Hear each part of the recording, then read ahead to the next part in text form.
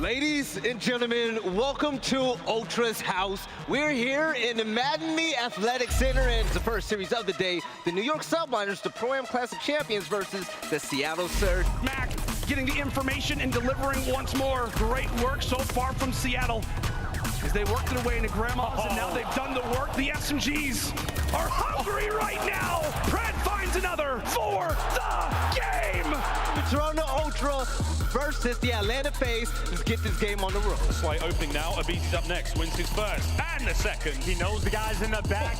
Wins it. Easy reads. Next man's in the front. Wins it. As Atlanta FaZe get the job done 3-1. It's going to be OpTic Texas versus the Florida Mutineers. Is everyone just battling to try and get the spawns? 5 in a row now for Skies amidst the madness. And he just keeps cruising. It's like he's pump stopping.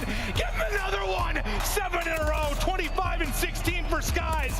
And they survive the circus. Florida Mutineers once again have OpTic's number. We're going to have the Minnesota Røkkr versus the Los Angeles Thieves. Oh, feel like they have got the zone done and dusted, but LAT are here, and so is the human turret. LAT, the W in this series. Ladies and gentlemen, good morning. You tune into the right place. We're finally going to see the London Royal Ravens facing off against the New York Subliners. I mean, hell, they got what, an 80-point lead carried down low on the flank in Ravens 5 seconds. The London Royal Ravens have eliminated the New York Subliners. The Major 1 champs and the Major 2 champs. This is huge and off spawn, okay? He is finding all the trails. Scump right now, 5 in a row. The auto, the MP40. He takes down all LAG. Continues his reign of terror. And OpTic with a big 3-0 victory. We have Paris Legion versus the Toronto Ultra. Some early shots, but it's Kleenex there to walk away with all 4. That's got to be a record-setting ace. We have Boston. We have Minnesota Røkkr. Flying in the back line. Gonna get one. There's a second as well. Standy, brilliant job. No lives left. 20 seconds on the clock. Minnesota Røkkr. OpTic versus London. Find anything. OpTic shutting it down. Prolute, 3 in a row. Prolute snapping with the MP40. Ladies and gentlemen, welcome to the Madden Me Athletic Center. Right, when it comes to the Minnesota Røkkr, man, they're going to be facing off against Toronto Ultra. Vance and Cammy with the autos. Kleenex with the MP40. 3 dead. And Cammy is just sending it. He's gone. This time, there is no miracle. We have Florida Mutineers facing off against the Seattle Surge. Now Surge definitely have, but of course now you go towards that rotation. Pred, nice little start. Basically across the map, and Pred now, the drop bear from above. 5, makes it 6. Seattle Surge, say hello to top 3. We have Atlanta. We also have Los Angeles. Teammates pressuring in from the front, but he is the lifeline. He is the lifeline. One more kill to have, and that will be it. Toronto Ultra versus the Florida Mutineers. This dude is just untouchable right now. They know a streak is in, and they're running into it. From Vance, as he was just lurking on through, playing that sort of roaming slayer. They find the kill, and Toronto Ultra win. LA Thieves, they got a tough road ahead of them, and they're going to have to face OpTic Texas. Information on Shotzzy goes for the drop shot. A 5-0 beginning, and shuts down Shotzzy as well. One away from the glide bomb. Kenny is absolutely beaming right now, not missing any shots. Force free, only 10 seconds remaining on this point. Kenny with the snaps. 28 and 17. The LA Thieves. Definitely, I gotta say it. Welcome to the 6. We started this whole thing with double that in the amount of teams that showed up. And the first series is gonna be Atlanta FaZe versus the Seattle Surge. We've got 2 segments gone, and good God Almighty, we might be going all the way. FaZe flying in, and Seattle. There we go. It's a couple more kills, and they get it. Seattle, hold on. They line up for the comeback of time. And that is an unbelievable performance from Seattle Surge. The LA Thieves facing off against the hometown heroes, the Toronto Ultra. Elise plays the trades, kills going back and forth, doing everything they can to hold down this remaining dirty Kleenex. Oh, Kleenex is hitting a beamer, and that will be it. Toronto Ultra, they're going against their rivals from last year, Atlanta FaZe.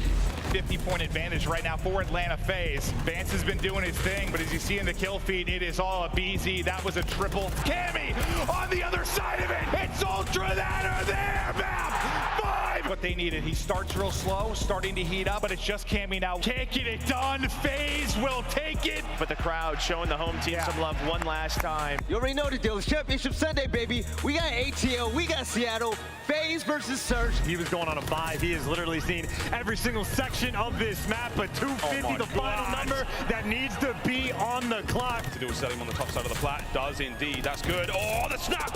Mack stays alive. Another. Sips the man to get the job done. 32 and 19. Big kills and a Simp. 40 seconds. Prank trying to hunt, but aBeZy, this is what he does! Oh, no! Trying to set this one up for the long run. That's what you want to do. Oh, my God. Mack, as we climb closer and closer. Forward we go to the point, and Mackenzie melts is there. They've done it! For the first time in CDL history, Seattle Surge are your champions. Give them that crown. Shout out to the fans. We are nothing without you. Once again, thank you for tuning in. We'll catch you next time for more CDL action.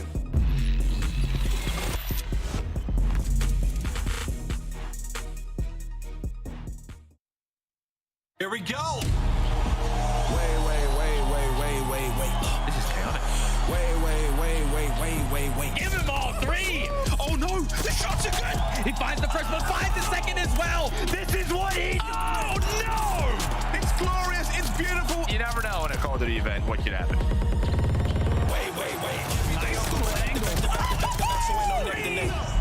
but the whole team up, say that's north side. Walk away with And that is sensational stuff. It's done. It's dusted. And that will be it! No, it's disgraceful again! Let's get into the cool and juicy league. Let's go.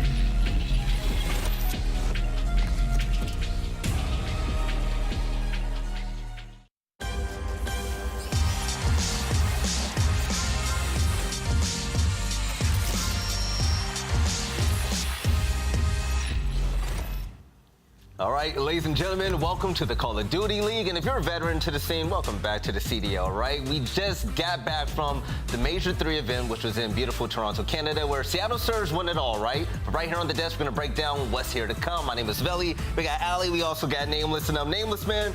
How nice would it have been if Toronto won their own event? Oh, it would have been absolutely amazing. I mean, Toronto had an incredible run, but the atmosphere out there was absolutely nuts. I did not expect those fans to be that loud, but we had some crazy games, man. Seattle Surge coming away with the victory. Excited to see them go again. Right, and Ali, we're heading into Major IV right now, and a lot of these teams, you know, they weren't happy with the performances that they had in Toronto when we see new rosters. Oh, it's been roster mania these past 2 weeks. It felt so much longer for me. I know it felt quicker for you guys, but after Seattle Surge taking that dub, I mean, we've had 3 majors with 3 different winners, Val. Yeah, it was crazy. But by the way, Seattle Surge winning it all just felt right, okay? Seeing their struggles throughout all year and what they overcame to get to that point, Nameless, it was kind of like we were waiting on this moment. Yeah, it felt like we were waiting on it, right? They had some big victories throughout. They beat FaZe twice, and they get that championship. And Seattle Surge was one of those bubble teams, the teams that were struggling to get to qualification for champs at the end of the season. And that is what our entire Stage 4 is about.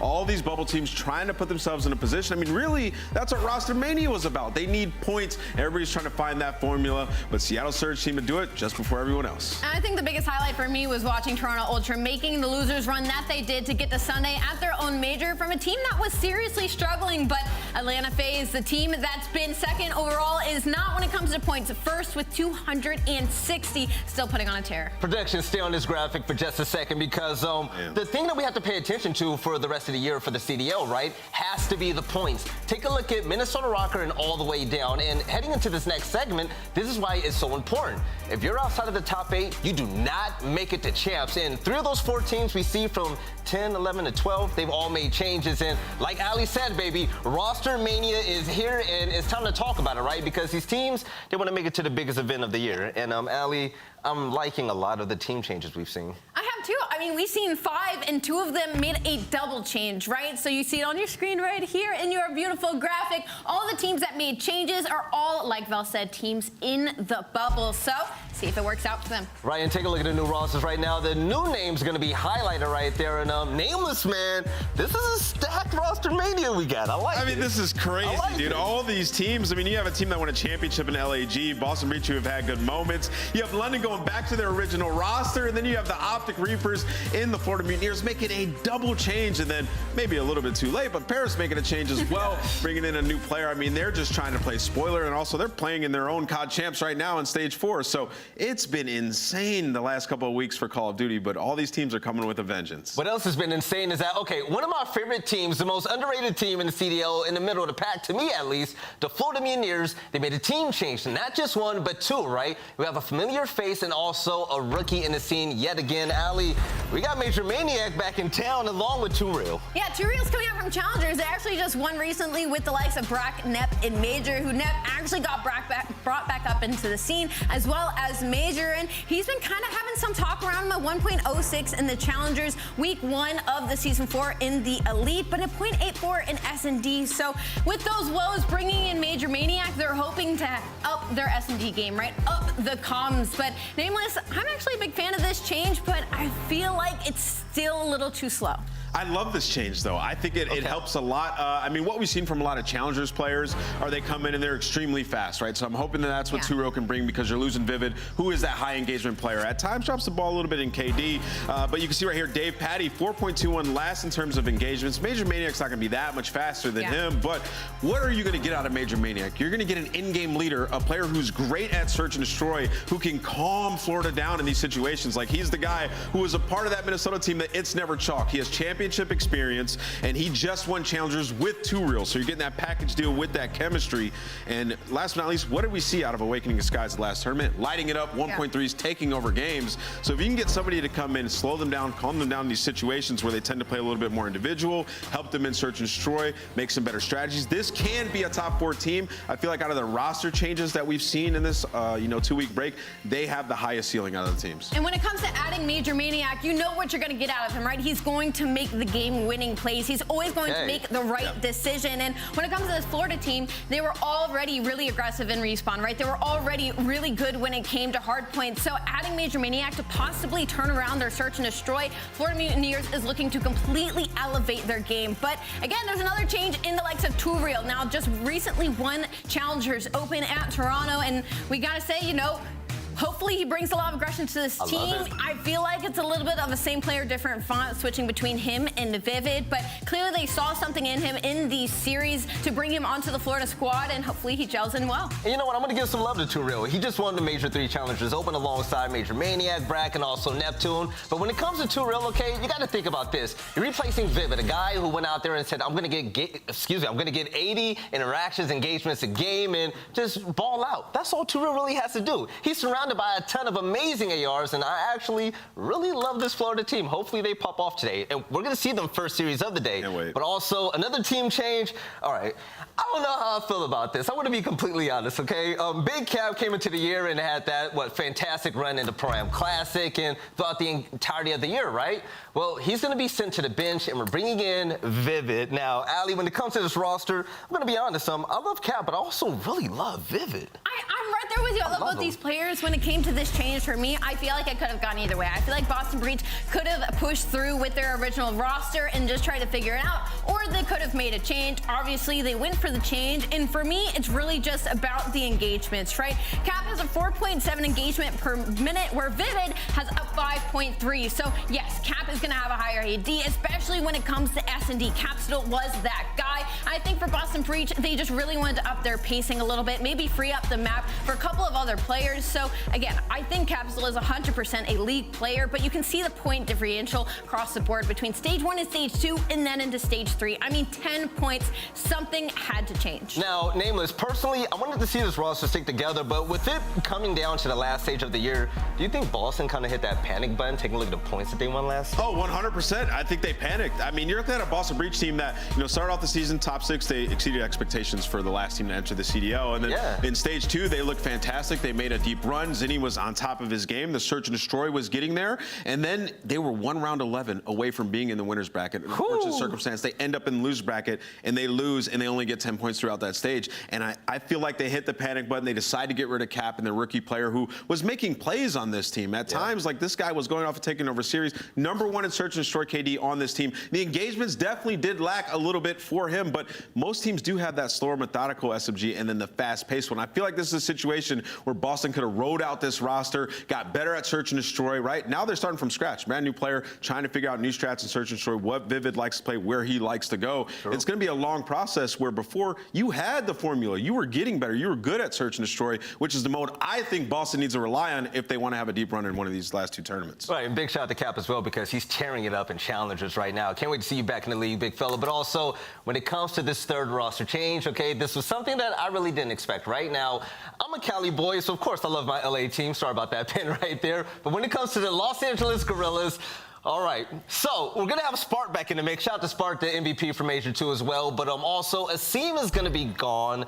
Gunless is gone. And when it comes to this roster now, they bring in Neptune.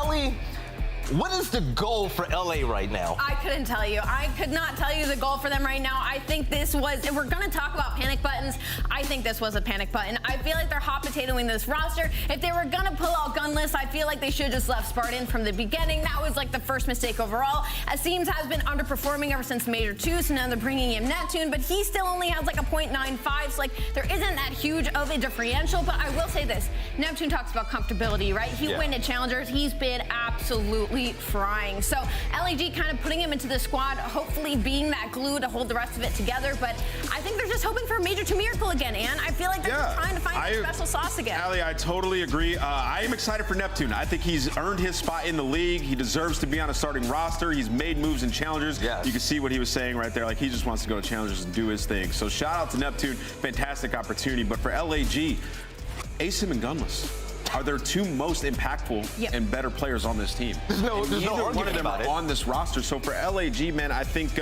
winning that event was one of the worst things that could have happened to them, honestly. They end up winning that, and then they haven't been the same since. So, I mean, with this roster, the comms, there's going to be a comms issue for sure. We know Neptune is still trying to get better in that regard. At times, he's known to go rogue on the map. Hook, we've seen it plenty of times in matches. He makes it tougher on his other SMG player, makes rogue plays, and doesn't communicate it. We've heard the listening. So with this team, I think it was a panic button once again, and it's going to be a struggle. This is a team that needs points. They won an event, and they're still on the bubble, and they just have to start completely from scratch. They've been hot potatoing players, as Ali said, for the last couple of weeks throughout the stage. So hopefully they prove us wrong, but it's looking grim right now in my eyes. It really seems like the diversity in the player pool available for this specific roster that we're talking about, it seems to be very small compared to others, right? We are bringing in Spart. He was a part of their success for really their only bright spot this year. But the question is, does this team really find a solution to all of their issues now? I've been around a lot of different esports out there, and when you make team changes this late in the year to try to solidify that spot to the biggest event of the year, you make those changes to win, right? When we take a look at this just seems like a temporary band-aid, not anything to really get better by. I mean, take a look at all this roster. Consistency issues didn't really just start with Asim and end with him as well. You got to look at everybody on this team. But Ali, we're going to see the first look of this roster today. They're going against Toronto Ultra. This is not going to be an easy game. If you're a fan of LA, I mean, you're looking for some type of moral victory, right? You could say a moral victory. Like you said, I think Spart, if you were going to keep him in after Major 2, I feel like you should have just kept him in across the board. My biggest thing when it comes to LAG squad is they've lost so much comms now, but I feel like they've also lost hype and confidence. I feel like Asim, when he was popping off, he was getting everybody excited. When they brought in Spart, Spart brought in the same energy. So whenever those two were doing well, they were feeding off each other, and that's where their momentum began to grow. And I feel like if I saw the duo of Neptune and Asim instead, with those types of comms, we talk about the comfortability for Neptune. I feel like that's a sort of environment he would really thrive in, to have people like that in comms, not only telling him what he needs to do, but also hyping him up whenever he makes a good play, coming off of his New York Subliners roster, where that maybe was a little bit not helpful across the board for his growth. Not at all. You hit a really big point about the fact that all the momentum that they had from winning a major is now gone, right? They benched Spart, got rid of Asim, the 2 most impactful players in that event, and now they're starting new. I wish LAG the best of luck, though, but also I wish this next team a lot of of luck. It's going to be the London Royal Ravens now. Starting out this year, they were really one of everyone's favorite top 4 team, right? They were fantastic, a lot of inconsistency issues, and they couldn't beat the top teams in the game. But a thing happened with Gizmo, personal reasons. He had to go back overseas. This team, they tried out a lot of subs, and they never really found their way back to that type of success. Yeah, I mean, honestly, one of the weirder stories we've had in CDL history. Like, I have no idea what was going on with Gizmo, but he's back now, and I guess for London Royal Ravens fans, that's all that matters. I mean, even to start the season, though, like, they got a lot of points, right? Yeah. Let's put them in a good spot now.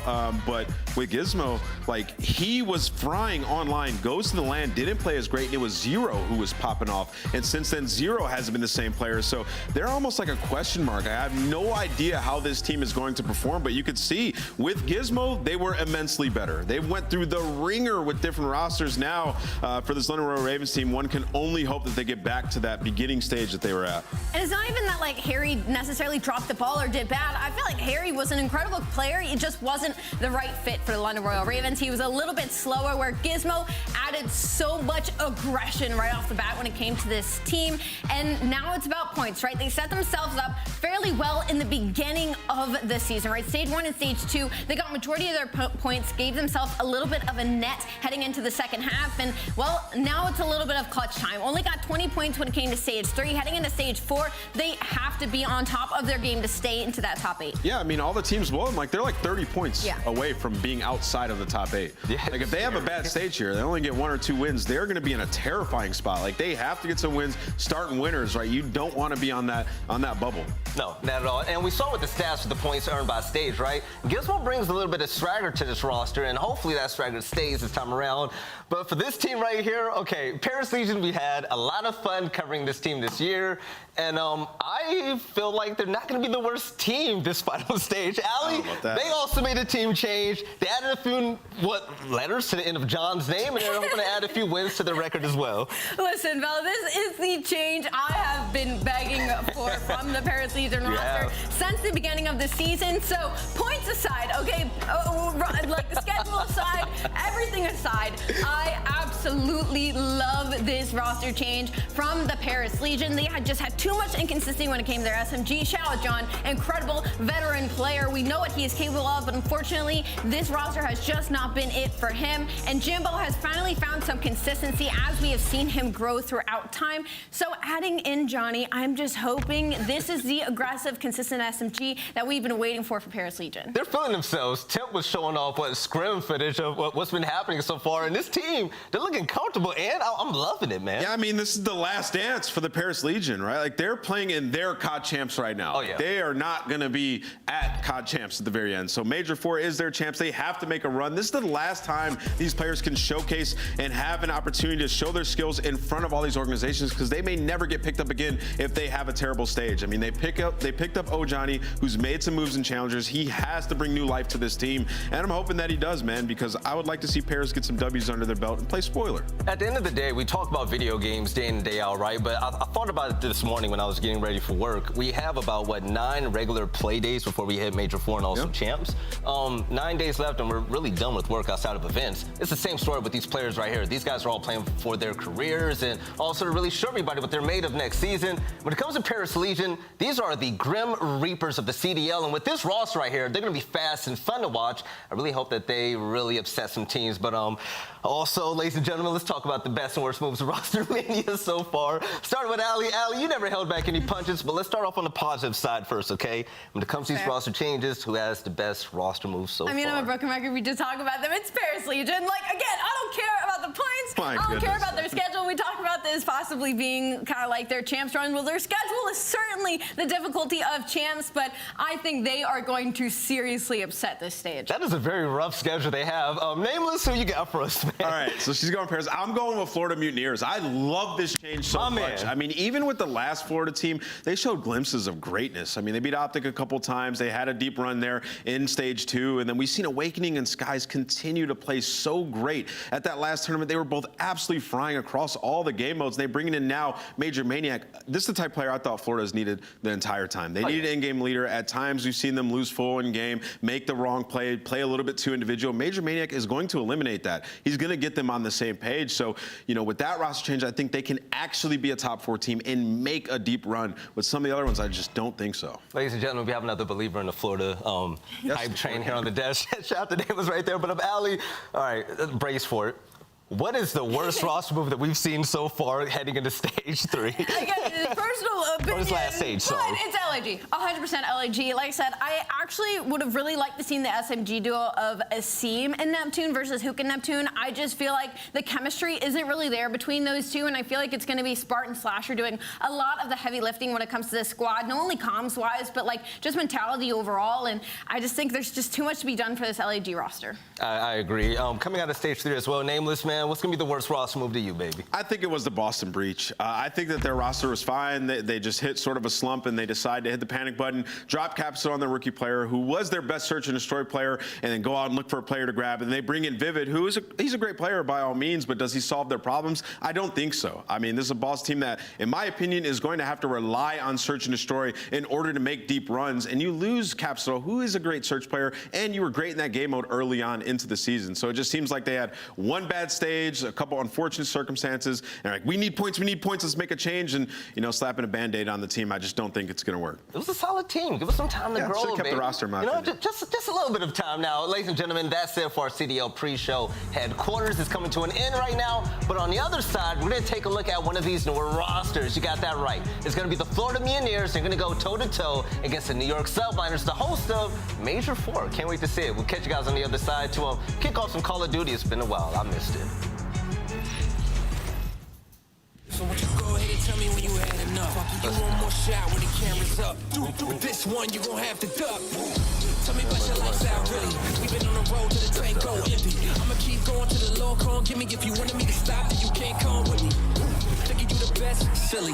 We about to put it in your chest, really. And I don't think you really want problems. Think you know the outcome when you come around, dog. You thinking you getting me? Is you kidding me? Ripping everything that you get in the vicinity.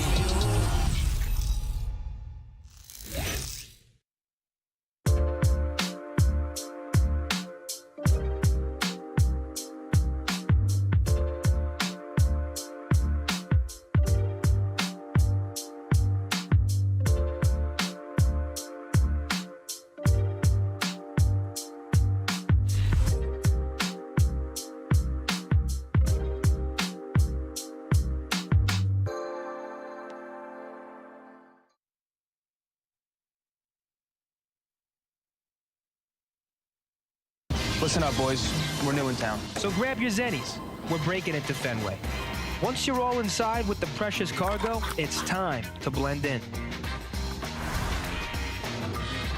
We need to crack the Jumbotron code, figure out the cipher, and relay it to Nero. Once you have it all figured out, meet us down at the home dugout. We're only gonna have one shot at this. Let's play.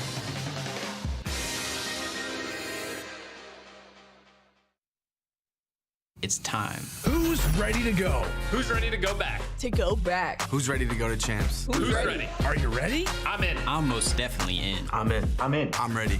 I'm ready. Are you ready? I'm ready. I'm ready. We're the best of the best of the best of the best. You know. We're locked in. We are all in. It's ring time, baby. No. No. No excuses. excuses. Between me and you. You know we're winning, right? We're winning. We're in the end game now. Oh, you know We're ready for another round. This is our year. Our year. I'm here for it all. For it all. Time to take what's ours. Coming for that ring. Wait, where are we going? Yo, didn't you hear we're running it back to Cali?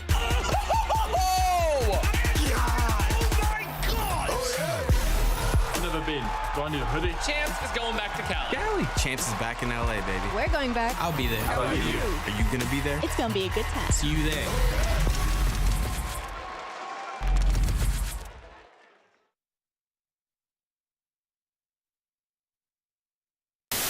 Hey, we interrupt this programming to bring you a very important message. Did you guys buy your tickets for Major IV yet? Buy your tickets at nyxl.com/major, and you can come see me July 14th through 17th at the King's Theater. I swear to God, you better do that. You better do it. You better buy your tickets, all right?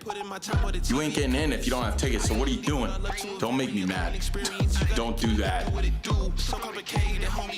Don't make me mad.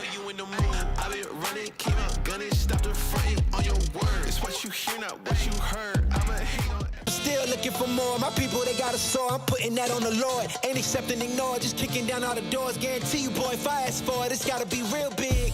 I gotta make it just for my kids and for their kids' kids. That's wealth years and years. Promise my brother soon as he out and finish this bid, we finna do it bigger than anybody ever did. The odds is real big. Jobs that's real big. Satan trying a little. My God is real big. Stayed up on the ground on the cards is real big. I gotta do it big. The only way that I can live.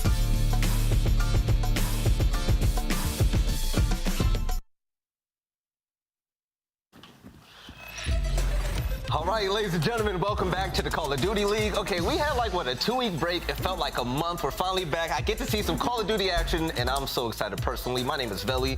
We have Ali. We also have Nameless, and yeah, Nameless, man. You ready for this first matchup? Okay, we actually get to see Florida's new team go against New York. I feel like both of these teams really hasn't showed us what they're made of yet. Well, definitely not Florida. It's a brand new team, right? Well, we've seen some big performances out of the players in Awakening in Skies. We saw the Challengers Cup where 2 real Major Maniac lit it up. But for New York Subliners, this match means so much. They're sitting at 70 points. These guys won the Pro-Am. They won that tournament, and then since then, they have not been able to get enough points. They had 2 huge chokes in Search and Destroy to get bumped out of the tournament at Major 3. So these guys need this win. They need to honestly win their first, like, 3 games, get that confidence, get top 2, top 3 here, and make a run at the Major to make it into champs. But here's today's schedule. You can see all these matches. You got 3 different teams that made a roster change today. And we're kicking today off with a banger. You guys already know the deal. Florida versus New York. Then we have OpTic and Breach, and then LG versus Toronto Ultra to close out the day. Sorry about that. But to kick things off, first things first, let's talk about Florida, right?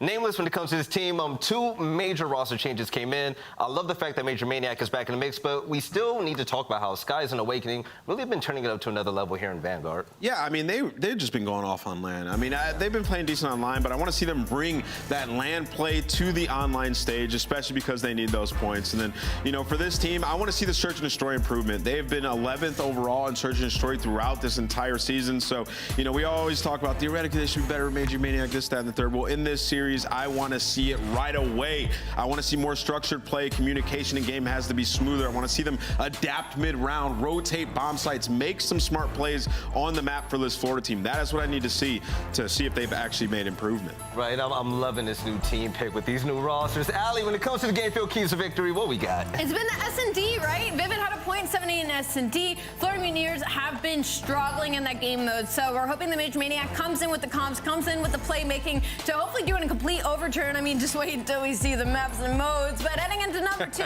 Locking Down Hills and Hardpoint, they have a 67% hold rate, ranked last in the league for Stage 3. Pre-Major 3, New York Subliners have a 77% hold percentage. So a big battle here when it comes to Hardpoint versus both these teams. And don't call it a comeback, baby. Major Maniac is looking to really make some noise this stage. And 2 real, yet another rookie wanting to make a big change this season in the CDL. And by the way, this season in the CDL has had the most rookies that we've ever had in Call of Duty League, right? But I'm also the next team, New York Subliners. Ali, I feel like when it comes to this team, okay, it sucks. They need points really bad. When it came to the bracket, they faced off against Seattle for the first game of Major 3, right? And choked it. They choked it. Yeah. They lost to London Royal Ravens, and now they're looking they're on the outside looking in the champs. It's like one of the most heartbreaking stories, right? They win the Pro-Am after making that roster change, and like they just were looking incredible. Their Stage 3 qualifiers, they were a little bit of a rocky road, but it was the Major. It was the Major that was supposed to be their stride, and they instantly get shut down by the Seattle Surge, who end up winning the event, and it's in some of the most heartbreaking fashion.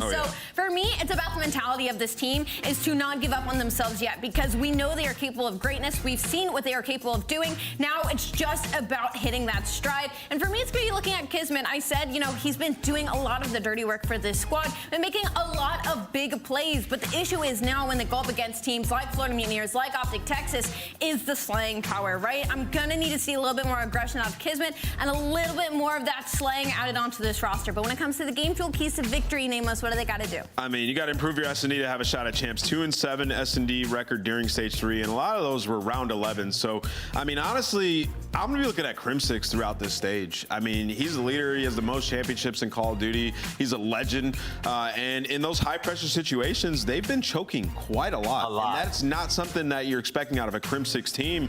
This could be the one champs we don't see Crimsix at. Right? This could be the end of his career, right? Like, it seems like it's at the tail end, but he can rewrite that story with a fantastic stage right now. So a lot is going to be on his shoulders. And refine your offensive game plan on Tuscan Control, winning 7% of offenses this season on Tuscan, 1 in 14. That clearly needs work. So hopefully they fix that in this series. I really hope Crim makes it to champs, man. This is my first year in Call of Duty. Like, what's going to be champs without Crimsix in it? It's going to be beautiful. But take a look at this roster right here. I mean, these guys, they've been through the blender all year long, and they've been getting better ever since. And I love it. But the question is, can they gain that momentum heading into their own major at Major 4 out there in Brooklyn against the Florida Mutineers? We're going to find out soon. Ladies and gentlemen, we changed some things up here on the desk. Let's talk about the maps and modes. Allie, I know you've been so excited for this. How do you feel? My fingers in my notes right now, like, all right, make sure I have all these flipping pages. But me and Nameless were talking about this. The two S&Ds in this series right now are the worst for Florida Mutineers. They are 0-3 in Bocage S&D and 0-6 in Desert Siege. And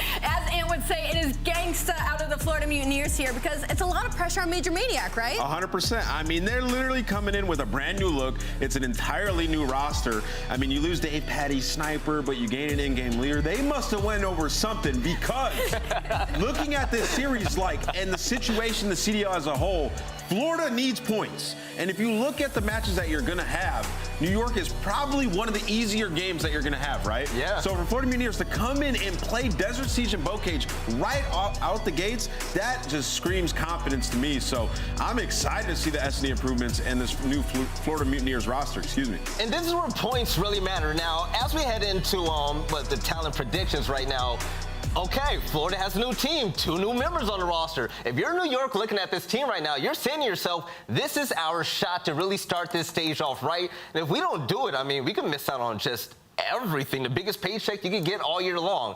Now, when it comes to predictions right here on the desk, the talent pick'ems, Allie, starting with you. You know what, Allie, are you sold on this Florida team just yet? Or do you need to see something with 2 real and Major with them? I feel like we all need to see something, right? This is a big change. Not only one, but to change 2 of your players, like your entire dynamic as a squad is going to be different. So I'm definitely excited to see what Florida does, but I think New York are just going to come out with the fire. I think we've just seen too much greatness out of them, and with the time they've had it to fix those small issues, to fix those mistakes that they were making, I think we're going to see a whole different New York team. Right, Nameless, how do you feel about this? I was just thinking about something when Allie was talking as well. The AR fight in this battle is going to be rough, man. Crim and them are going to have a rough time. It's going to be tough. I mean, looking at this Florida team, though, I think they're going to take this series. I mean, you know, 2 real sort of an unknown. We know we're going to get out of Major Maniac, but for Awakening in Skies, something's just telling me they've been wanting a change like this for such a long time, wanting some help in the comms and the structure of this team. So I think Florida's going to come out here and they're going to show everybody that they've been working. I really hope Florida comes out the gate swinging with this new roster, but while they're working on their honeymoon phase right now, I'm going to have to give all of my love to the New York Subliners, kind of because I really love what they've been doing lately. You know what happened at Major 3, we get it. You lost against the champions and you lost against London, who aren't really a bad team, right? But when it comes to it, this team is actually talented as HE hockey sticks, okay? Hydra is a superstar. Can't wait to see them pop off. But like I said, it's going to be all about Paul and Crim to me. They're going to have to keep up with those ARs. But ladies and gentlemen, it's about that time. Let's send this over to Lando and Standy to kick off the day. Fellas, how do you feel about this new Florida roster and how New York's going to deal with them? It's gonna be great. It's gonna be excellent. We are incredibly hyped to get into this game.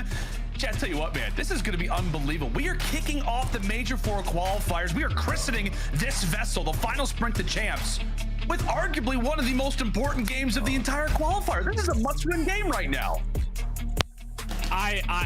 This match right here is going to be intense, man. 10th versus 11th. Right now, the points are so damn close to try to make it into that top 8. Obviously, MYSL at Major 3, they flop out. They lose that series versus Seattle. They choke a bunch of those S&D rounds in that game 5, and then just could not have a bounce back in that series versus London.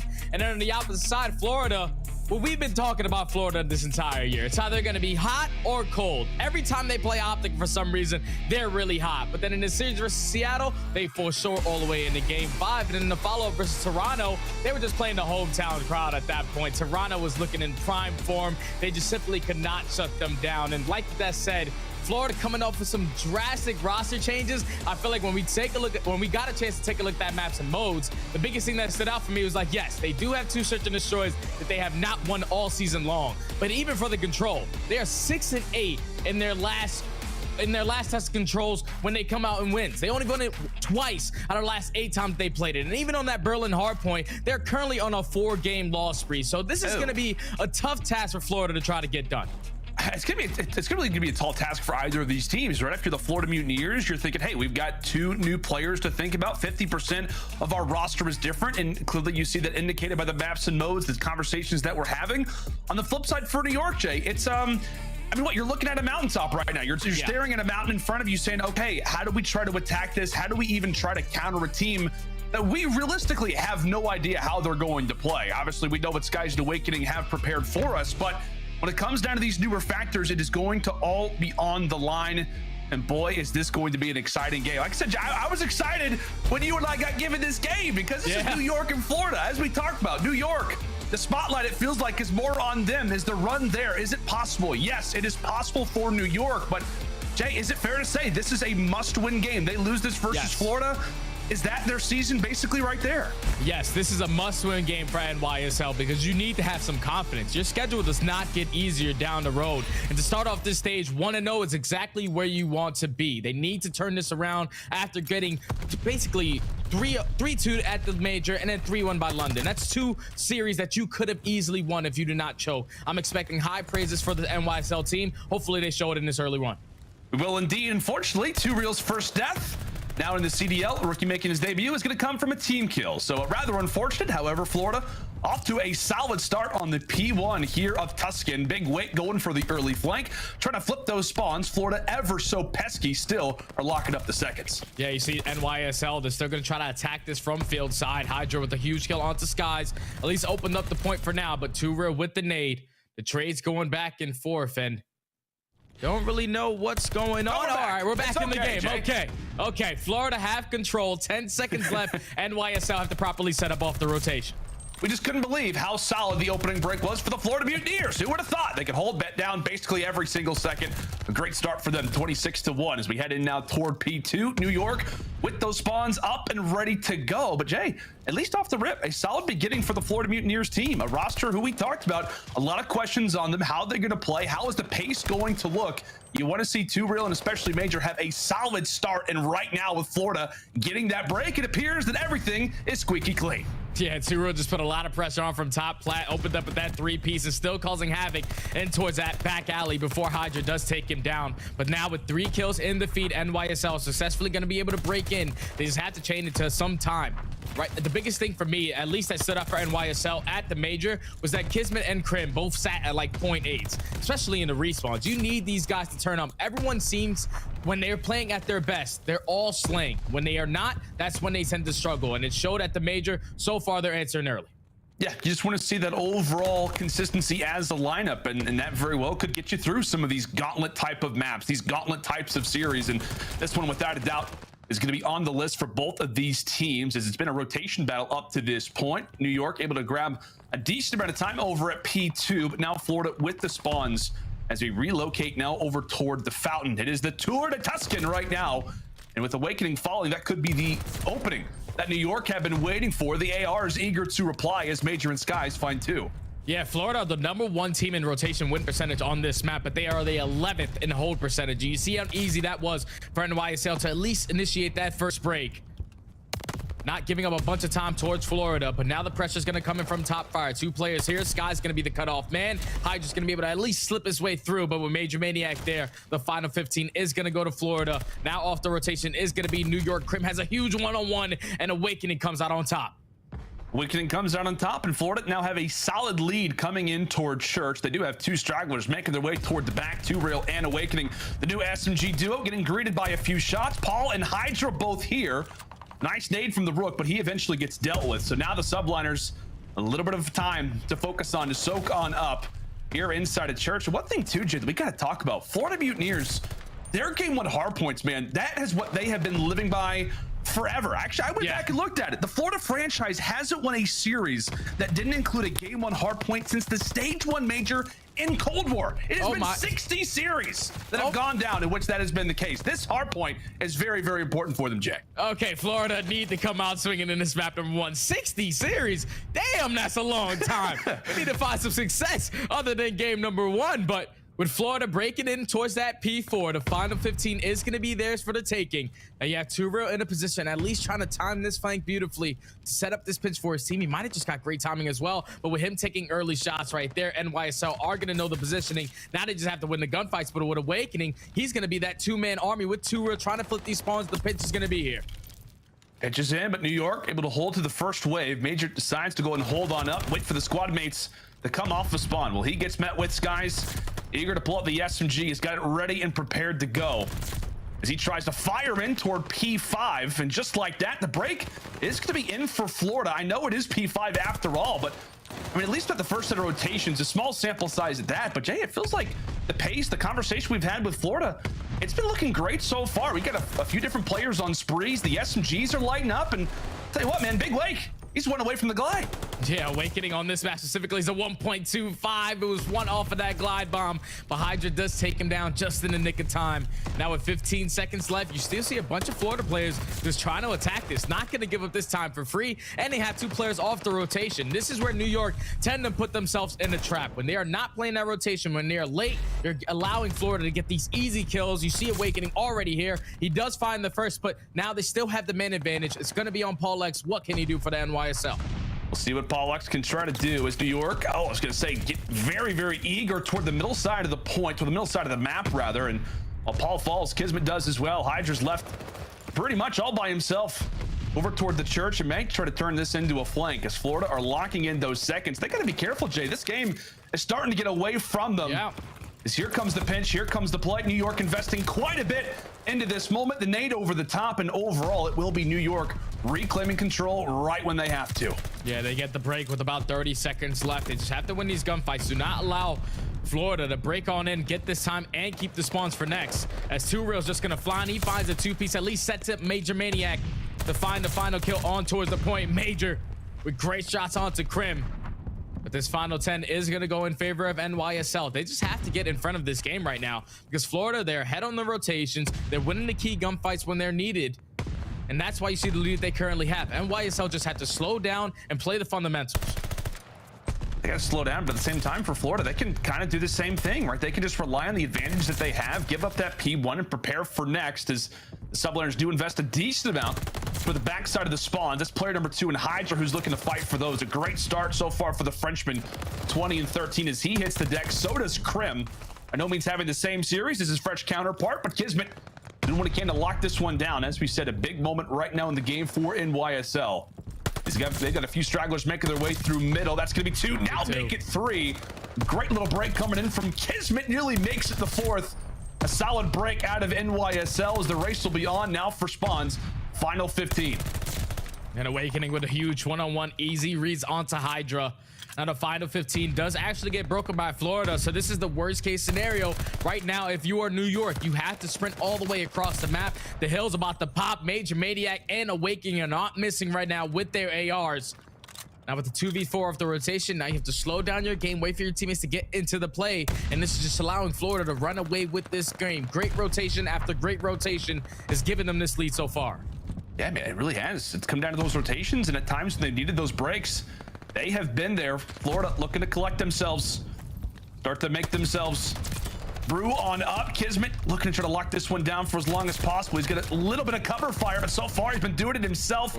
Ultimately, Mutineers with those close spawns over toward the roofs fire their way back on in AR after AR.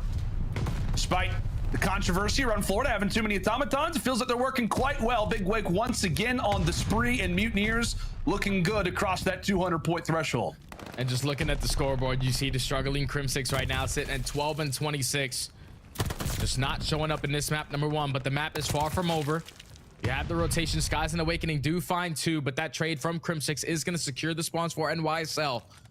Now they just have to fight for these back spawns. You're going to have Skies in a position accompanied by Major Maniac, just slowly trying to approach the back. The pinch is also going to come in from field. First gunfight going to go in favor of Skies, but now at least you still have Major Maniac here. He should be able to find the trade. That's going to be 3. Last player up is Crim, and what a successful break from Florida. Working it, taking their time, and now the final 30 should go in their favor. We gotta give a lot of props as well to 2Real. I mean, while it's not currently a positive game for him, you see the amount of time that he's got, over a minute. Feels like in every one of these team fights, he has at least been finding one, setting his teammates up for success. As Big Wake falls again, it is the trades that seem to be favoring the Florida Mutineers. But hello, here comes Paulehx, jumps right into the line of sight from Major Maniac. And how about a game for him in his return? Sits at 28-18 Florida. They can feel this game 1 going their way. 15 more points, and this one is theirs. New York in a world of trouble. Almost a 100-point game right now. New York need a great hold to at least put themselves at 200 points. As the pressure from Florida, this is going to come in from top plat. Crim with a great 2-piece to at least shut down that initial push. Now you have the information that one player is going to attack from Fountain. Crim finds the 3rd. Last player is also going to be pushing from middle, but you, for now, your NYSL are holding the first engagements. 35 seconds left. The second goal is going to be here. 2Real and Kismet. 2Real does find one, but Kismet with 2. New York, they are holding. 25 seconds left. Getting closer to that 200-point mark. I don't know how Paul had the timing to do that. That ever works out for me, at least when I'm playing right. But Paulehx is a different beast. And as you said, NYSL holding for the moment. The nice little bunny hop from 2Real as he will quickly push himself into the point. Paulehx with a sense of urgency did what he had to over at P5. Now can he do it at P1? The rotation is set up early from Florida, but they're not reading the flank. They are not reading the flank. Skies is the last man here, and he drops as well. New York successfully get the break. Now with 50 seconds here, they can close this out. They just need to set up one great hold.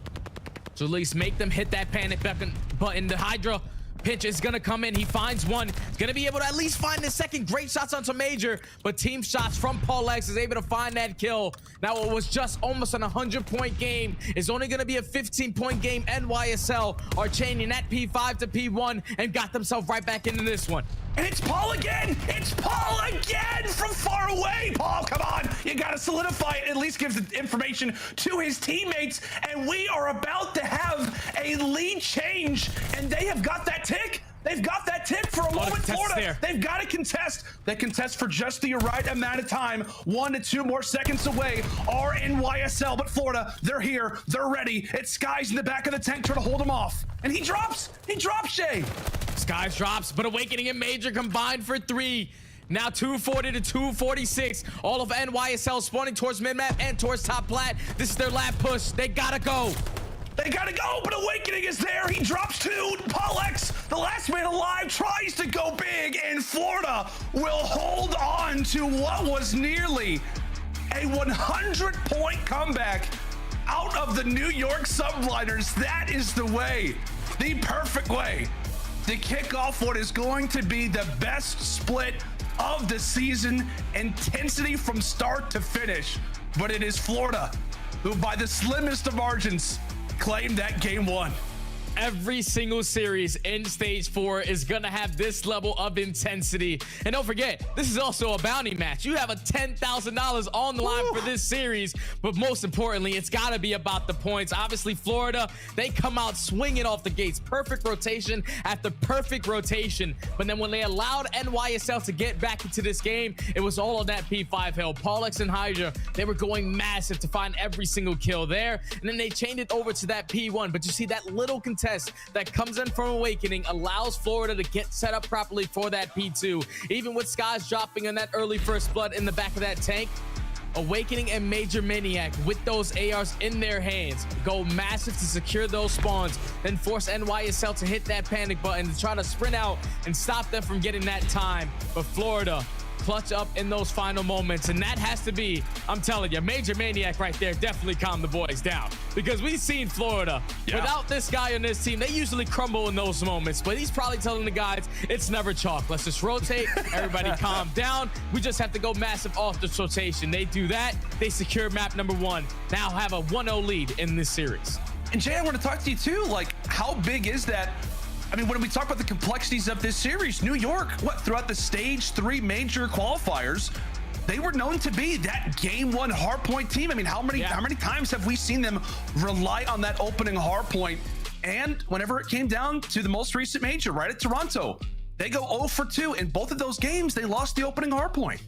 Yeah, they lost the one to Seattle. It was a tough one. And then lose the one to London Royal Ravens. That one got me completely off guard. Everyone just came out flat. Like Crim and Kismet both had 0.8s when it came to those respawns. But then you see them also have a slow start here. Like Crim doesn't step up till we get to this P5 on the second rotation. If he starts off a little bit better in the beginning of that game, NYSL will run away with it with the way that Paulehx and Hydra are shooting. But now they find themselves in a situation where it's usually difficult for them. Down 0-1 in this series, you're relying on search and destroy, where a majority of their S&Ds with this team have all the way to around 11, where they're losing 2v4s, they're losing 2v3s. A majority of these rounds that they're losing have come in clutches. And not to say it's going to be easy going up against Florida, because Florida on the 2 search and destroy maps have yet to find a single W.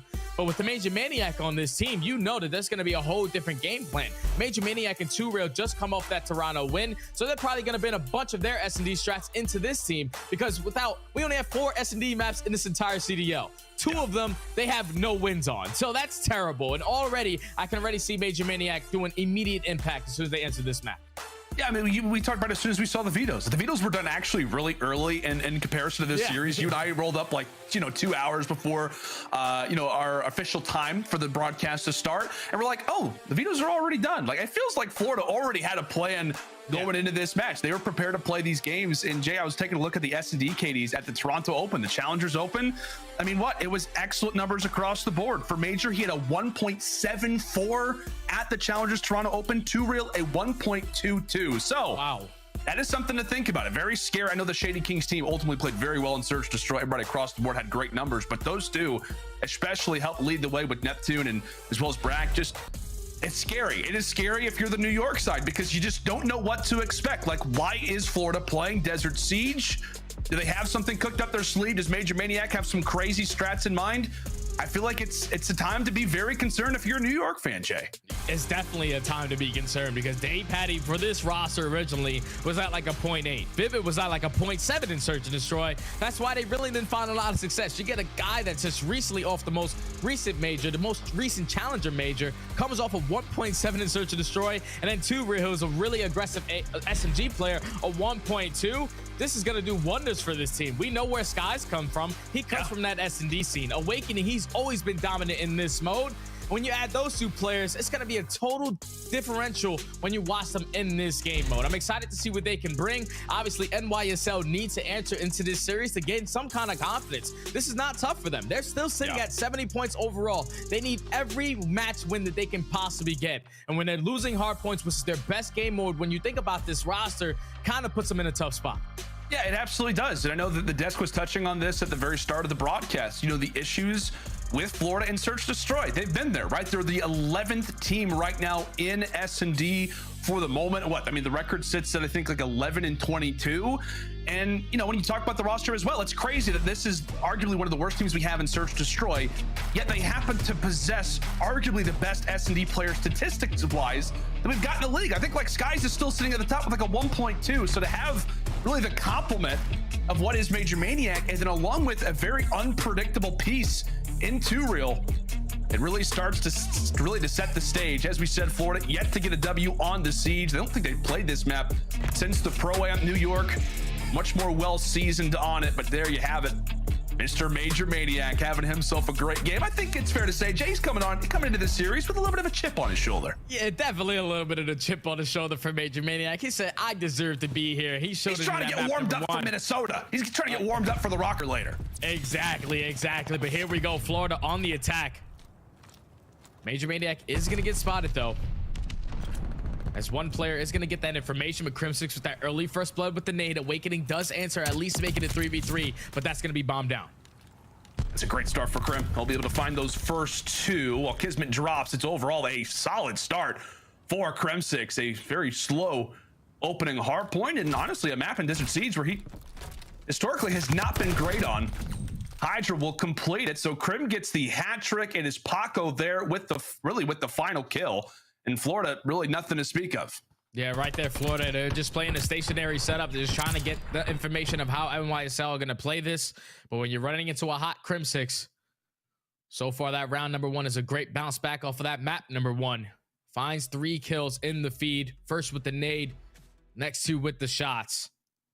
Does NYSL secure the first defense? They're actually 52% on their defenses on this map compared to Florida, who are 37%. And also a little bit better on their offense as well, 40% to 31%. And all right, we are into this round number 2. Okay. The lobby drops in a matter of moments, and it quickly favors the Florida Mutineers. Paul pretty much saw everything with the scope. We got to watch it from afar, and now has clutch up, able to find the head of Major Maniac to start, and now it is the two-headed beast of Big Wake and Skies now left to handle. What a round this could be to get some more momentum on the board for the Red Menace. Did he spot Awakening? I think he does spot a little bit of movement, but we always know toward the desert, it is very difficult to see sometimes here on the Siege. A lot of time to work with still, Jay. Right in the corner goes Paul. This guy's just toward his side. He picks up that bomb, so you're going to see Awakening turn to at least know that the player in Paulehx has to be near this location. But he's going to spot at least one player in the skies. Awakening goes for the challenge and finds that kill.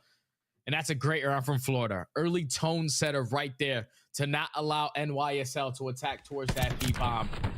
They send 3 players over towards that B site. They come out on top in the engagements. And even though Paulehx does find that first kill, every time Paulehx gets a kill like that, I just think about what Chance always says. He gets kills that he should not.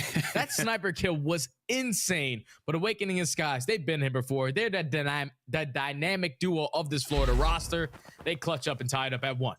I remember it was like, well, I think it was like Checkmate last year. I don't know if it was like S&D or just in general. Clay would always talk about, like, we just don't want to, like, we're just trying to counter Paul. Like, we're just always trying to get rid of this guy because, as you said, the kills he makes are absolutely unreal. Too real with a great little answer off the rip. Helps lead the charge in toward top Palace. Gets that first blood for Florida, which, as we said, is a rarity as of late. The new roster trying to change up the pace. Kismet able to escape with his life. Current man advantage right now for Florida, but you could not tell Too Real anything because he is a man on fire. He is getting in those steps today, Jay. Yeah, Too Real is just flying all throughout Palace. At least he's going to be able to work towards this A bomb plan, but Crim does find that opening kill. So at least making it 3v3, and look at the positioning of Kismet. He's going to be able to sneak his way past through the flank, catch Too Real off guard, walks right by Skies on some great timing. Now in the 3v1. Skies has to work his way all the way back towards Train. Paulehx is just going to hop it.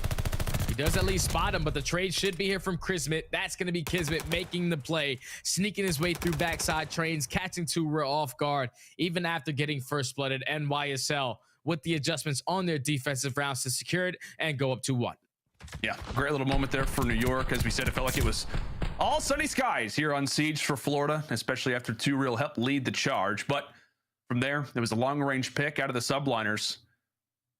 Did you really see everybody just, focused up? They're ready, Jay. They're prepared. Kismet's often a guy who really talks a lot and maybe listening to what the GOAT has got to say. As we said, a huge moment for the Subliners. And I'm actually being told, Jay, the reason why they're not talking a whole lot is because the game drops. So that is the reason why there's not a whole lot being said. It's because the game is going to have to be refreshed. We apologize for that. But Jay, so far your rankings of what has been an entertaining start to Desert Siege. NYSL so far 2-0 on their defensive rounds. Obviously, Crim comes out and get that 3-piece to start us off. He needs to build some momentum into this search and destroy, and that's exactly how you do so. And then in that round number 2 for them on the defensive side, even after getting first blood, Crim once again answers with that nade kill to at least even up the numbers, and then at least creates that timing for Kismet to work towards that late flank. You see what it did to Too Real. Completely catches him off guard. And in the 3v1, Sky stays no chance. Kismet's in a great position to at least secure that one. Great round from NYSL. I just want to see what they can do on attack, because we saw what Florida was able to do. A lot of aggression towards that early B bomb. They shut down that push. Usually NYSL do not find a lot of success at that A site. They've done their homework, and at least it showed for both of these squads on the defensive end. I'm sure you've suffered, many of these restarts in your career and past. What do players say whenever the game drops? Like, what do you say in moments like this? Like, it's tragic, bro. Because, imagine if you're NYSL, you lose a close map number 1. Obviously, if we start off hot in that one, we probably take that one. But then to go up into the search and destroy, you take that early round number 1. Florida answer right back with a very quick round of their own. But then to just go back and forth into the search and destroy, and then the lobby crashes, kind of kills all momentum. Like, Crim's probably thinking, all right, 2 rounds in a row, I've gotten first blood. I'm definitely going to be able to do it. But when you shut it down, now it allows the team to, like, develop how they're playing, like to see what they've done so far. All right, they've been really aggressive on towards B. Let's try to make adjustments on there. And then also for the attacking rounds for Florida, they just have to figure out once they get that first blood to take that map control. We've seen them all the way pushed out on the left side of trains, but instead of taking their base, they backed up to their spawn. And that eventually just what was the opening for Kismet to hit that late flank and eventually win the round for them. Yeah, an unfortunate pause of momentum right now for the Subliners, but I know the Des touched on it at the start of the day, and for those who maybe aren't tuning, or rather didn't get a chance to check it out, first of all, you can do that on YouTube. It's awesome. You can just rewind. It's excellent. But I'll touch on it for you for a moment. I mean, the reason why, Jay, we're talking about how this is a must-win is because of the point disparity, right? New York, they sit in that 11th seed, only 70 points to their name. A lot of that is because every time the points are on the line at major lands, they've yet to get any points, right? They won the Pro-Am, that's great, no points. But Major 1, Major 2, Major 3, not a Series W to speak of. The reason why it's important is obviously because they need points, but also because of the schedule that they have got coming up next, right? They've got the Guerrillas to face off against, which I'm sure Neptune is going to be very much looking forward to that game, considering it's his old team. And then after that, buddy, they've got Seattle, OpTic, and the Thieves. I mean, what you and I have talked about this before. What is like the path for the Subliners? Like, what does the record have to be? What's the performance if they can get in a good spot for their own major, which is coming up in New York? What is the path going to have to be for the team?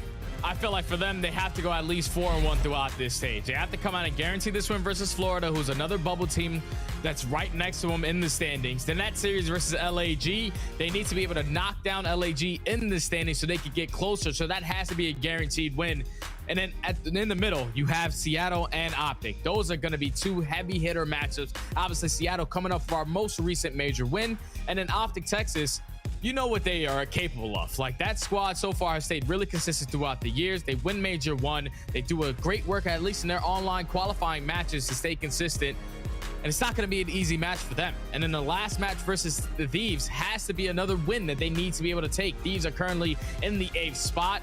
They can't afford to take an L to NYSL, but NYSL need every single win that they can get, especially versus the teams on the bubble. So it's not going to be an easy road. But versus a team like Florida, who are coming off of 2 roster changes, you need to be able to at least with the roster that you did not make a roster change with, keep out and win this series. Yeah, and you can go and see the CDL points there. Obviously, Atlanta FaZe, they have locked in their position. When we talk about, you know, these bubble teams, we're basically talking about like almost 4 through 12. Like, I know that Paris technically, we can go back and forth on that, but really, you know, we have so many teams right now that are on the hinge of, are we going to make it the champs? Do we have the ability to make it through? Is there, you know, some situation where we can make it through? Is there a situation where we can start to lower ourselves? That is the reason why we're talking about this game with such emphasis, is because Florida and New York feel like 2 teams who could be on the rise, and right now they face off against each other, especially for the Subliners, who are more in a hole than anybody but Paris. You're also thinking like, hey, we beat Florida, that gives us another opportunity to maybe overlap that team, who also is going to try to make their own run themselves. It is truly one of the more interesting situations and storylines that we've really, Jay, that we found ourselves in for a long time. Like last year in Cold War, I want to say it was like the bottom 4, bottom 5 teams was roughly decided. Like, we didn't have any unbelievable games. This year, man, it has not at all been the case in Vanguard. As we said, like 6 or 7 teams. It's crazy to think that, I don't know, man, some legends, some teams who have performed great very well may not see the big boy at the end of the season. I know, that's a scary thing for me, because NYSL in the beginning of the year, you just think about their roster. You had Clayster, you had Crimp. Both of these guys got 3 rings sitting next to each other. So you're thinking, all right, we're going to do enough just to get to champs till the end of the year. And that's probably where we're going to be able to pop off. But right now, they're just right there, not even in the top 8, and really in a scary position to even make the top 8 if they cannot find some W's. Crim, this could be the first champ he's not even going to be at. He's the GOAT of Call of Duty. Don't say that, Jay. Don't say it. Mind-blowing to think about. I can't. Like, we're talking about, like, I think I saw a stat the other day that's like Scump, Crim, and Clay, like the only 3 players. Like, don't tell me. Don't tell me that list is going to get even shorter. We'll see what happens. As we said, this S&D, folks, we apologize for the momentary lapse in time. We're going to be coming back after this short break, making sure that everything is solidified, good to go. Make sure and stay with us. Florida versus New York will continue after this short break. What's up, everyone? I'm Attach, and today I'll be teaching you some CDL vocabulary. Are you guys ready to learn? Let's learn some links.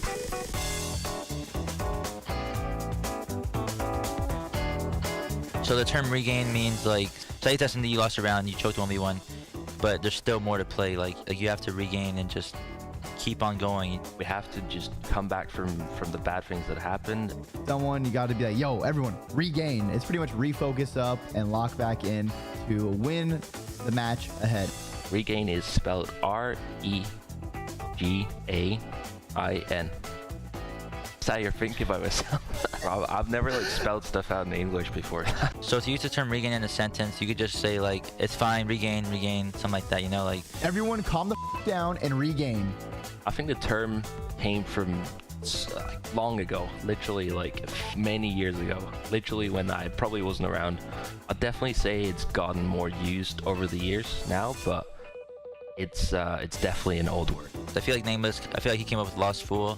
I feel like regain's one of them too, so. Our team uses the word regain a lot. If you hear your teammates say regain, then obviously they think that something's wrong. So if you hear that, then obviously you want to play to your standards. Whenever you see someone choking or whatever, everyone just starts saying regain, regain. I think that's another one that's getting overused quite a lot. I feel like anything that happens, people are like, yo, regain, bro, yo, regain, bro.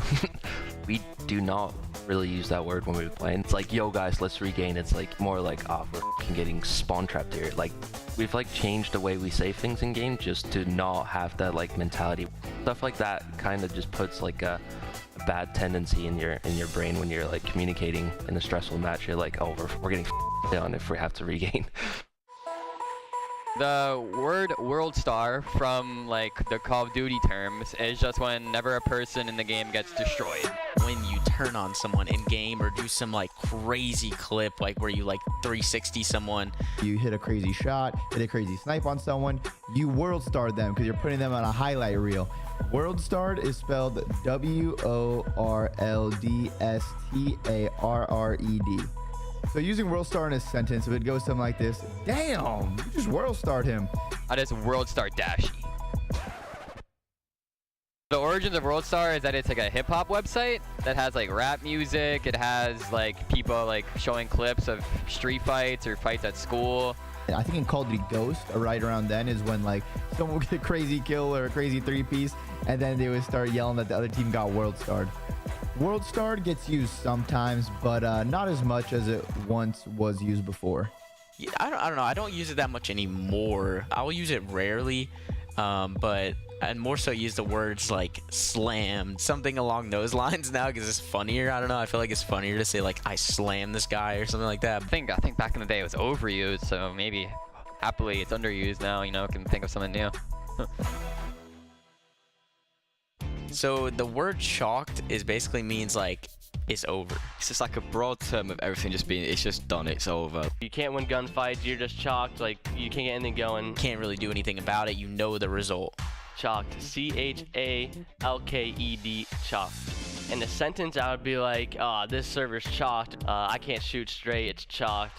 Chris had a dentist appointment today, so scrims are chalked. So the origins of the word chalked, I'd say it's kind of recent for me, so it's got to be an American thing. I feel like it first became a thing during the MW season, or maybe just a little bit before that. I feel like it's something that CDL pros kind of made up, because I don't really hear anyone else using it. Me and my teammates definitely use the word chalked quite often, and I feel like everyone in the CDL does as well. We always say it's never chalked because like we're never out of the game. That's one of our sayings that we've been saying on our team for a while. Wise man once said, never chalked. Never chalked. It's never chalked, what we got baby. Next, bro? I think the term chalked definitely gets overused at this point. I feel like everyone uses that word, especially within the COD scene. I don't know if it's used in other esports, but I definitely think it's overused within the COD scene. People just like see anything happening in a game that's against them and just say, oh, it's chalked.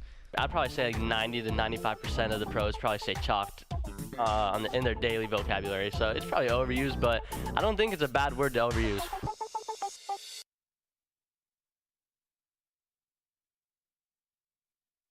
Sounds so fun again, eh? Yeah. Lock the in, baby. Remember what I said, yeah?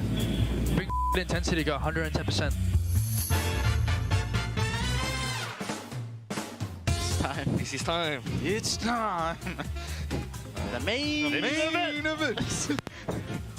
Wait, what? I think it cozy. Get comfortable up here, man. It's a little hot up here, bro. It's a little bright up here. Hit by a lamp. So I'm feeling f***ing amazing. Yeah, you f***ing Yeah. I'm feeling amazing. Let's go. No, it's the Myers. I love it. That's what I'll be doing. You locked in Dagger 2? Yeah. Locked in Dagger 3. Dude, daggers are Dagger 1 is ready to go. Dagger 1 is ready? 2 is in check. Dagger 3 is all fueled up on the tarmac. Hey, add a white noise. You have no white noise at all? The knob on your headset, bro. Just adjust it to the right. No, I know. I don't hear it at all. At all? Oh, yeah. What about the other side of your headset? Try it. Turn your white noise down too if it's Oh. These knobs? You just push them back. This is my third day out here. I don't know. It's on my third day out here. I don't know. Can you hear everyone else fine? Yeah, I just lowered my game sound. You. Here. Okay. Change my picture in the back, bro. No, no way. Yeah, I'm doing this now. I don't remember doing that. Nah, thank God you guys just gonna be. What the did they just do? There's something on this. There's like a logo of Toronto on the screen, going around the screen. Yeah. And then when it got to the corner, they're like, oh, and it hit the corner, like, yeah. Oh my God. Is that your hand warmer, Mack? Come on. Cheers. I actually need one. Look here. Yeah, get one, bro.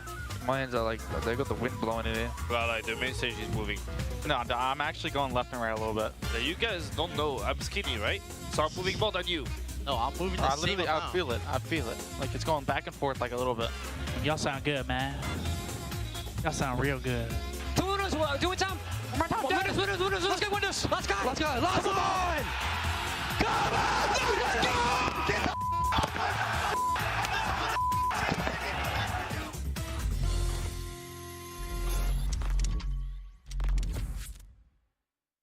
towards the back is Arcitys, can press their line, does better than that, picks up the kills, another for Brett!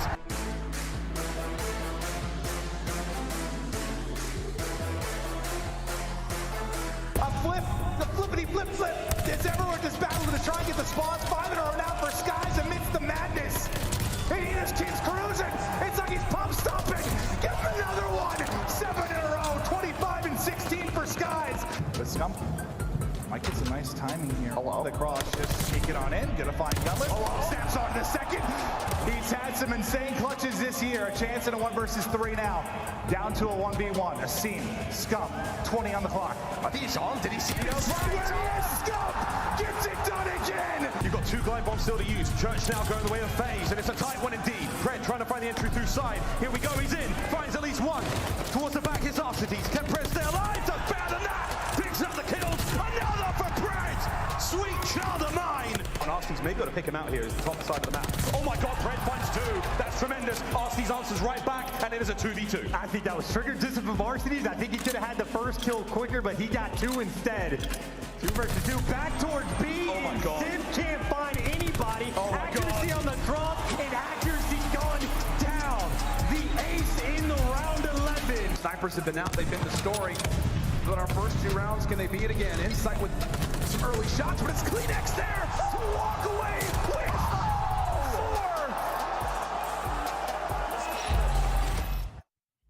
Hi everybody and welcome back. Let me just say I love our CDL content. I never would have thought I'd hear Dave Patty explaining to me what exactly worldstar.com actually is, but I'll tell you what, it wasn't on my CDL bingo card this morning. Jay, we're in the middle of a great series going on between New York and Florida. My notes are flying everywhere. Let's go and talk about the schedules for both of these teams right now, starting things off with the Subliners. You and I obviously talked about this a little bit earlier, but break it down, man. Break it down. What do the Subliners have coming up for them? Yeah, this has to be a 2-0 week for NYSL to try to just keep their dreams alive of making it to champs. A team versus Florida. I mean, the win versus Florida is massive. Bubble team that's right above them in that 10th spot. Then LAG, like I said, they have to be another win. These are 2 rosters who are coming off of 2 roster changes where they don't really have their game plan fully sorted out yet. They have to come out and win those 2 matches for momentum. Then going into next week, you have to go up against a Titan and the Seattle Surge coming off of the most recent major victory. Yeah. They came out and dominated that entire tournament, taking out Atlanta FaZe twice in a single tournament. And then that series versus OpTic Texas. OpTic, obviously one of the most consistent teams that we have in the game. It's not going to be an easy task to get done. So they at least have to go 1-1, or even if they can, if they go 2-0 through that one, if they're sitting at 4-0 going into this last week, that's the best case scenario. But for me, I'm thinking they're probably going to go 1-1 split here and then rely on that series versus the Thieves, which is going to be a massive one. The Thieves currently sitting in that 8th spot with 120 points. they just are trying to make their way into champs. Thieves are on the upwards. We saw them give a little bit of life in that series versus OpTic. They do fall short to Toronto Ultra, but the Thieves, they looking like they're in better form now. So if I'm NYSL, it has to be 2-0 week this week versus Florida and LAG, a 1-1 to say the least for Surge and OpTic, and that last one has to be a guaranteed win versus Thieves for them to have their best chance of making it to champs.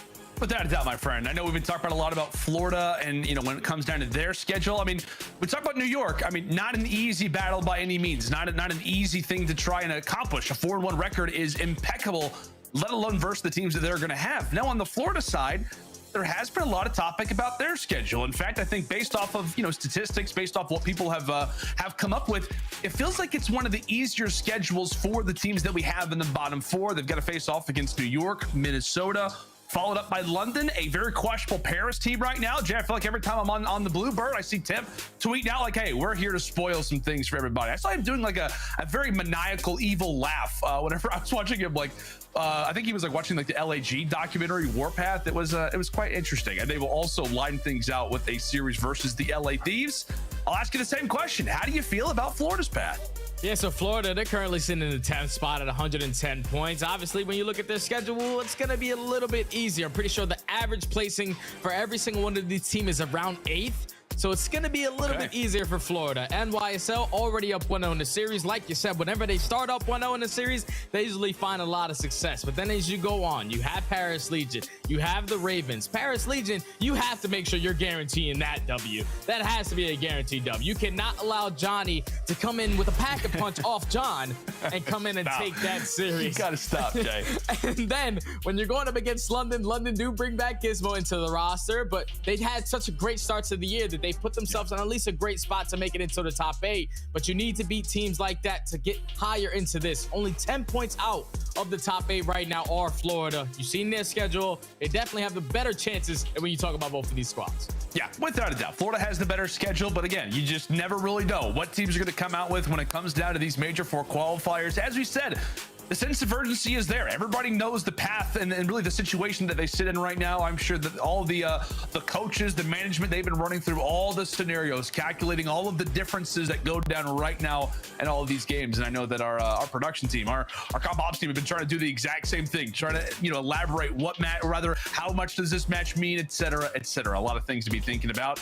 As we said, Jay, we're in the middle of a series right now. For those who have just been joining us, you're like, okay, these guys are really, you know, they're doing a great job at breaking this down, but where's the game at? I don't have the button to press the game, okay? It's starting up awfully soon, but I believe we're going to be playing on the Desert Seed Search Destroy at a 2-1 round count, still in favor of New York. So the last round that we did see on our screens is the way that things are to be playing out. So we'll do our best to try to remind you of that as we progress through this one. Also, to give you a little refresher, it was Florida that was able to claim their opening a hard point on the Tuscan. It was like a 4-point game. It was a wild one. New York nearly made a 100-point comeback. And now, with a brief lapse in time, we'll see if New York can pick things up and walk away with this Search Destroy. One that it feels like so often they've been seeing go to overtime after overtime after overtime. Yep, NYSL so far, at least for both of these squads, it's been all defense. Who's going to find that early success on the attacking side? And it's going to be NYSL, at least starting us off here. See right there, the S&D round count, NYSL are up 2-1. So we're jumping right back into this, and look at the pressure already on towards B-Bomb. Too Real is going to get spotted, gets first spotted by Hydra, and that's going to be a great adjustment from NYSL. They find the first blood, they get the bomb down. Now the retake for Florida. Yeah, some unfortunate positioning there from the Røkkr. And speaking of positioning, that's what Big Wake is trying to gain. Hydra left between a rock and a hard place, goes for the jump up and takes Big Wake down. Kismet there to drop Major Maniac as well. And Skies, his position is known. At least is able to light up one, but he has got 3 other players aware of his position. And how about that start for New York? And how about the shot from Hydra? I have no idea how he does that, Jay. I don't know what he just did there to Awakening. That's a bad man right there. Just hits him with the jump shot, registers every single bullet, and just shuts down that early pressure from Florida. Going into their defensive round, NYSL with a flawless attacking round to now put them up 3-1. We asked for early success on the attacking side, and they showed it there as Hydra picks up 3 in the feed. Now Florida have to respond. Now, Too Real, who's going to be carrying that bomb site. They're going to do the same exact thing. Early pressure on towards B. Once again, the rookie tagged up early. Dropped in the first round. Can he survive the nade? He will. 12 HP, and that is it. Thankfully gets that bomb down, but only for a moment. Crim welcoming him to the CDL. And now Kismet once more hot on the tail of the opposition. Is there to take one other down. Awakening looking for every single angle that somebody could be coming in from. 25 seconds trying to defend that bomb with all that he's got. It is he and Major Maniac, last players alive. Kismet position is going to get found down. Now brings it to a 1v1. And that is why Major Maniac has been brought to the Mutineers, a 1v2 clutch when they need him most. And I'm pretty sure he gets the ace as well. He just worked his way all the way up through that treacherous side, finds that first kill, and then eventually finds the second. And then in the 2v1, reads it beautifully, finds that first kill onto Kismet, and then with the great positioning, makes the gunfight a little bit easier on top of that B-bomb site. Major with 4 up, 4 down to secure the round for Florida, now down 3-2. And the one thing I love the most is that he's just talking. He's instantly just in the comms, letting everybody know what the strategy is. As we said, an S&D mastermind. When it comes down to the league, we've seen him do it for years on end. As Kismet is able to find the first blood, Major Maniac, on a very valuable spree, quickly falls off of it. New York trying to get back to business while the rookie looks to try to make the play from the back. We'll see if New York are able to read this, as they have got the man advantage and then some. Still yet to plant down that bomb. They cannot allow 2Real to break their setup. This is a way that they were losing a majority of their rounds at the major. As the bomb is going to get planted, 2Real does find that first. He does also spot Paulehx. With Awakening giving up his position, 2Real has to get some more done. Fortunately, gets taken down. Now Awakening left in the 1v3. He does make it a 1v2 with 30 seconds to work with. Big wake. Saying, hey, Major, watch this.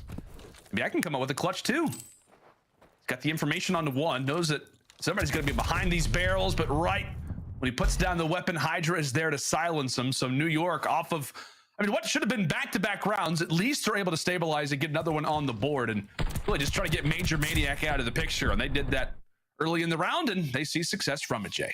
Yeah, they found that early first blood from Kismet, and then you see the great teamwork from NYSL. Once Hydra throws that shoulder from Trains, you already have Paulehx in a position to duo challenge and not give up that kill for free. They turn it into a 4v2, even though they leave the opening towards the flank for them to get broken. Hydra goes big at that site to close out the round. Now New York are up 4-2. Hydra on the restart is 6-1.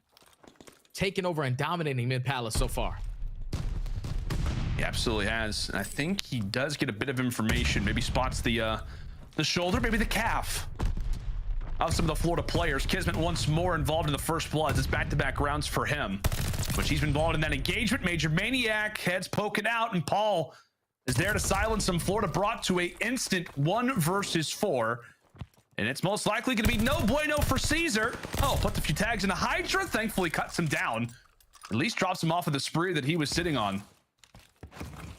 Atop his high horse was the Frenchman, finally silenced. But Jay, this is just going to be around for New York. I just don't see a way this guy's somehow masterfully pulls off 3 kills in 30 seconds. Yeah, this is not going to be easy. You also have to work towards that bomb plant. Your position is going to be drawn out. Crim with the great positioning finds that kill. And now that puts NYSL at game point up 5-2. And I'm pretty sure out of the 7 rounds that we played so far, NYSL have found 6 of the 7 first bloods. If I'm Florida, you're just coming off that roster change. You know you're getting used to this new game plan for this team. The biggest thing that you can do is not get first blooded. Do not give yourself a man disadvantage in the first 15 seconds because it basically just shuts down your entire play. And that's really the primary step we had coming into the Search Destroy. Florida, the worst team in first bloods so far throughout the CDL, 41% so far throughout the year. And again, it is the first S&D with Major Maniac and co, but those issues have got to be solved very, very quickly when it comes down to these matches. New York ultimately find the numbers as Hydra once more puts his stamp of approval in terms of some of these rounds. Already at 7 kills since the restart. Crim challenged, brought low, but ultimately stays alive. New York still with numbers. Skies on the hunt. Skies knows that Crim is toward his left side of his map. As Major just find that kill onto Hydra. Now in the 2v2, Skies with the repositioning to at least make it a 1v2. Now all left up to Kismet, who has slowly worked his way up towards that train side. Just going to commit towards that bomb plant. Force the players to come towards him. Now with 45 seconds left, Kismet just at least has to play for some kind of information of where these players are going to come from. And he might have read this perfectly. He's going to play for the re-rotation, spot Skies, and just has to get great timing here. Skies does actually spot him as well.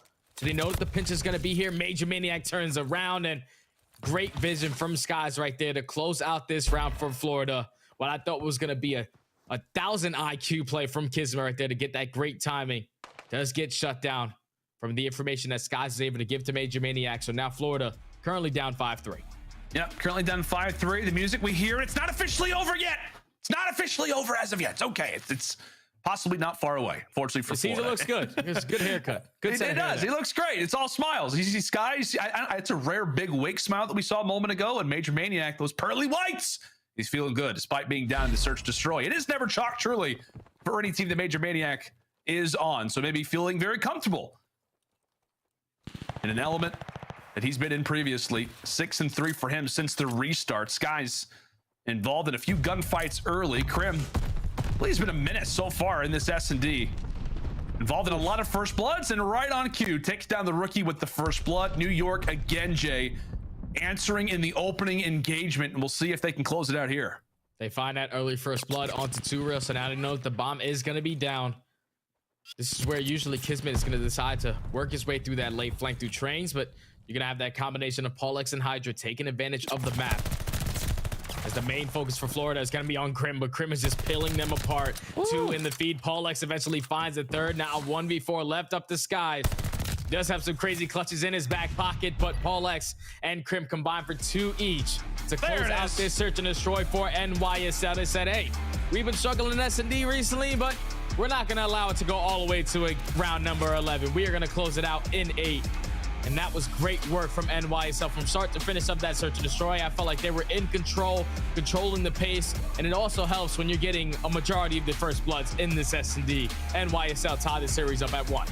Yeah, I mean, it's now 0-7 for Florida in Desert Siege. I know it's still early, but you almost can't even give them that at this point, Joe. You can't give, I guess, enough of a break to a Florida team who obviously made the moves that they did. It just feels like you just got to pick it up. No matter what happens, you've got to instantly start to improve in Search Destroy, and specifically on the maps that you have struggled with. So unfortunately, they do strike out here in this game number 2, considering that game 5 as well. That Search, Destroy, and Bocage, they are also winless on. So if you are a Florida fan, you're happy that you're obviously in this game, but maybe feeling a little bit more nervous about that game 5 that could be happening in this series. I don't know about you, Jay. It just feels like this is going to go game 5. I don't know why. Just with the importance around this match right now, given the roster changes, given where both these teams sit in standings and points, and where they sit in this, and just really in general positioning right now in the league, I feel like this goes game 5. I don't know about you. I know that you want New York to just sweep the next 2 maps. It's fine. That's just where I feel. No. I think this series definitely has the capability of going all the way to a game 5. We know what Florida is able to do in the respawns. They just have to try to figure it out in Search and Destroy. What we saw there, it still looks like there's some kinks in their armor in S&D. They have a game plan that they haven't fully developed yet. Multiple first bloods not going their way. Awakening did not have a massive map number 2. Now they need to bounce back into this control where they have lost 6 of their last 8 on this map. But it's going to be easy because, at least for NYSL, they have a 7% win rate on their attacking round. So if you're Florida, as long as you do what you need to do on the defensive side, you should be able to walk away with this respawn. 7? That's what it is? Yeah, it actually is 7%. 7%. That's not good.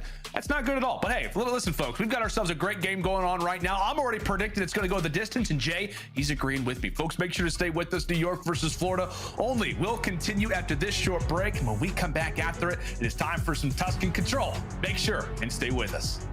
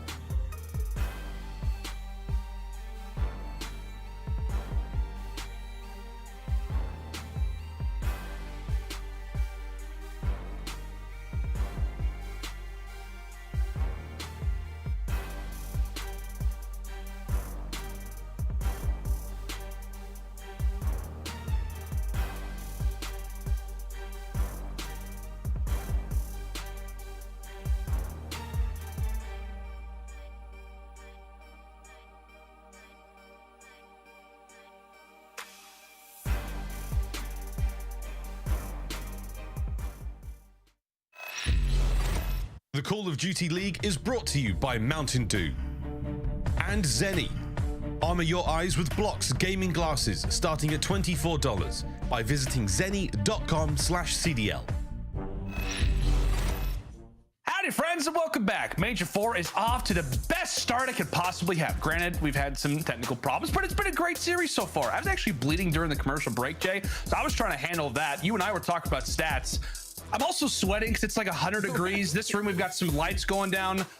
I don't plan on being emotional in this series, but we very well could have blood, sweat, and tears, and it's not even the players. So that is a very real possibility in our very first series. But right now, New York versus Florida, a very competitive game. I'll be honest, I probably thought this was going to go the opposite direction. New York win the hard point, Florida win the S&D, but not all the case, buddy. Throw the stats out the window. Yeah, New York, they responded to Search and Destroy. They make the adjustments, obviously going up against a Florida roster who is just coming off 2 roster changes. Their game plan isn't the sharpest in Search and Destroy right now, so they answer early into the series to at least tie it up at 1.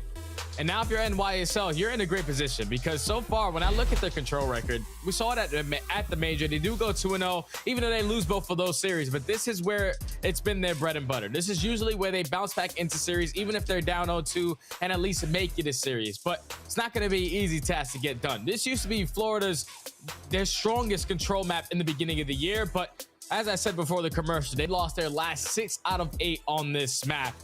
Now with 2 new players, they just have to figure it out all over again. And if you're NYSL, a 7% win rate on the attacking rounds has to show improvements here.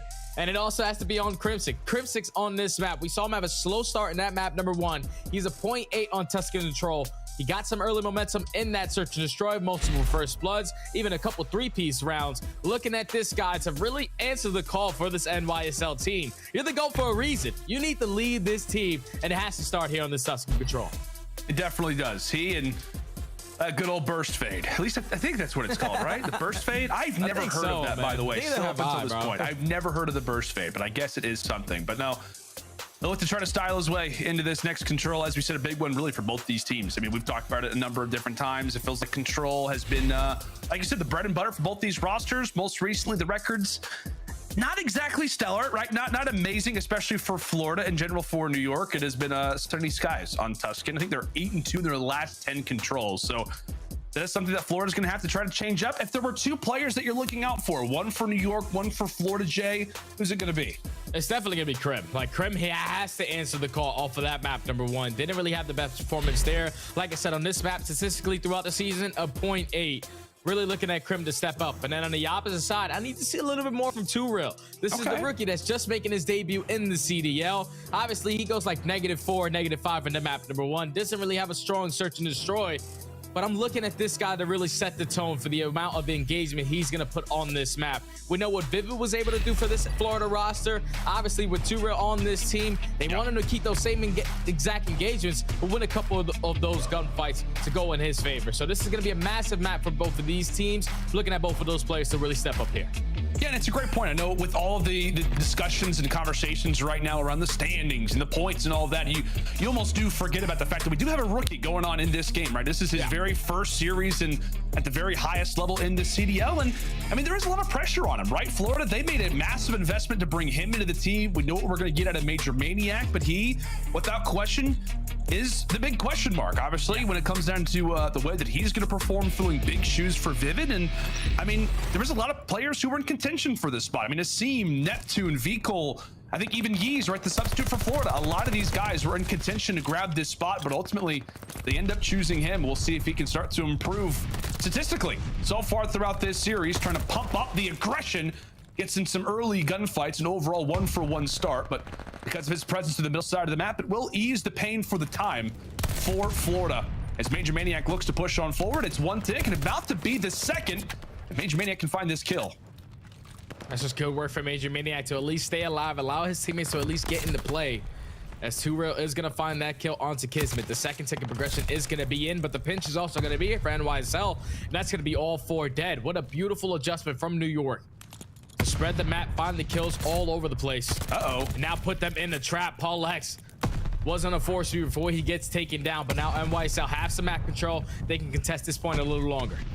Yeah, that's just great work from the Subliners. Catch out Florida, who were trying to be aggressive toward the field. I'm sure when, 2Real was pushing up, the comms were out for the Subliners saying, hey, now's the time to attack. Now's the time to cause some issues. Last player in the point again is going to be Skies. He falls, and with the close spawns that Florida now get, they're going to push their way now into that B zone, try to hold off, get some time, and let's try to manipulate their way throughout the map, eventually get back over to that A zone, unless they can get a nice stack, which very well could be in their future. That's 2 quick picks. Crimsix, his information is going to be known. Hydra falls.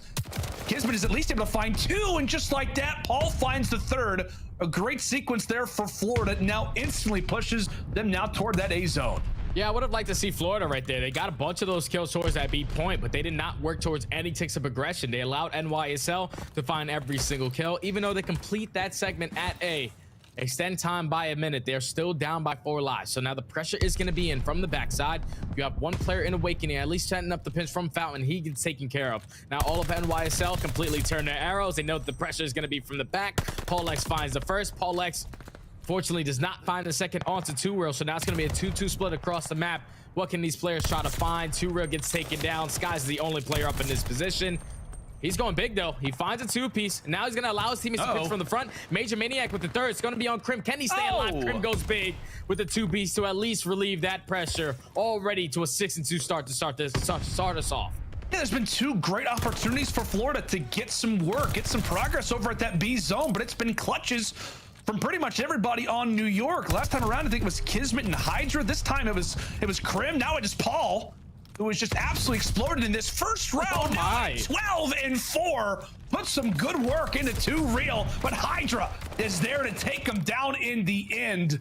Some good moments from Florida, but ultimately shut down by Paulehx and the Subliners. One last good look at this if you are the Mutineers, and well, that good look is now tossed aside. Rookie, last one up, and well, he will decide to venture, I guess, what is that, like a garden down there? I have no exactly what it is, but New York, they grabbed the first round. Yeah, he just jumped right into the fire. All I see is a lot of smoke. A building is on fire in that position, but NYSL, they come out and they do what they need to do on the defensive side. They secure that first push towards B.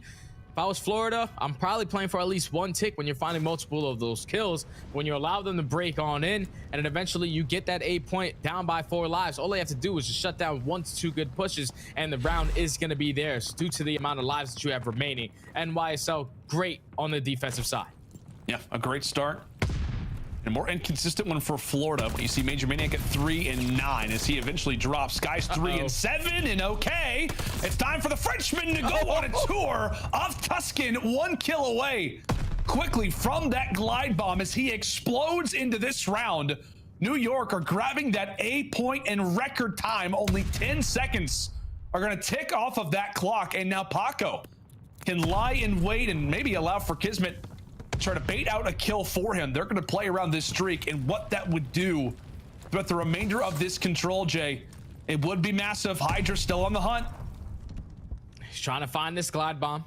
Gonna take his time in towards top radio, but Hydra, he just said, we want this 8 point, I'm gonna go out there and get it done myself. He finds a 3-piece. Unfortunately, Crim does steal the kill, but that's gonna be 2 dead and feed, make it 3. The stack can come in. Also, the pinch is gonna be here. All 4 dead. Beautifully executed offensive round from NYSL. First tick is gonna be here, but now if you're Hydra, you want to play for this kill. Second tick is going to be here. All of Florida trying to attack this from the back. One player trying to pinch it from top radio is going to be Awakening, but it's almost going to be complete. Awakening does find that kill. It's a Hydra. Such a big kill to not allow him to pick up that glide bomb, but great work from NYSL to get those early 2 ticks of progression, and they're up by 5 lives. It was like the video that we saw, like New York. They were trying to be like security guards for Paco. They were trying to watch every single angle, try to get him that glide. Unfortunately, it does not work out. But I mean, ultimately, if you're New York, you've got 5 ticks. Like, you've done some great work in this round. While you don't earn the glide, it feels like you've done everything else right. See if Florida can try to stabilize. I mean, that is a very healthy amount of time still left. If you are the Subliners, 1 minute and 20 on the clock as they look to make their way toward the back. Awakening in a primary position right now. He'll have 2 real off of spawn to guard the tank, but it's really the middle side of the map where a lot of the engagements are beginning to go on down. The 40s are firing. Awakening pulls out the pistol. At least we'll be able to silence things for the moment, but New York are here in stride. They've got plenty of bodies to throw at this. Yeah, Trace going back and forth, but Awakening comes out on top on that kill versus Hydra to relieve the pressure. Now with the minute left, NYSL up by 5 lives. They're just gonna take their time, try to at least set up a couple team nades, find that opening first blood. She's gonna have Kismet trying to attack this from top church. Should get great timing here, but Røkkr comes out on top in the engagement. Now every single player from NYSL trying to attack this from top plat. Multiple players from Florida here for the push. Florida, oh my goodness, just a great setup to lock them down inside of plat. So while it was a healthy amount of time, this quickly turned into 30 seconds for New York to try to get this last bit of progress. Getting a very, very good round ultimately, but 2 real great work to catch one on the flank, and that very well could halt the push. Kismet and Paul able to find 2, puts the pressure now on to the farthest pushed up players right now for Florida. Skies being one, is able to take one down, but they are on the point. Skies realizing such, has to jump on in. Hydra, the angle not watched, is able to cut down Caesar. Major Maniac doesn't find a kill, but all is okay because 2 real is there to help save the day. Crimsix will make his way to the back of the spawn, but it appears that Florida have done enough. Florida have definitely done enough with only 5 seconds left. NYSL spawning all the way across the map. Are not going to have enough time to get there. Trace going back and forth towards top plat, but great hold from Florida, even after giving those first 2 early takes of progression up at B. Secured a defensive round. Now they just have to make sure that they're completing segments at that B point. That's now going to put NYSL up by 2. So if you're Florida, you need to make sure that you get this 8 point nice and early, or at least if you don't, complete some segments at B, because you're going to allow NYSL, just in case it gets to that round number 5, to have defense. Something you have to think about if you're Florida, but heads down, focused into the control. The common strategy, let's rush up, get right into the church. However, that does leave the P5 open. Now, when it comes down to Tuscan control, we know the strategy, right? It's just to get that 8 point, but New York did a decent job in the opening round of making Florida really work for it, making them work for the time. His big weight continues to slide and glide throughout the church. Eventually will exit, service is over, and now it's time for 2 real. Try to take on over, wins a big 1v1, and now stop the clock once more. That second tick of progress is now granted at A, while Awakening is still on the hunt. Yeah, Awakening's just trying to put a lot of pressure on towards the opponent's spawn. He's gonna find himself in the back. He does at least spot 1 player, but Paulehx, some great cover fire, is able to take him down. And now with only 1 player left on this point, NYSL do exactly what they did on their very first defensive round. Find a couple kills, pinch through middle, and execute the break on towards A. Now this is gonna be a little bit more difficult now for Florida to try to get out of this trap. They're gonna have 3 players pushing over towards that field side, 1 player lurking through fountain. He's gonna at least try to make a play, but he gets spotted. TwoReal does find an opening kill onto Kismet and onto Hydra. So now TwoReal, the only player up, he eventually gets traded by Kremlin. This has just been a lot of trading back and forth by NYSL with the map control. And it's just annoying. It's just annoying if you're the Mutineers. You don't want to have to fight for this as long as you have been. And Kismet had a moment to take down 3, at least finds 1 for his troubles and sets up Hydra for another. Trades back and forth, and ultimately it is favoring New York. They've got the life advantage. And as we said, they are making Florida sweat it out over at that A zone. TwoReal applies some great pressure and thankfully stays alive. And still John his way over to that B zone, quickly falls, but that A zone ultimately is going to be captured. Another minute added on to the clock. But as we said, when we talk about lives, when we talk about just overall map positioning, Jay, that work that New York does off the start, it just makes life that much more difficult for the Mutineers moving forward. Yeah, because now they're down by 5 lives. They only have a minute and 15 to work with. Sky's going to be the player to at least slow play through P5 as his teammates are trying to pinch it out through the backside. Seeing it up. Right now, Florida are up by 1 segment. Okay. But a lot of pressure here from NYSL to hold down that initial push. Hydra finds 2. Paulehx eventually finds the last kill, and now they can push right on up, play for that map control that they've been dominating this game so far. 15-7 in lives remaining. Florida were like, you guys seen Hydra lately? Where's Hydra? I don't know where Hydra is. Oh, we're both dead. Okay, we're back at the respawn screen. Great work out of New York, getting the players out of their base, and like we said, just making it work for every ounce of map positioning. However, too strong toward the backside of the tank. Major Maniac trying to work his way off of spawn. It's actually Skies who's in the back. I thought it was Major, but no. In fact, it is Caesar. 4 lives, all that remains right now for Florida. They're not allowing for them to get that 1 tick that they needed. And now a 2 versus 11, you can write this round and give it to the Subliners. 1 more player left to try and conquer, and he gets dealt with. Solid stuff from NYSL, really from start to finish. That was a great defensive hold, Jay. Yeah, New York so far on the defensive side. They are just playing for so much map control, dominating mid-map, just keeping the push at A stagnant every single time, trading those kills back and forth, and then by the time they complete that A point, it's already like 17-14 in lives remaining. Like, only half the lives for Florida are going to be left off as they get taken down by kills once again. Right now, NYSL are slaying. You have Paulehx who's sitting at 25-13. Crim who's having himself a map at 21-14. A lot of slaying power for NYSL on that defensive side. To now only allow Florida to be up by 1 segment. If you're New York, just want to get the easy job done out the way, complete this 8 point. And that's exactly what they're going to do. Is Hydra at least finds 1 in that P5 area, knows that at least 2 players are going to be attacking that side. Great little moment there for the Subliners. Paul and Kismet combined for 3. Thank you very much. Kismet now on a 3 spree. But you do take a look at those stats as New York are getting very comfortable off the rip toward that B zone. And it is really a matter of what? Major Maniac 14-24, Skies at 16-22. So you really do want to see those guys begin to step it up, especially if they can see that round number 5. And you look at really the numbers from Hydra, 23-19. Paul having himself a great game. Just the aggression from New York is yet to be solved, yet to be countered. Oh, and Hydra just somehow hits the final bullet into Major Maniac. That is going to set them up for something quite nice. Player number 3 is as well putting some pressure on the tank. He drops, but still 3 strong for New York. They're trying to contest the point. Doing a great job at it. They find 3. And just like that, 2 more remain. Here we go. Florida, they've got to get these guys off. The stack is in.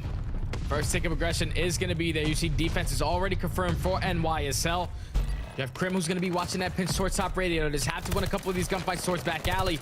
Everyone set up off the crossfire. TwoReal and Crim at least play for the trades, but that's going to be NYSL coming out on top in the engagements. The second tick is going to be in. If you're Hydra, just jump right onto that point and try to get it done. He's going to be the player to cut off top radio, but still Paulehx in a great position. Trades going back and forth. Hydra not able to find that kill onto Skies, and Awakening with the final 1.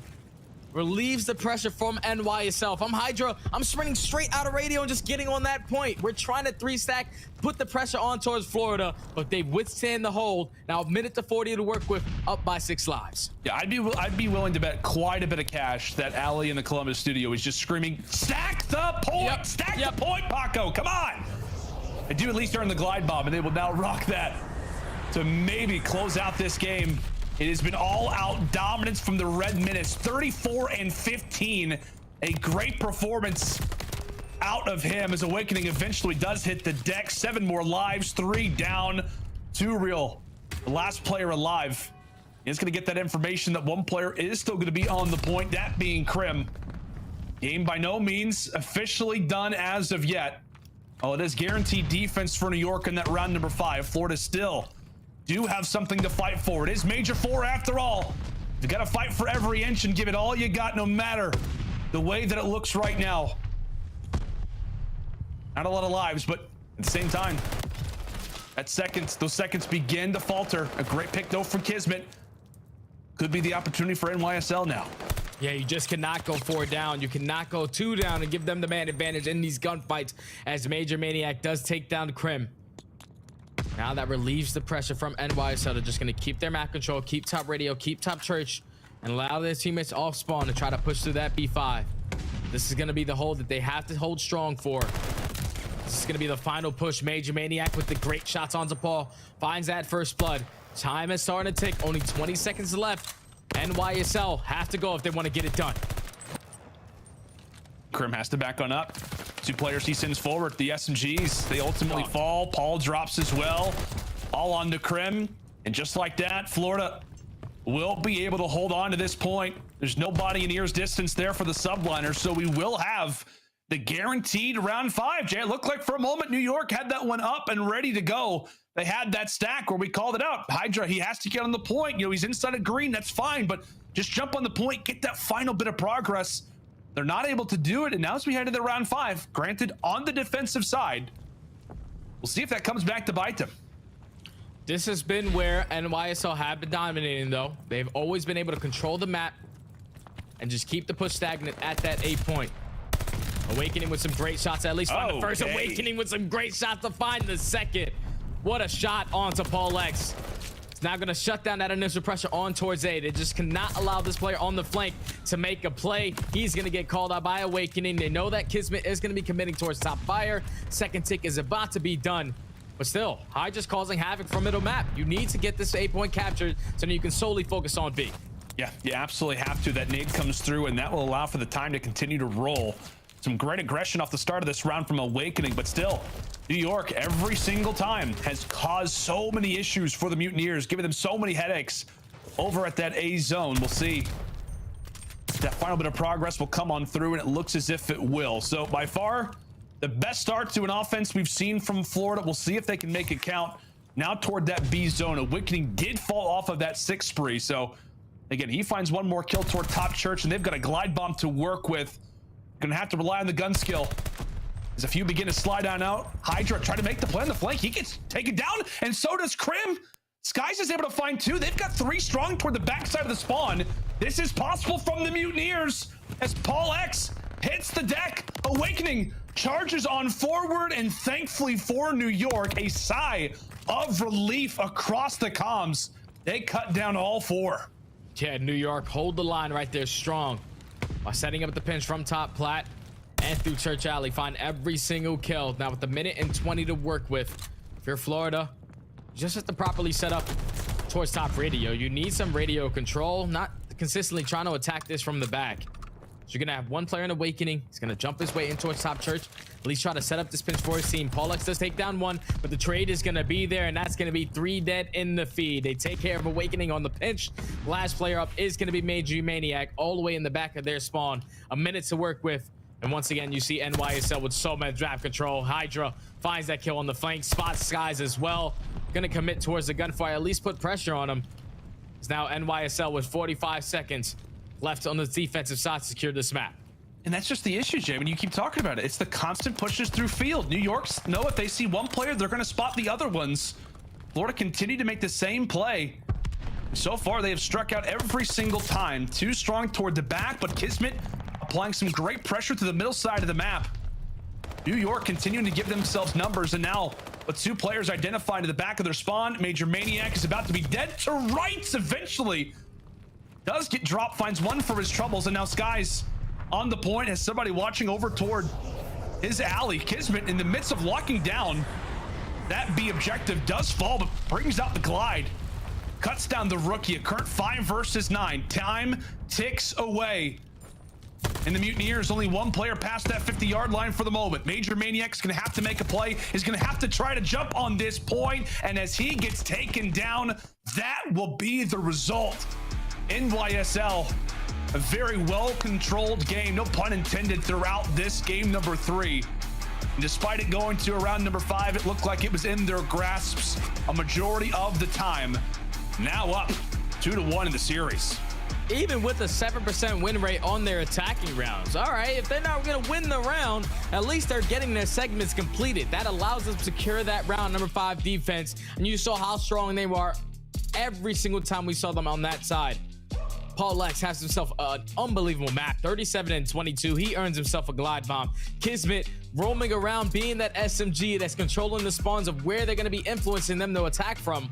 Picks up a glide bomb as well in those final moments to secure the game. If you're Florida, it needed to be a better game, a better plan. Like, you needed to have a better game plan. You cannot be sending 3 players towards the backside every single time, because once New York know that they shut down that player towards top radio, everyone just completely turns right on around, shuts down that push, and now you have to work 2 times harder. Now that you're spawning on the overextension towards field side every single time because you do not have any P5 control. I think if they would have did that completely opposite, 3 players attack from the front, 1 player commit towards the backside, that's the way that you want to attack it. But every single time when they shut down that player from the front, everyone turns around, they pick up every single kill towards the back, and they shut down the push every single time for Florida. They just need a better game plan on their attacking rounds, but did not do it so here. Now NYSL find themselves up 2-1 in this series, going into a hard point where they have found a lot of success recently. Yeah, I mean, early on in these attacking rounds from Florida, as we discussed, right, the A objective, it was so hard for them to just get a clean, 3-4 down without somebody flanking. And then they had some good moments over at that B zone from time to time. In the first 2 attacking rounds that they had, there were some good moments. I mean, it was ultimately New York world starring them. Thank you again, Dave Patty, for the definition of that.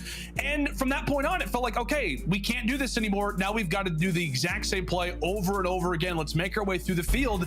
And as you said, buddy, it got too, I don't know, too easy to read if you are the Subliners. As you said, you realize 1 player's back here, you see somebody in radio, you're instantly going to know what is coming up next. A tad bit too predictable toward the stretch are the Florida Mutineers. And I hate to say it, but finding themselves in typical Mutineer territory, walking away with the first hard point and not seeing success since. And Jay, to me, I know it's early, right? It's versus the New York Subliners. You've replaced half the team. It feels like, in my eyes, this Berlin hardpoint is really going to tell how different this Mutineers team is. Like, have they really figured things out? Granted, it is a great hardpoint for New York coming up in the game 4, but I feel like this is where Florida can start to show us they're not just that same team that either 3-1s or gets 3-1'd. They have layers and they can get to those game 5s, and now with Major and 2 real in the lineup, maybe can clutch it up as well. Yeah, well, what we saw for that map number 1 is up by 100 points. Obviously, towards the end of the game, it gets really, really close. Yeah. But before that, before New York get a great hold on P5 and chain into that P1, it was flawless rotations every single hill. They were doing the littlest that they needed to do. They were just staying fundamentally correct. They did not have to get most of those kills. They were just putting themselves in a position to find that 1 kill that influences the spawn of the player to spawn all the way across the map, which makes their job easier. Now, going into this Berlin hardpoint for Florida, they are on a 4-game L streak on this map. Okay. And that's not going to be easy. But with Major Maniac on this team, in these crucial moments, a wise man once said, it's never chalked.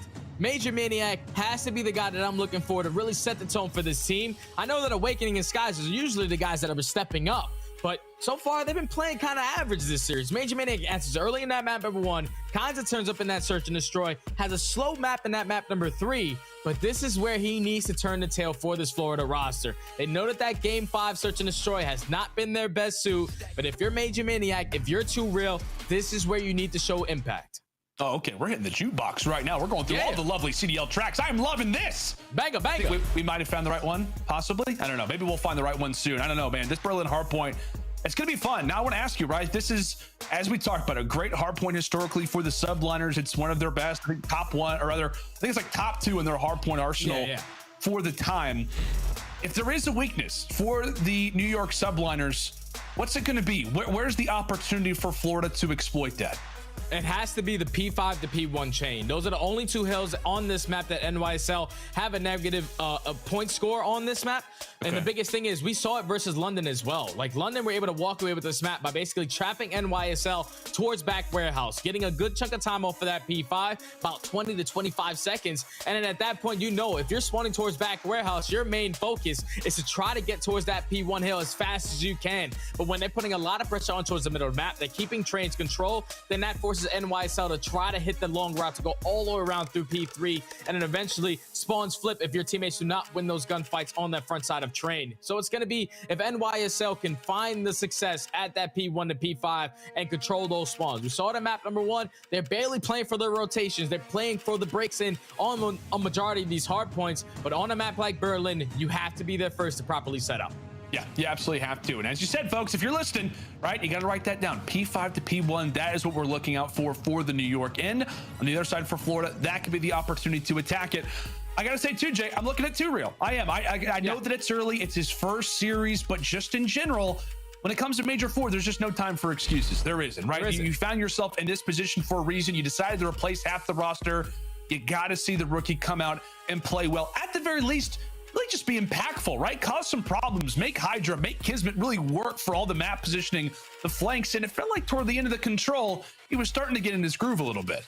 Yeah, he was. He's starting to get a little bit hot, a little bit warmed up if you're 2Real. Just what NYSL, what their SMGs are doing, you're allowing Hydra to just run around, play for the kills. Kismet, he's putting himself in position, influencing spawns, being such an impactful player that his glide bomb just completely went over my head. He was picking them apart slowly but surely, finds himself on a 7 spree, earns that streak to close out that map. And they have just been playing at a whole different level today. But when you take a look at our Florida Mutineers road to the Major 4 schedule, obviously this is a big match versus NYSL. They're currently in the 10th spot with 110 points. It's not going to be an easy road. They have to go up against Minnesota, who are right above them in that 9th spot. You're going to have London, who are on the upwards, I guess you can say, now that Gizmo is back on the roster. But then versus Paris Legion, you need to make sure you secure that one. The one versus Thieves, you need to make sure you're securing that one because they're in the 8th spot. This is a huge, crucial match for Florida in terms of confidence because usually when we see a team come off roster changes, there has to be a honeymoon period. Yeah. And so far, they're not showing it. Florida do not answer in the search and destroy. They fall short in the control. Now they need to rely on a hard point, which has been, you know, a really good mode for this team overall. Yeah, it absolutely has. And we talked about the record for Florida at 3-5. We do talk about the season. Dave, Patty, and Vivid, right? The two players that have been replaced had the lowest KDs for this team on Berlin hardpoint. One of those being a 0.85 out of Vivid. So, if that is anything, the opportunity is there for Major Maniac and 2Real to try to slide on in. And speaking of slides, well, 2Real, he falls right off the map. As that is a great beginning for New York. A lovely hold off the start as everybody falls from the Mutineers' end. And New York pick up from where they left off in that control. Hold the initial push on this P1. They did spawn on the better side, so they get the initial time here. But finding every single kill is exactly how you want to play it. As Kismet unfortunately does take down Crim, that allows for the break to come in. Hydra's going to be the last player up. Skies with the trade, so the final 15 should go in favor of Florida. But now your main focus has to be on this P2. This is a hill where Florida tend to struggle with. If they're not properly set up, they allow NYSL to get there early and set up. They have a 0% break percentage. So that's not going to be good. You need to win a majority of these gunfights and not allow NYSL to run away with this game. Oh, but Hydra, he's found himself into the setup. A great little moment there. That could have occurred, but New York still are locking down the seconds. Mutineers have rotated. They realize, hey, there's somebody actually inside of the point. Yeah, they're pushing us out. They're starting to even try to flip the spawns, for God's sake, as Kismet instantly hops into the feed, takes down 2, and just like that, it is not a good situation for the Mutineers.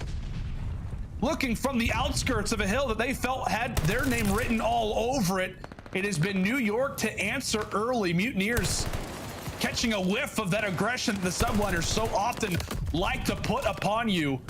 And not only that, Jay, they're also looking good when it comes to the spawns. Paulehx just won a crucial 1v1 for the next hardpoint too. Yeah, this is where it gets difficult if you're Florida. You have to at least fight for this junk time, put a lot of pressure on towards that street side, and instantly break this P3 hardpoint before you allow NYSL to run away with this one. as the spawns are still going to be there. You're going to have 2 players who are at least trying to attack this from mid-fire. Major Maniac does find that opening kill. Now 3 players committing towards that street push. You're going to have 1 player in Kismet spawns all the way across the map. This is the break that Florida need. Oh, and Paul doesn't read it. Paul does not read it. 3 strong toward the back. We'll see if Crimsix can go big. No kills to speak of. Kismet trying to make some noise in from fire, but it is a successful break from the Mutineers. A massive moment in this game, and arguably a crucial one at that. I mean, that very well could be game deciding as this one were to go along. The Mutineers break exactly when they have to, and they're receiving the benefits from it. Big moment from the roster, and really in moments like this, Jay, you're looking at somebody like Major Maniac, as we said, not just in Search Destroy, but even in the respawns, to try to calm these guys, focus them up. In a moment where they have to explode, they do that off the back of Big Wick and his 4 spree. Awakening with some great shots. A great break from Florida to keep themselves into this game. Now rotation over towards P4. Awakening does get taken out off of that tree, so no glide bomb to work with. But the spawns are going to be here. This is great positioning from Skies. Hydra reads it beautifully as he finds that chief piece. I don't know. New York are controlling the spawns for now. This guy's like, here's something, you just instantly start shooting it too real. I feel like they could not get away from each other, like magnetized. And from that, New York are like, okay, there's definitely somebody in the back. Thank you, by the way, Skies. And from that moment forward, it is not really a good position from Florida. Kismet just been an absolute rat toward the bottom side of the tracks.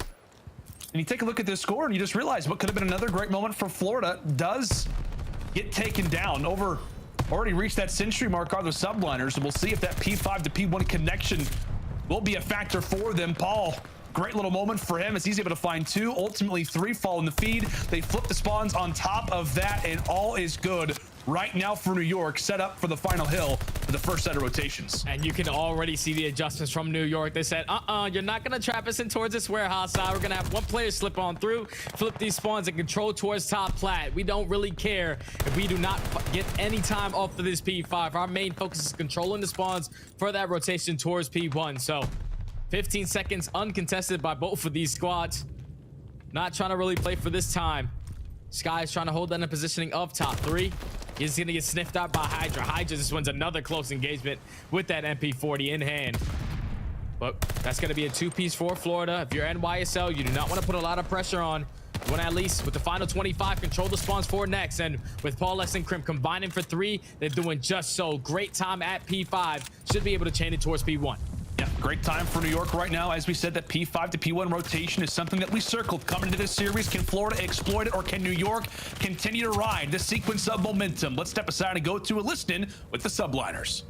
I heard you. Nothing cross. Could be back alley. Get back. I'll get it. Stay left. I'm laying down. Pinch is open. Pinch is open.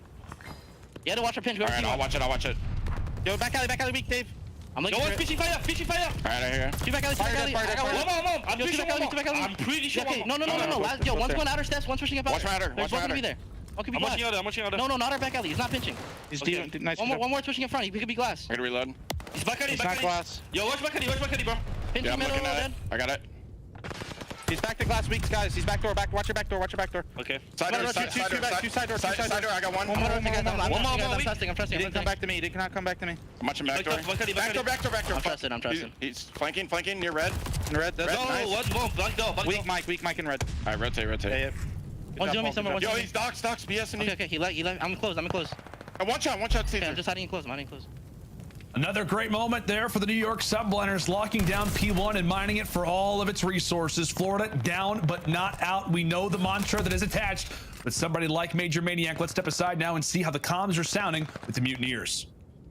I just P5. I'm ignoring him. I'm trying to right. I'm going train. Yeah, keep it right. Kismet was nice. Pick it up. I'm like going train. Dice. Hydra, Crim dead. One to me. Kismet was nice. Is Hydra gonna be P5? He's dead. Hydra was P5.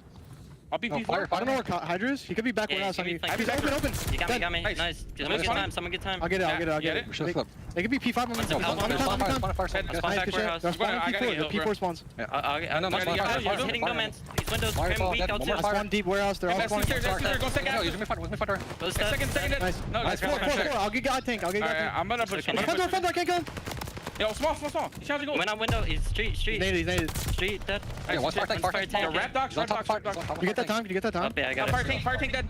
Nice shit. Take your time. No, fire. I'm He's going second fire. P3 I'm base. going to right. I'm going to right. He's second fire, like front side, okay? Yeah, one's nerd spot. I think one's nerd. Yo, he's on nerd. And you can already hear Major Maniac, the way he's controlling this team with his communication, letting people run by, setting up his teammates for easy kills. Even though they did not flip these spawns towards that P3, they did a great job at least finding some kind of time towards that P2 hard point. But now down by 60 points, NYSL with the rotation towards P3 are properly set up. They just cannot allow Florida to get that break the same way they did last time. NYSL, at least in their listen, they're playing with a whole different level of intensity. Every single match matters for this New York team, and you can just feel it. It's Major 4, baby. You love to see the hype, the intensity, the passion, what it means to both of these rosters. As we said, a must-win game, especially for New York, and you can feel it right now, ever so closer to that double century mark as Paul continues to fry on a 4 spree. As we fly in now toward trains, a hard point that you have got to get pretty much every second on if you are Florida, but it's been the aggression so far throughout this series, and every single respawn so hard for Florida to try to get a hold of. Thankfully, they're able to drop 2 and doing a great job when they have to off the start of this HP. We'll see if they can keep that momentum flowing, Jay, as they've got a long way to go still. Yeah, that's great shots from Awakening to shut down that spawn from these players on NYSL to continuously spawn towards back alley. Now that open up Kismet and Hydra through the middle of the map. They execute the break. They know that Major Maniac is going to be the player towards back warehouse. Actually, all of Florida are going to continuously spawn back here. As NYSL, they get the break now with 25 seconds left. Skies with a massive 2-piece with that nade. Awakening with the third. Final 20 should go in favor of Florida. But now for you, New York, do the same exact thing that you did on the first go around of these rotations. Keep control of that top plat area. Do not allow those spawns to flip towards warehouse. Oh, that's an annoying gunfight loss as well. If you're big wake, 2 real skies, everybody falls in a moment's notice. Like Florida were prepared mightily for P5, and now they find themselves the exact same position they were in the first set of rotations. That back warehouse, back train spawn. New York have got them right where they want them, 25 away from calling this game 1 their road to possibly getting into the top 8. It starts here, and it starts right now. Not far away from closing out this Berlin, but Florida doing everything they can to try to stay alive. Awakening pressured and ultimately pulverized. Major Maniac has to get into the point. He has to make something happen, but it's a crossfire once more out of New York. It feels like this game 1 is about to be theirs. Awakening falls. Florida, all they can do is watch from a distance as New York will begin their Major 4 campaign with a W. And on top of that, they've got a lot more cash in their pockets. Nice little victory for NYSL to get that early confidence going into this stage. Started off slow into this series. You go into that map number 1 down by 100 points, but then they show life fighting back into that one, only losing by like 5 to 6 points to close out that map number 1. Now they go into the search and destroy. 7 out of 8 rounds, they get the first blood. Whenever you find a first blood in search and destroy, you're always going to put yourself in the man advantage. That's when they find a lot of success. NYSL close out there. And then we find ourselves on the control. NYSL just did a great job of controlling the map every single time they were on that defensive side, making it so hard for Florida to try to find any success on that attacking. They were just overextending through field because the positioning of Kismet constantly pushed out towards P5, which made their job a lot more difficult. They clutch up there. And then NYSL, we said it before the map even started, we needed to see adjustments from their P5 to P1 chain right off the rip. As soon as we touched that P5, they controlled the spawns from start to finish. They were able to chain it to that P1 and then grow such a lead that it was really difficult for Florida to bounce back on. They did a great job of your Florida breaking that P3 initially, but NYSL, they make the adjustment to second go around, hold it flawlessly to close out this game. Great work from NYSL to close this series out in a 3-1 fashion. If you're Florida, obviously it's still a whole learning curve to do when you're making a roster change as drastic as they made it. Not 1, but 2 players. You have to get everyone filled in. The debut of 2 Real wasn't really the best, but at least Florida is still sitting at that 110-point mark. They do not have a lot of matches to give away, but if you're NYSL, this one was very, very necessary. Great series from both squads. Yeah, without question, partner, you summarized it perfectly. As we said, a must-win game for both of these teams, given the way that things sit. But obviously, if you're a New York fan, it's not just, you know, a game for Florida where it's like, okay, you know, it is a must win. It's helpful for us to win these W's, but really if you're New York, you lose this game, you cannot afford to basically lose another series from this point on. So a much needed turnaround after a very interesting Tuscan hard point. But hey, NYSL, they answer in the S&D, a mode that they have been very, very much zoning in on. I know, you know, throughout their no pressure series, Kismet especially has been very vocal. S&D, that is something that we are focusing on dramatically. The respawns, we know what we can do. They win the S&D, and you see what happens from that point on. But I couldn't agree with you more, Jay. It feels like 2Real, not a great start, 13 and 27, and then last Berlin HP, I think he only gets like 5 or 6 kills in the entire second set of rotations. Not the greatest debut, but again, it is still early for Florida. You got to think about it. 50% of the roster is new, and they're going to need to try to turn things around because they have got Minnesota waiting on them soon. And they got to do it quick too, man. It's not like, I told you, every single match throughout Major 4 is going to be intense. Every single team is playing to make it in towards champs. Every single team that they're actually going to play still has contention of making it. I don't know about Paris Legion, but they still got a chance of making it towards the top 8. So if you're Florida, you have to learn quick. You cannot allow series like this to get away from you. Yeah, without a doubt, New York walk away with the dubs. We'll bring back in the desk, guys. An interesting series, a very entertaining one off the rip. I appreciate your guys' antics with the guns. And can you get a little bit more excited, buddy? There's a lot of money on the line. Come on. All right, listen, man, $10,000. Congratulations to them. I was more focused on these points, man, because New York needed victory. They come in after losing map 1, able to take 3 straight. Like, that is exactly what they need. They have a tough schedule going forward, but for Florida, that's tough, man. You're hoping going into this one you can run away with a victory, because up next you got Boston Breach. If they sneak out an upset, that's another bubble team that's going to extend their lead on Florida. Good luck. New York, they're going to be in the money, but they're also in the race for champs still with the big win right there. I think they're at 80 points right now. But the question is for both of you right now, whoever wants to take it, feel free. False on Major Maniac and 2Real. I didn't even like hate it. Like, I feel like we definitely saw what Major Maniac was supposed to bring to this squad, especially in that S&D. But I feel like we kind of got baited with that Desert Siege. I know me and Ant were like, okay, maybe they have something to pull out from under the rug. Well, unfortunately, they did not. Now 0-7 in Desert Siege Search and Destroy. Right, and Ant, man, this series actually started off extremely fun. That hardpoint game had me shook at the end when New York almost made that comeback happen. But then we saw really good stuff from New York. From Florida right there. Yeah, I mean, we saw some good things from Florida on that first map, right? Like, they played it flawlessly. We saw some great setups, some great breaks, but, you know, going into the Search and Destroy, that's where we wanted to see the improvements. And, you know, they had the big round out of Major Maniac, but aside from that, they really had no mid-map control. They tried to do some full-on pushes towards the trains where they got shut down, but, yeah, not much progression there. They're going to have to learn. It's a brand-new team. I thought we would see more out of them out of the gate, but just wasn't so. Right, so, Ali, you've been the one that's been looking at me funny every time I say, I believe in Florida. I think Florida's going to do this.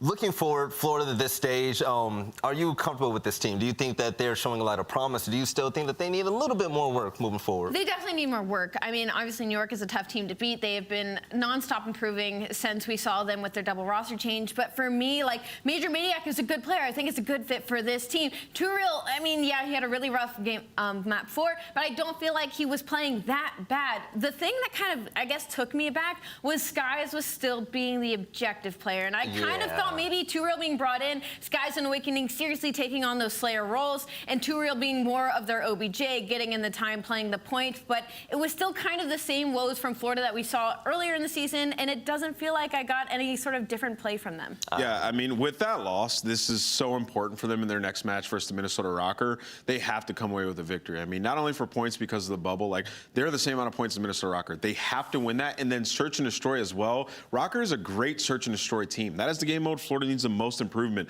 So in this next, couple of days, they have to grind out that game mode, figure it out, and have some strats and execute, because if they win that, then they go up 2-0 in this series, and they're in such a better position. Yeah, hey, good luck to Florida, and shout out to Florida as well, because they walked away with at least something in this matchup, right? The Scump play of the game is going to go out to Major Maniac for his 1v2 clutch. It's good to see it back on that screen, man. And it was an ace. Like, I remember looking at him being like, oh my God, Major Maniac is absolutely gunning them right now. Yeah, I mean, I liked when they were pushing over towards the sand side of the map and playing towards B. Like, they were making plays in the rounds they did that. But other than that, they had no mid-map control. We saw the push over towards trains where they tried to take the gunny. It didn't work out for them. New York was just way more active than the Mutineers, right? Like, the strategy on this map just wasn't working out for them. But, in this round, at least Major Maniac's able to go big. He gets all 4 kills. It was almost a 1v4, like you were saying, basically. But, yeah, big plays.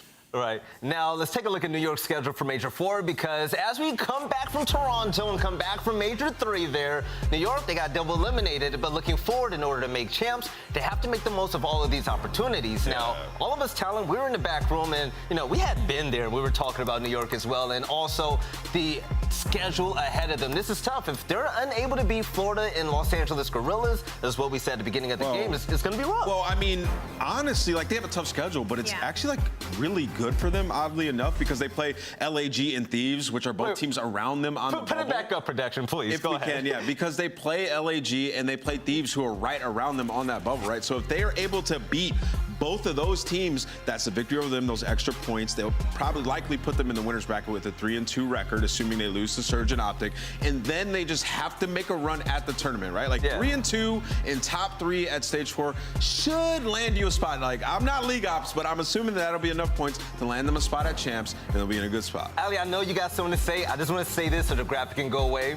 You know what, Nameless? I agree with you, but we're playing Vanguard, man. Look at all these teams. LA Thieves, up and down team. Take a look at the OpTic. You don't know what to get from them with their sub as well. It's like all those games are coin flips. Well, for me, I think arguably, even though they have a tough schedule, I think this was their most important match. Not only to set the tone heading into stage 3, I feel like your first match is definitely setting your pace, because once you do that, already your points have changed. Already the bubble has kind of moved around a bit, and you're like, all right, well, this is exactly what we have to do from here on forward. So beating Florida, a team that has been upsetting some of these top teams, it's been kind of back and forth, I think this is a huge confidence boost for New York Subliners moving forward to see where they land around the other teams. They needed that win, too. I really love that they got it. Let's take a look at Florida's schedule to close out all of Major 4 online qualifiers as well. This team, we saw glimpses of what they're made of, but coming up next, like Jeremy was talking about, man, shout out to Steady. They play against the Minnesota Røkkr next. That won't be easy at all, but towards the end of the year, things look a little bit easier. I mean, yeah, very winnable schedule. I mean, you could really go 4-1 here. I mean, the Minnesota Røkkr match is kind of scary because of how good they looked in the last online portion of games, but I mean, even if it takes them a little bit to settle in and they lose that Minnesota Røkkr match, like they can win versus Ravens, Legion, and Thieves with how those teams have been performing throughout our online portion. So for Mutineers, it's not all grim. They're still sitting at 110 points, and there's a lot of opportunity to win matches here, but they have to win 3 of these. Yes, now Florida Mutineers, like I said, hopefully they can continue on with that streak, but like we said at the beginning of the show as well, it's going to be all about the points from this point forward. In New York, getting that win definitely put them in a good path to gain some momentum for their own major. Now, Ali, looking at the total points right now, I mean, New York, Florida, both of these teams are looking on the outside looking in, but it's going to be better, harder than ever. Well, for Florida, it's not the end of the world, right? They still have 110 points. Like, they're still in a more favorable position, but for New York Subliners, this match was literally possibly everything, right? They were sitting at 70, now they have 80, but there is still a 30-point differential between them and Florida, and they're in 11th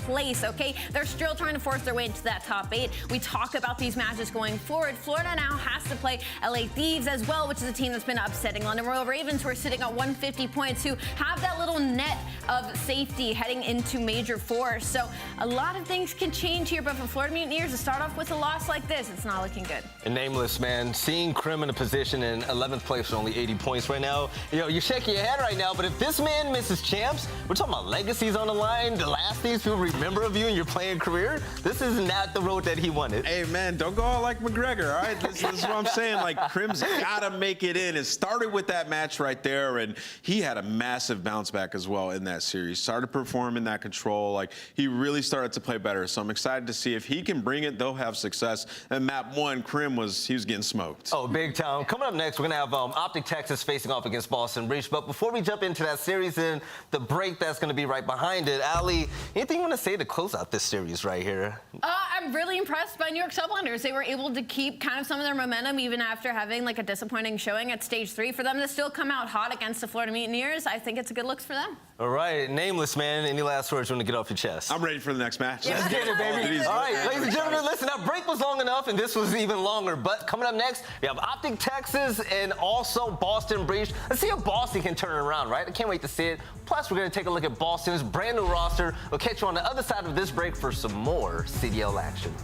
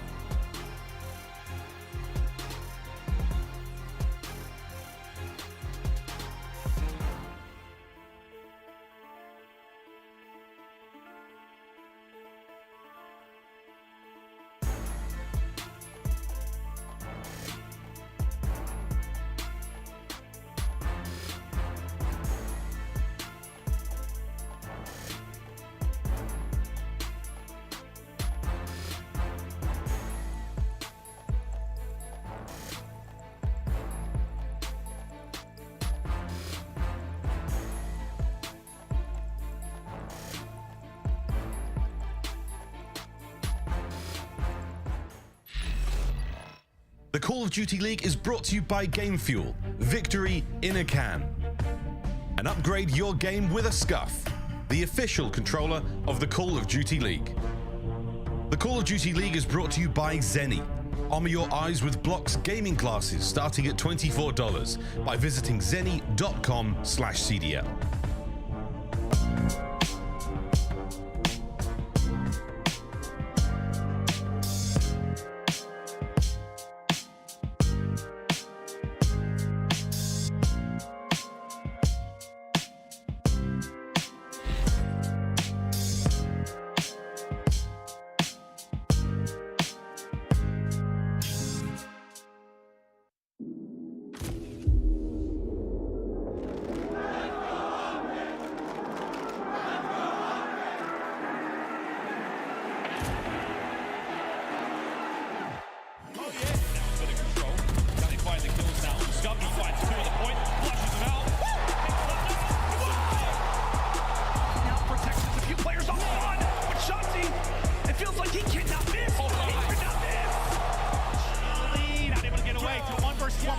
Dashy coming through in the pistol.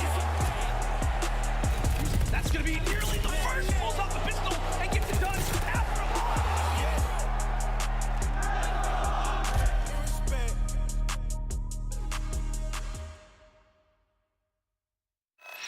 Right off the end of New York Subliners winning in 3-1 fashion against the Florida Mutineers, we have our second series of the day, and it's going to be so much fun. My name is Belly, we got Ali and also Nameless, but we also have OpTic in Boston, and this matchup is going to be really interesting for the simple fact that one team is still using a sub and the other one's using a new player. But my question is, Ali, are you ready for this? Is this going to be time for OpTic to really just put the pedal to the metal at this point? I mean, I sure hope so. I mean, it's been the same thing with them, like not really knowing who's going to be on the roster. Obviously, everybody hopes iLLeY feels better and gets back as soon as he can, but it's been back and forth, right? Is he coming in? Is he coming out? Is Prolute staying in? Is Prolute going out? Like, there's so much inconsistency with the roster right now. I feel like it's probably so difficult for them to improve and focus on what they need to get better at, because their majors so far after Major 1 have been lackluster, but we know what this team is capable of doing. I mean, Shotzzy has been absolutely disgusting, possibly one of the best players in the game. Dashy has been topping all KD leaderboard, and Scump has been hitting new forms. It's all about it coming together. When it comes to the Game Fuel keys to victory in this matchup, specifically though, Nameless, what do they have to do? I mean, we just got to look at this OpTic Texas team like it's their roster. I mean, iLLeY's been out for quite some time now. That's been a narrative with OpTic Texas, like, oh, we're just waiting for iLLeY, Like, no, this is OpTic Texas. We don't know when iLLeY is going to be back. We hope he comes back, but OpTic Texas has to, stop testing things or whatever people are saying. They need to just focus up and win once again. But for them, Game Fuel keys to victory, don't panic after early Major 3 exit. They're ranked second in map win percentage during stage 3, 22-10. They were lighting it up. They were looking good.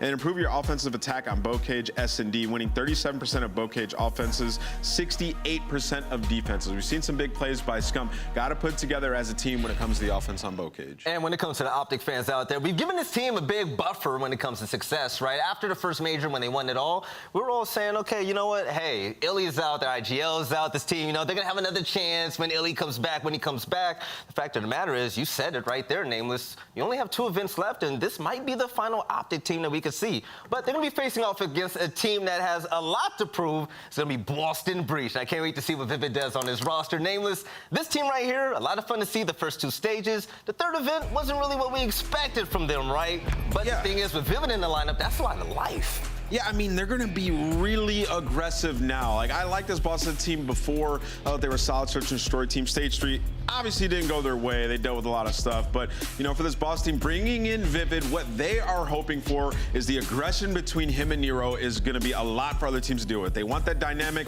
SMG duo, and this is a big test for these guys. They're going up against Shotzzy and Scump, who have been unbelievable throughout this year. So, I mean, this series really lives and dies with the SMG duo on the side of Boston Breach. If those guys can perform, they can have some success. I want to see the AR duo pick up as well. Zenny and TJ against OpTic. Hey, bring it, okay? This game is for you guys. But when it comes to the Game Fuel keys of victory, can't wait to see them. Ali, what do you have for us today? Well, the average height of this roster hasn't changed a whole lot, but the pacing and the keys of victory have. The SMGs need to win their ones. That's going to be Vivid and TJHaly, both both having 0.84 KD in the 1v1 engagements this season. Not just your SMGs, that's going to be your flex and one of your SMGs, but Nero has been playing so much better heading into stage 3 and going into stage 4. I'm hoping to see that continuous incline in his improvement, and they have to find breaks in map 4 to extend the series. OpTic is holding 84% of hills on bow cage. That is first overall in the league.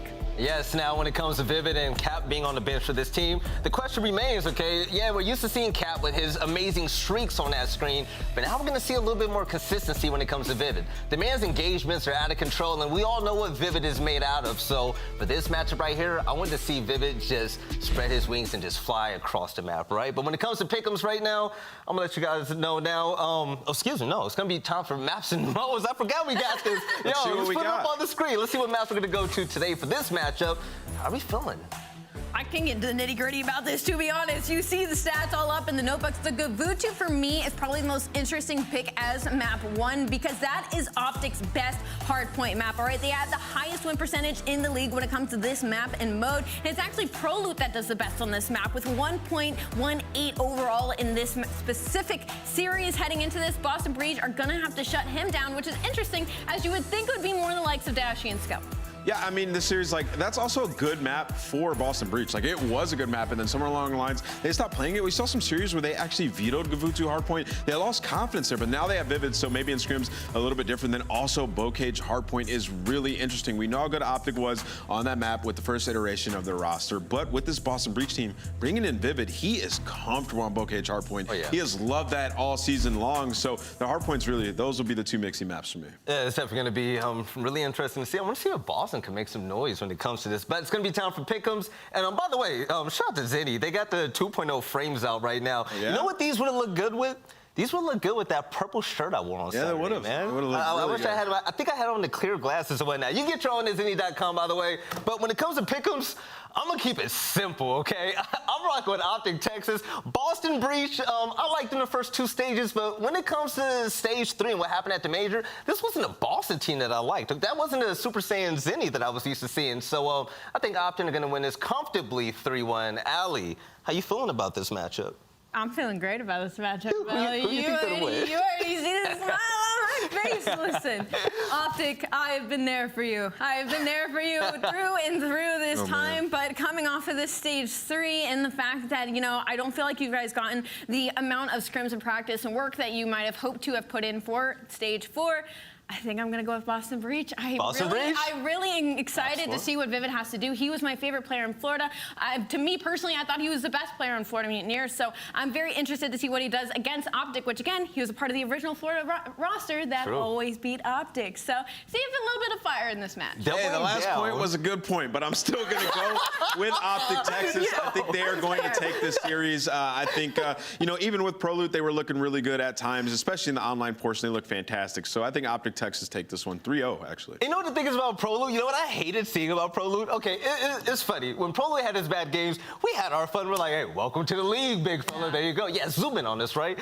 But then when it came to LAN as well, you gotta remember, this is a major event. That Toronto venue wasn't small at all. Prolute's gonna be fine. OpTic online, while getting Prolute up to speed with the team, is gonna be fine as well. I'm gonna question you, Nameless. If there was a player to watch on this side of OpTic, since you're going for him right now, who's it gonna be? Is it the King? No, I'm gonna be looking at Dashy. I think he's going to go off right now. I mean, he's been great all season long, but I think he's starting to realize, like, yo, this might just be our team. It's time for me to pop off. So I'm excited to see Dashy go on this one. Well, all year has been time for OpTic to pop off because let's take a look at the points. They're number 2 in the standings right now, behind none other than the Atlanta FaZe. But you know who needs to win? It's going to be Boston Breach. Yeah, they're sitting pretty at 6th place. But at 130, you got 8th place at 120. We're talking about the difference of, what, 2 wins for Florida to unseat them. And what's crazy is for Boston Breach, like, their schedule is ridiculously hard. So for them, if they somehow can sneak a victory now, like right when OpTic Texas to start the stage, right? They haven't figured out all their issues just yet. If they could sneak out this W, come in with some honeymoon momentum, that would be massive because they are on that bubble. Like, look at number 8. It's 120 points. Røkkr sneaking up. Florida's sneaking up. Like, they have to get some dubs. It could start right here. We definitely talk about schedule difficulty a lot, but I am going to be the one to say it. You have to beat everybody to be the best. You have to beat the best to be the best. So roster difficulty aside, this is the start, all right? New roster, new look. This is where the stride needs to hit right now heading into champs. This is going to be a really fun stage for OpTic Texas as well. Ali, Nameless, whichever one of you want to jump on it, feel free. But the fact is, the whole excuse of Illinat being here is obviously a big hit to OpTic, right? But the question is, moving forward, how do you feel about this being possibly their final roster to close out the year? I mean, I think they could definitely make it happen with this roster. I mean, we saw how good they were at certain maps like Berlin Control. They ended up fixing. They looked really good in that. But, I mean, they just fell flat in some of the series that they had. Like, we saw them versus Thieves. Like, in some of those maps, like, it just wasn't the OpTic that we're used to seeing. We got to see Scump making big plays in Search and Destroy. We have to see Prolute get back to that Search and Destroy dominance when he first joined this team. Like, that is where OpTic is going to find success. When they are just winning their S&Ds versus everybody. I mean, they lost that round 11 to Thieves. Like, that cannot happen. Right. So I'm looking at them to step it up in that game mode and become consistent there once again. Ali, I'm going to need your help for a second. Let's throw up OpTic Texas's schedule right up on the screen right now. And when it comes to the difficulty of this as well, I mean, I feel like this is a very good schedule. This is actually a challenging one to really get Prolute up to speed along with everyone else. This is a challenge. You're talking about a Minnesota Røkkr that went, 5-0 in Major IV Qualifiers. You're talking about Paris Legion, who's on a tear right now with the new member in their roster. They're on a tear? No, we haven't seen them play yet, obviously, but based on rumors around, yes, Paris Legion are on a tear as far as practice goes. And the New York Subliners that we just saw went off of Florida Mutineers and Toronto Ultra after their own major. They were looking kind of lackluster, come to their own major. They make the losers bracket run to make it into Sunday. Unfortunately, fall before they make it to grand finals, but they are looking to be on the incline as well heading into stage 4. So I think it's a fairly difficult schedule. Don't sleep on them. Let's take a look at Boston's schedule as well. And you were talking about the difficulty of this schedule. Let's show the oh my God. Oh man, that's a tough schedule. I mean, you got OpTic Texas, you got LA Thieves, but I mean, online LA Thieves just ain't the same as LAN LA Thieves. No, we saw one of the fastest series of all time, LA Thieves versus Boston. This is true.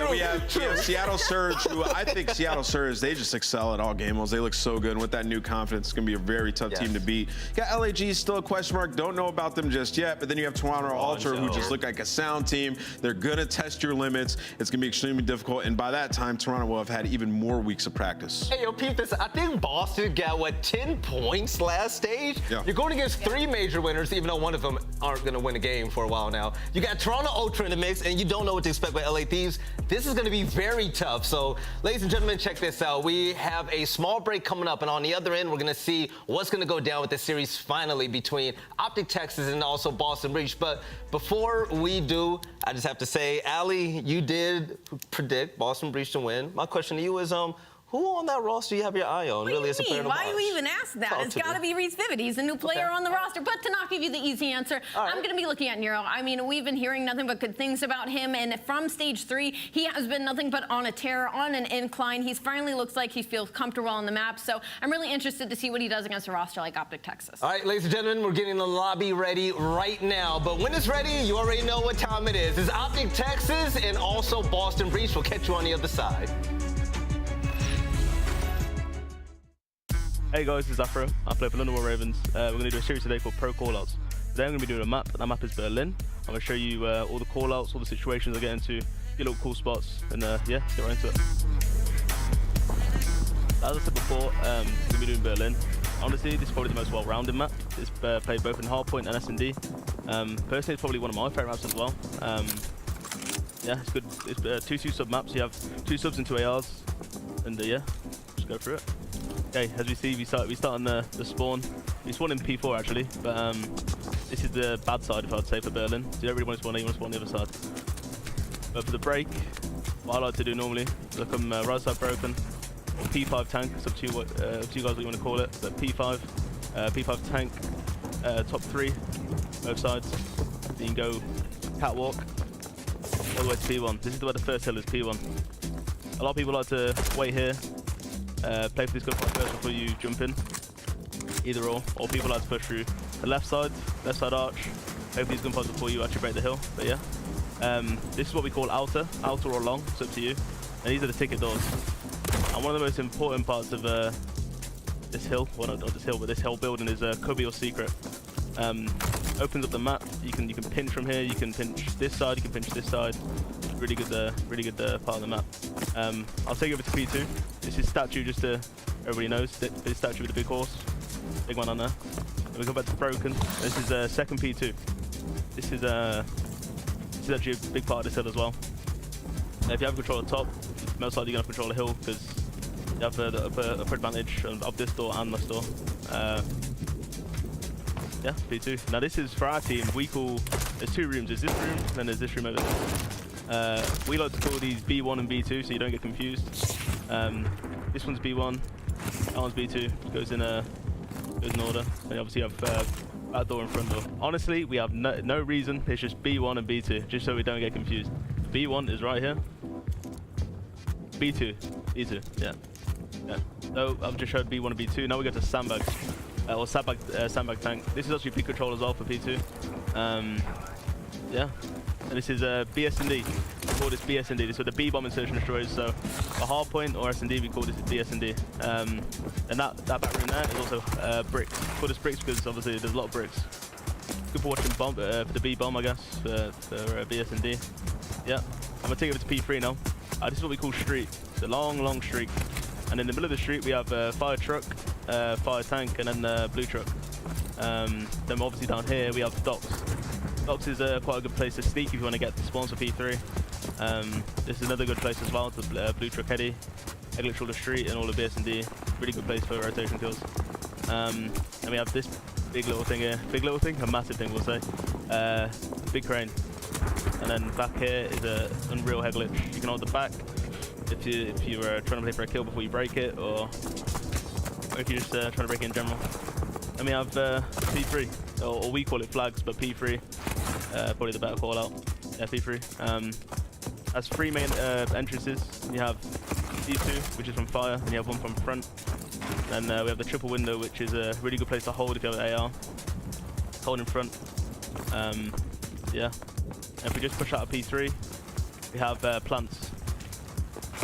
Plants is just a connection from P1 to P4. Really, for this hill, you don't really want to be pushing this out. Only pushing fire out. Yeah. Not really much about P3. It's probably the biggest money hill in the game. I mean, in the map, sorry. Yeah. From P3 to P4, we have fire. This is quite a cool spot, can't lie. You can jump up to top 3. Free fire, which is a good spot if you want to wait for the opponents to come bottom fire. You want to wait here, you can play a few kills, then finesse around cubby or front. And there's not really much else to fire, can't lie to you. It's a little few spots in there, but that's about it.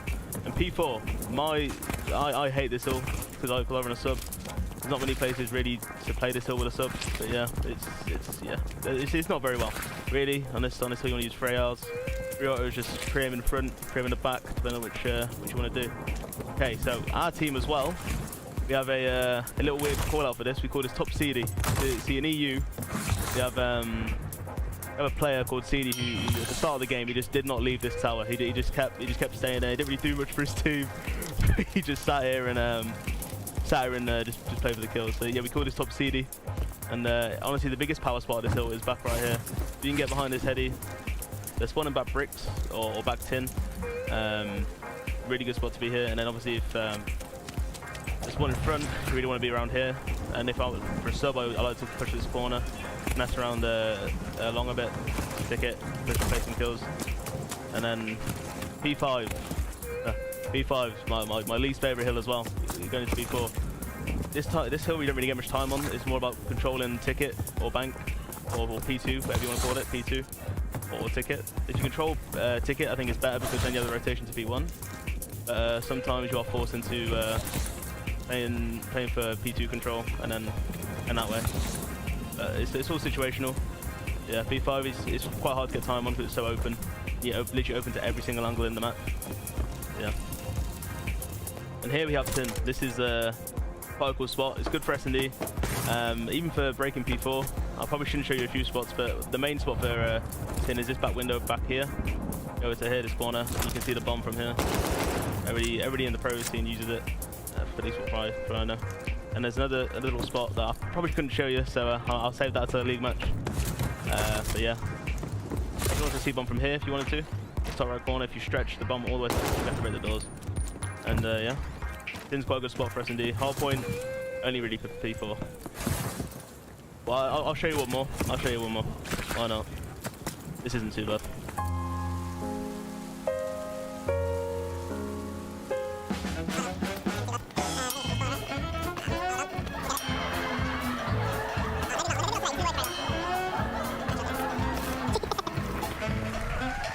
Oh, there we go. There we go. Now we have everything. So I think this wraps it up for the Berlin callouts for this episode. If I was you guys, the 3 most important callouts I'll remember is Fire, which is where I am right now. Broken, which connects the whole map. And then we have the final one, which is Docks. All the way over here. There's people sneaking, and you call it your teammates. This has been Afro. I hope you've learned a few things. Hope you feel a bit more comfortable on the map.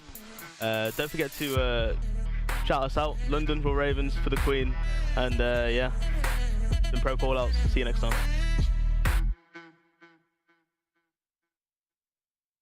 What do your family and friends think about your decision to become a professional gamer? What do they think now? There's not really a plan to be a professional gamer, because when I was coming up and trying to be pro, there wasn't, you know, really professional gaming. I didn't even think about becoming a professional gamer. It was Preston that helped me, but I was so scared to tell my father. My mom was pretty well receptive to it. My dad, who was kind of more old-fashioned, had to think about it, I guess, but I'm pretty sure my mom convinced him. So when I was young, my family definitely was not about this gaming stuff. They wanted me to, you know, pursue my education, pursue school, and handle like that standard path. They were a little hesitant in the beginning until I started like making a few $100, and they were like, "Oh, that's nice." My mom supported all the way. She helped us get plane tickets to our first event where we got last in. My friends thought it was crazy. I mean, I told my friends, yo, I'm going to America. I'm gonna go play a video game. But luckily it all paid off, and everyone thinks now that, hey, that's a sick job. And for me personally, it's a super blessed spot to be in, and it's my dream job. Now they're even more supportive. They always watch my games. They are in Europe, so they stay up late watching all the games. They love watching all the time. My father watches everything. He watches the Flank, every CDL show. He watches it all. Now they love it. What's the funniest thing that has happened to you and teammates this season? I have one, but I don't know if I want to put it in the video.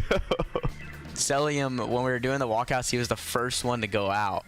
Cellium walked off stage early, like he was the best in the game. They called out saying this, the Atlanta FaZe. I think he walked out thinking that he was supposed to go out, and he wasn't. And he walked to like the front of the stage, and then he like stood there for a second. No one told him anything, and he came back like 10 seconds later, and it was funny. It was just funny. Getting last at our home major, that was not good. That was really bad. So we did so bad, you just got to laugh it off and move forward. This might not be funny to people who don't know Ben. So he always drinks apple orange juice, Ben, every meal. And he's got orange juice with like the carton with a straw.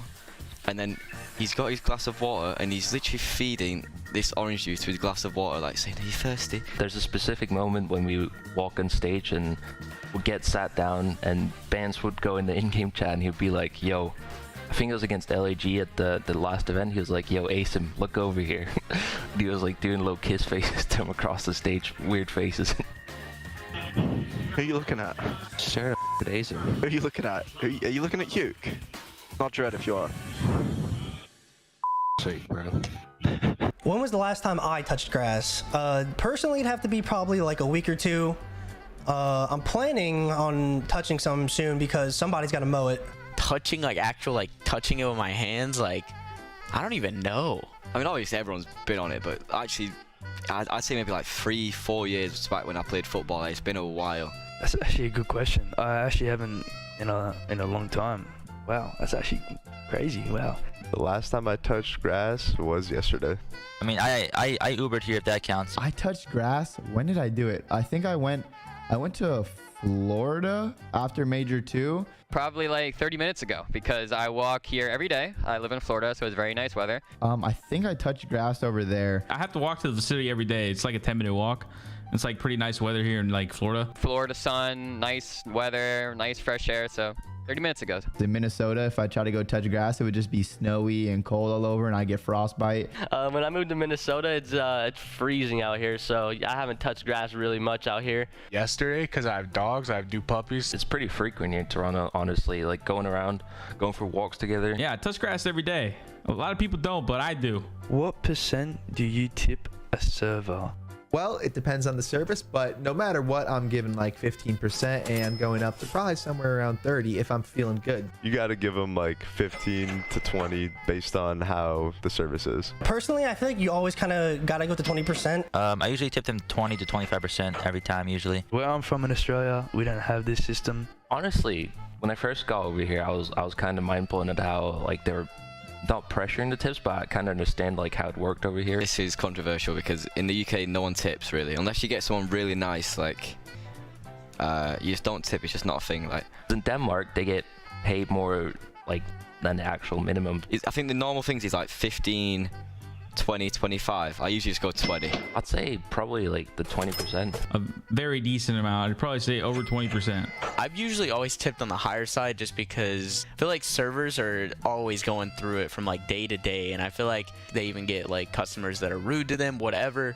So usually I tip like pretty well, like 30%. I know that's like one tough job, and I know that they go through it from like day to day. Give them some respect and help out with their cash flow, for their hard work and their dedication to their craft. Mid-season predictions. Who is winning champs? Well, listen, from the preseason predictions to now, I'm not changing my answer. No matter how rough our last stage has been, I'm going with LA Thieves, the 2022 CDL champions. Mid-season prediction, who's winning champs? The Seattle Surge. Ladies and gentlemen, hello and welcome back to the Call of Duty League. Don't worry, we bring nothing but good tidings, as not only do we return, but so will the game. It is time. OpTic Texas versus Boston Breach. I know you've been patient. I know you have been waiting. And not least for Chris Tun. Tun, welcome back. Oh, yeah, that's surprised. It's nice to be back. I'm actually wondering if I'm going to remember how to do this, whether or not I could do it in the first place is a point up for discussion. But nonetheless, I'm very excited to get in what should be a very good game with Boston taking on OpTic, the new look Boston.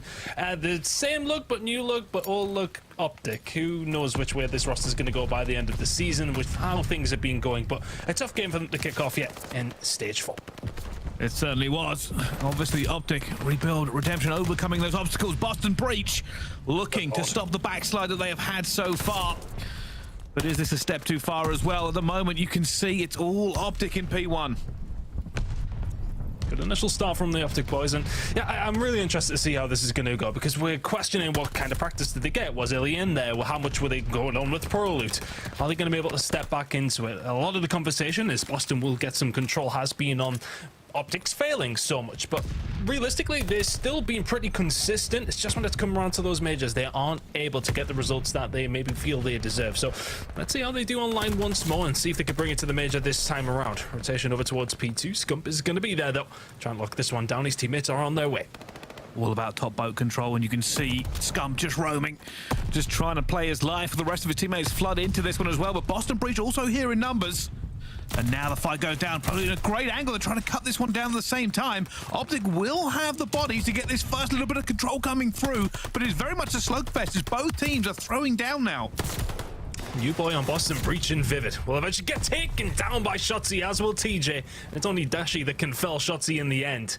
But I'm really curious how Vivid's going to do on this roster. We'll talk about it a little bit more. Search and Destroys, maybe a contentious one as well, but we'll maybe talk about it when we get there. But what a way to kick things off on Gav. I think me, you, and anybody else who plays ranked knows, and it being an SMG player on this map is not necessarily the most of fun, but 5 and 4 from him to kick things off. But that's a kill feed that looks very OpTic Texas-like.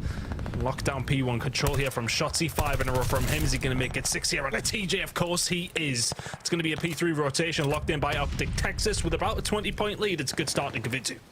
It certainly is. An interesting history actually between these two teams. Now, they've only actually played one time in the entire CDL this year, and last time around Gavu actually went to Boston Breach. Problem was, all the way back in Stage 1, different rosters, different story all the way through.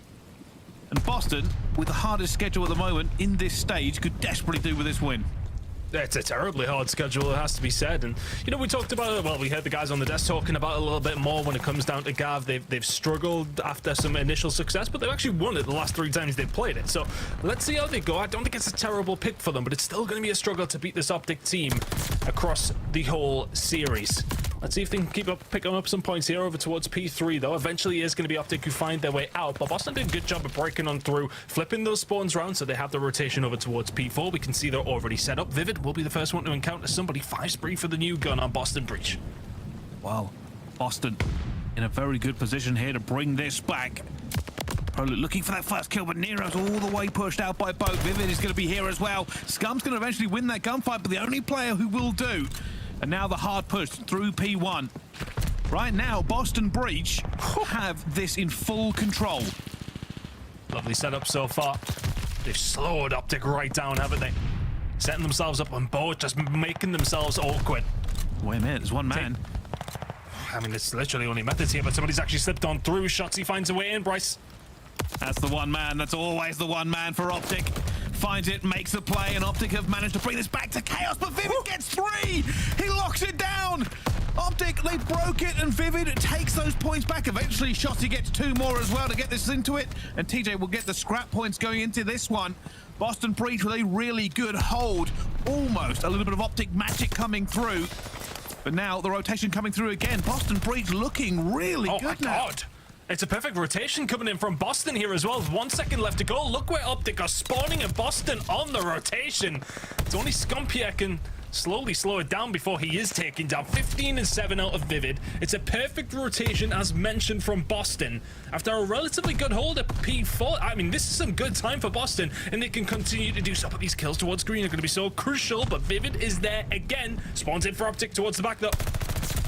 This made this team change, and people weren't certain if it was going to be the right one. Huge fans of Capsule, but at the moment, Vivid proving his worth left, right, and center. Eventually, OpTic going to get the kills and the break coming through to bring this back to a tight hill. If they can hold it down, there'll be a lot of points left remaining.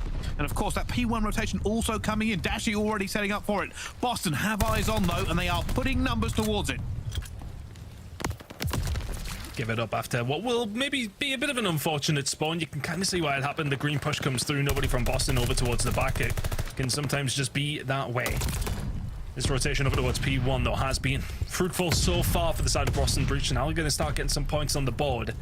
Can OpTic find a way through? P5 is usually a good one for OpTic, not really getting much of it. Find themselves behind into this second rotation of hills, but can they start doing a little bit more? I'm not too sure if Nero's going to be putting shots in like that. Well, Prolute was not having a good time there at the moment, and eventually he's going to go down, but Scump breaks himself through. Vivid is going to be here as well, looking for him, just guns down. Dashy looks for Scump as well. It's all Vivid on this map, 20 and 12, and he is causing issues for OpTic Texas ton. And the conversation that was had about Vivid is that he is that player who will find those few more engagements than Capsidal will. And my goodness me, are we seeing a perfect example of that so far? 20 and 12, not necessarily using that MP4 that I thought he may well have been of doing, but the auto in his hand, still very, very dangerous, this man. 20 and 12, about to make it 21 with Dashy. A sitting duck to Vivid, who just continues to dominate. That kill comes on through, and that lead for Boston Breach just continues to grow. Well, Boston Breach in the lead. Let's find out how they are feeling in the comms with a listen-in. One shot. I need more time. I need time. One box. He's dead. One shot. They're ring tank. I'm waiting for a sec. Yeah, they're gonna hit out. Play that though. They didn't hit out. Still tap out. Tell this guy to tap out together. I don't see him top ring weak, gotta go right. I don't see this guy time. We can tell. I didn't see this guy. Push it back to time. Dead. Top ring. Our steps. Lay down. One shot. Play new. One shot in time, 172 front house already. 130 They're front gonna be close on us. Set us on a 5, okay? Tap out. Shotzzy dead. Set us on top. One shot top house. Alright, one on streak there. Get him, he's one shot up here. Big kill. You're alone. I'm pushing right here. They're gonna streak this. Brandon was ring. Okay. I'm trying to get. I'm watching back. I stunned first. Could be low, yeah. You're gonna go around probably. I stunned him first cut. I'll take his. I'm watching deep. Brandon was ring. I don't know where he is. I'm watching deep. They can go your first cut. Yeah, it could be deep on me. Yeah, we're good. You're gonna have to dive in. Just don't play time with you guys. Yo, they're right stairs to me. Yo, put else in the right stairs. He's hitting ring dead. Ring steps, resets. Absolutely going to second cut. I can kill this guy. need over time. Derek steps in. I need over time. Did I hit him? Second cut. Made it. I'm pretty over you. Dash is down hill. On the God spot. Alright, yeah, be on the God spot. I'm hitting him. That's one top. Shotzzy's up. Scump's Watch out, God spot, Baron. Yeah, that's why I nailed the I need over time. Done a 5, Brennan. Yeah, I need over. Don't pick it up, right? Guys. I have all mid. Hold right. Low cliff, Shotzzy. Look at this guy. I'm waiting for him to push. I'm playing for the He's just staying on. He's dead. Well, we've been listening to Boston Breach, but we've been watching OpTic Texas bring this game all the way back. But same old story, Ton. Boston Breach have locked in this rotation. Can OpTic do a better job of it this time? I mean, if they can do as good of a job as they did to rotate and break over towards P3, then OpTic should have no problem breaking this. Of course, they had the glide bomb, courtesy of Scump. 25 and 12 out of him. He's really started to step it up in the second half of this hard point. It's a push on through now. A little bit dangerous here for the side of Boston Breach. Vivid will win one, TJ winning the second, but Shotzzy once again finds a way behind Nero. Important gunfight to win. OpTic not quite able to break through there, but I just want to touch on something as they regroup there. With the fact that Scump found that glide bomb and called it in immediately, Boston were not ready for that. Perfect break for OpTic. They find the lead momentarily. Boston back into it now, though, with 30 seconds remaining here on P4. The big hold from Boston. Pressure coming in. You can see OpTic trying to squeeze this one down as much as possible. But that is a full wipe, and now OpTic will have to throw up the iron curtain and try to lock this down. You can see at the moment, Nero is just gunning already, going to go into green. Boston smell a little bit of blood in the water here. Scump's going to lock down green as well. Dashy here at the same time. They are desperately trying to hold off Boston. And at the moment, doing a just about good enough job for it. We're going over towards P5, which is OpTic's best hill. Over towards P5. They have not been broken where they found the first setup here. As we move over towards the 5th hill on Gavutu, they need to lock down every single point. They're only around 15 or so away, but they can put themselves in touching distance of the win. They haven't been broken yet, but they may well be here. But the team nade comes through. OpTic still holding on. And this is a real dig the old fingernails in time for both teams. You can see Dashy just trying to get as many kills as he can. Still pressure coming through, though.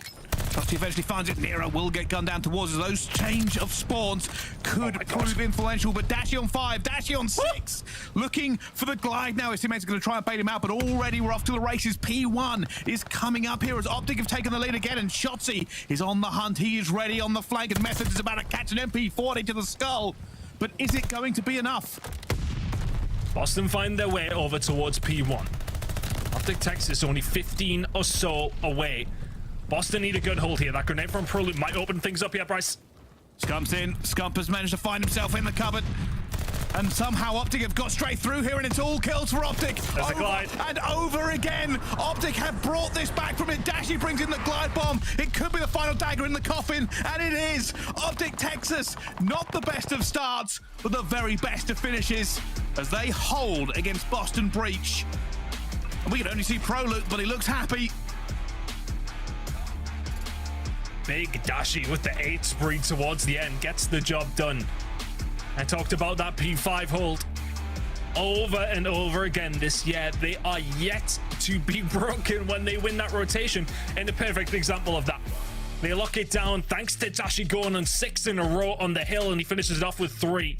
Over towards P1, Prolute with the initial kill, Dashy with another, glide bombs in, it's game over. A valiant effort from the side of Boston Breach, but OpTic get the job done when it was necessary there.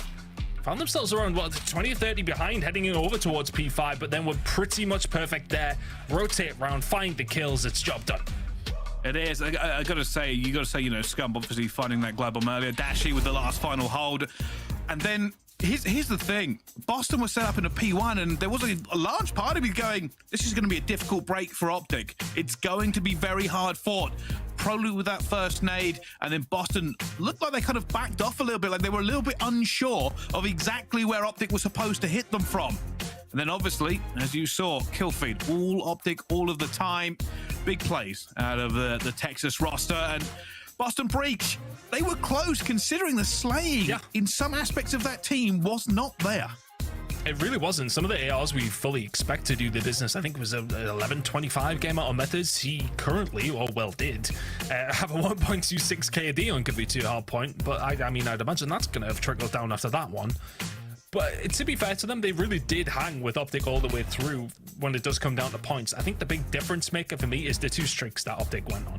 Scump gets a hold of the glide bomb, finds that perfect break over towards P3 from that. The glide bomb comes in towards the end from Dashy. Well, it may well have already been done by that stage, but it obviously helps you secure those final couple of points. So OpTic just streaking when they needed to and finding those points when they need to. 250 to 220.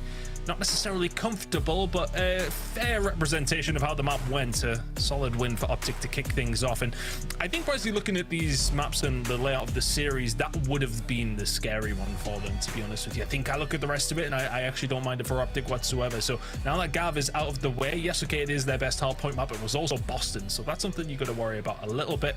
3 in a row from Boston. That is going to end right there. OpTic will take the win at map number 1. And I don't know how I feel about the rest of the maps for Boston, to be honest, Pricey. But something I did just want to kind of touch on here is something that we need to watch from, and the search and destroy from Vivid. When it comes to those first bloods, I'll maybe touch on it a little bit more, though, because we do have something else to quickly look at. We'll talk about it in a second, but there is a discrepancy when it comes to the first bloods compared to who he has replaced in Capsule. And it is, well, speaking of the S&D, let's take a look at our top performers then, and who we expect to see really do the damage in this one. Of course, Methodz versus Shotzzy.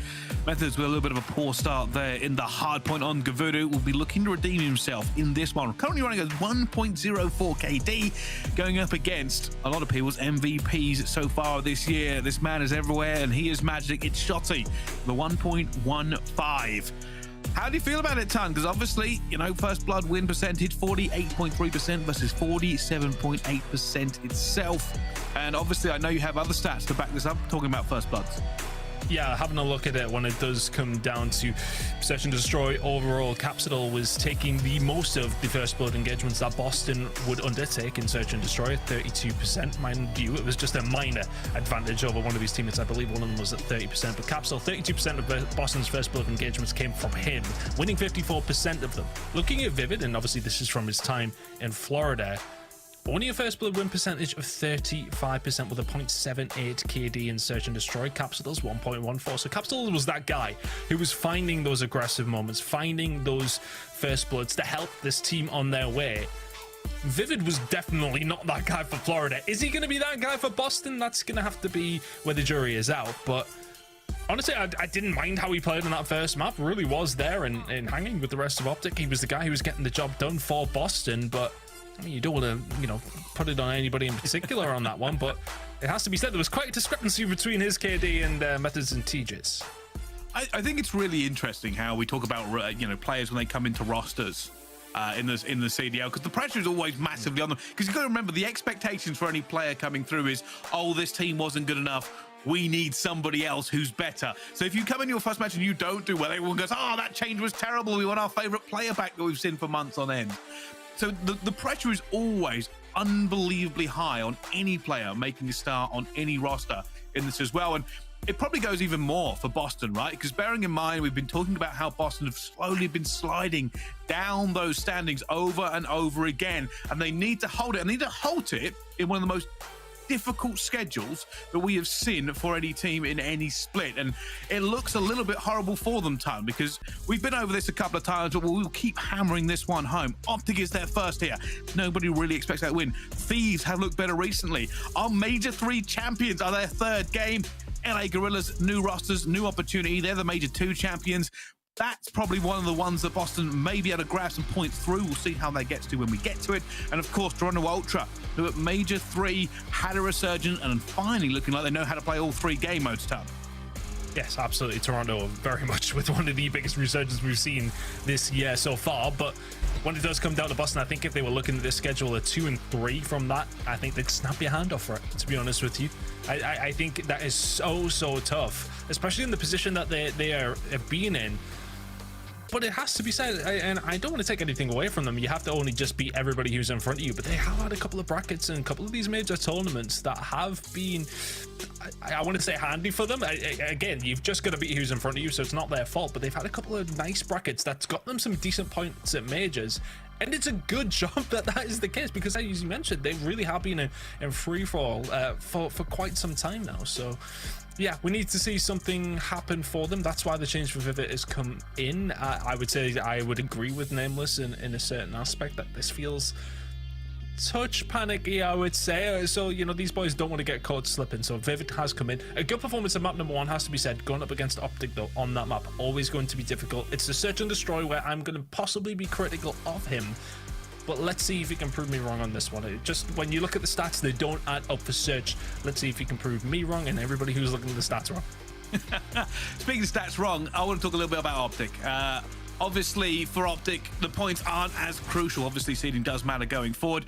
They have their own one to kind of get through. And the thing about this is, the way I'm viewing it is, it's more of a sort out and overcome adversity thing. I'm not a doctor, right? So I don't really want to talk about what's happening with iLLeY too much, because I don't know. The only person who really does is iLLeY. I wish him all the best. I hope he gets well.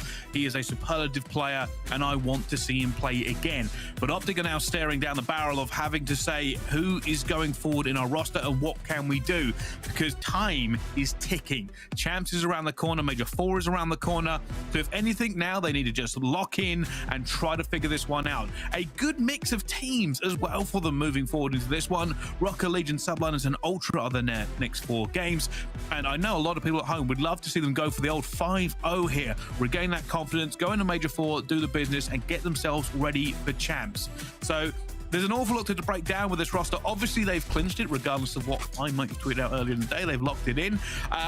Nobody can really overtake OpTic Texas, or at least to knock them out of the top 8 ton. But they've also, one of the things you got to talk about here is the fact that every other team is probably going to be super hungry, right? That bubble is a knife fight in a cupboard, and everybody is feeling the pressure in the next 3 weeks of qualifiers. Yeah, well, I don't think for a second that OpTic will take their foot off the pedal in terms of their games. I think it's really good opportunities to try and dial things in as best as they possibly can with Prolute. But for me, one of the questions that I'm asking specifically of OpTic here is, at what stage do you say, right, do we just stick with Prolute throughout the rest of it? Or as soon as iLLeY's ready, do you bring her back in? Is that a week before champs? I mean, at what point do you sort of stick or twist? That would be my question when it comes down to this OpTic roster. While we're waiting for this lovely to get record, I'm going off on a tangent, because I don't know if I wanted to talk about this, but I feel like I have to. I don't know if I want to talk about iLLeY versus Prolute and when's iLLeY coming back anymore, because the main thing I care about is that iLLeY gets well and doesn't come back before making it any worse. Right? I don't know anything about his injury. One thing I do know is I care very much about player wellness, and I hope every player takes this as a great opportunity to really look into what makes sure they don't get any injuries or anything wrong for the next season or any next split going forward. So for me, I don't really want to talk about the argument about when is iLLeY coming back. iLLeY will come back when he is ready, and I'm happy for him. I just want to talk about Texas, OpTic, and what they can potentially do with this current roster and how their prospects are moving forward into Major IV and champs. I think that this roster has the opportunity to do very, very well. We have seen it in the qualifiers over and over again. We just haven't seen it on LAN yet. This is going to be the opportunity for them to fix those mistakes, fix any perceived weakness that may be meaning they aren't performing to their very top specifications when they go into those major events, right? Prolute is a good player. We know he's a good player. He has a few shaky maps. The team is not always firing on every cylinder they need to. I fully believe, like 3 or 4 months ago, I was feeling it in my gut. This looked like an OpTic Texas potential year for a ring, right? I still have that feeling. This team just needs to tighten those thumb screws just the tiniest amount. The talent is there. I am fully convinced the talent in this roster is there to make a significant run for the champs. And that's what the next few weeks for me are about. It's not about this hypothetical. It's not about everything else. I want to know what this roster can do, and I want them to prove it. Yeah, quite literally, tighten those thumb screws, right? I mean, hopefully, of course, iLLeY does get better. But the player on there, Prolute, he's one of these guys who came from the challengers side of things. He steps up to an OpTic roster. He's a very solid player, but as mentioned, from the challenger side. Let's have a look. Can you boys get the job done in the challenger side of things? July 8th to the 10th, of course, in Boston at the Helix Esports Arena. Get your tickets now for that event. very excited to see how things go down there. We were jumping in and out of the challenger side of things ourselves in that previous season. It's been crazy all the way through, and we've seen more guys than ever make it to the CDL throughout the whole of the season from that challenger side of things. So it is not any better yet to get your name up in those lights. Fantastic stuff to see from the challenger side of things. But of course, playoffs and champs sign up for the pre-sale now live at the Collins Center in LA. I'm excited, Bryce. We get to see you sweat more in a really hot place. Look, I need to be at champs, all right? I have been to the majority of the champs for the last decade. I have missed out on the last two. I am going to be there in Garden Center. I am going back to LA. It is always the pinnacle of every single body's year in Call of Duty esports. There is magic around champs. It is different. It has always felt different, and it's where legends are made. Nobody forgets. But speaking of forgetting, we haven't forgotten about the game. Bakaj Search and Destroy is ready. I know. Casters start the game. Trust me, I want to see gameplay just as much as the rest of you. And it's here, finally. Boston Breach versus OpTic Texas. And I tell a little bit of a lie. You broke it again. I was excited, and it didn't work. It didn't work. I did break it. Well, it would have been fine if you didn't say that we're going into. Let's talk about the Bakaj Search and Destroy for a little bit, though. OpTic have had their struggles on offensive setups. If they do try to tend and take their time a little bit, we'll go with a neutral, try find those picks. That's not something that works for them. But then when it comes down to Boston, 2 and 14 on their A hits on Bakaj. That's not great. That's your main attacking source when it does come down to Bakaj. So 2 and 14 on their last 16 attempts is something they will look to rectify. But again, that kind of goes back to this Vivid pick. What do you do with that? Do you turn him into that first blood monster that he was not on Florida, that Capsule in a certain sense was? Does he maybe play his own game? We know Vivid on Bakaj, when it comes down to it, he's a good player. It is his playground, so to speak. But you're going up against somebody called Shotzzy, who is very, very well versed on this map as well. So it should be an interesting one. I think OpTic will still be looking at this as a potential banana skin, I would say. But hopefully we'll be jumping in soon and find out exactly how it is going to go down. But yeah, I mean, how long can we have this conversation about OpTic and how they're going to go on? Based on servers, probably another 20 minutes. Well, yeah, maybe. Maybe we've got plenty of time. But there's so many things to discuss, though, Bryce. I mean, there's so many different storylines that we're delving into here in Stage 4. It's set it up to be so exciting as we close out the year. I'm just super stoked. I'm just happy to be back, to be frank. It was very depressing Saturday. I'm very happy that you're going to be at Major 4. But speaking of which, here is a special mention from Crimsix about everything Major 4 you need to know. Hey, we interrupt this programming to bring you a very important message. Did you guys buy your tickets for Major 4 yet? Buy your tickets at nyxl.com/major, and you can come see me July 14th through 17th at the King's Theater. I swear to God, you better do that. You better do it. You better buy your tickets, all right? You ain't getting in if you don't have tickets, so what are you doing? Don't make me mad. Don't do that. Don't make me mad.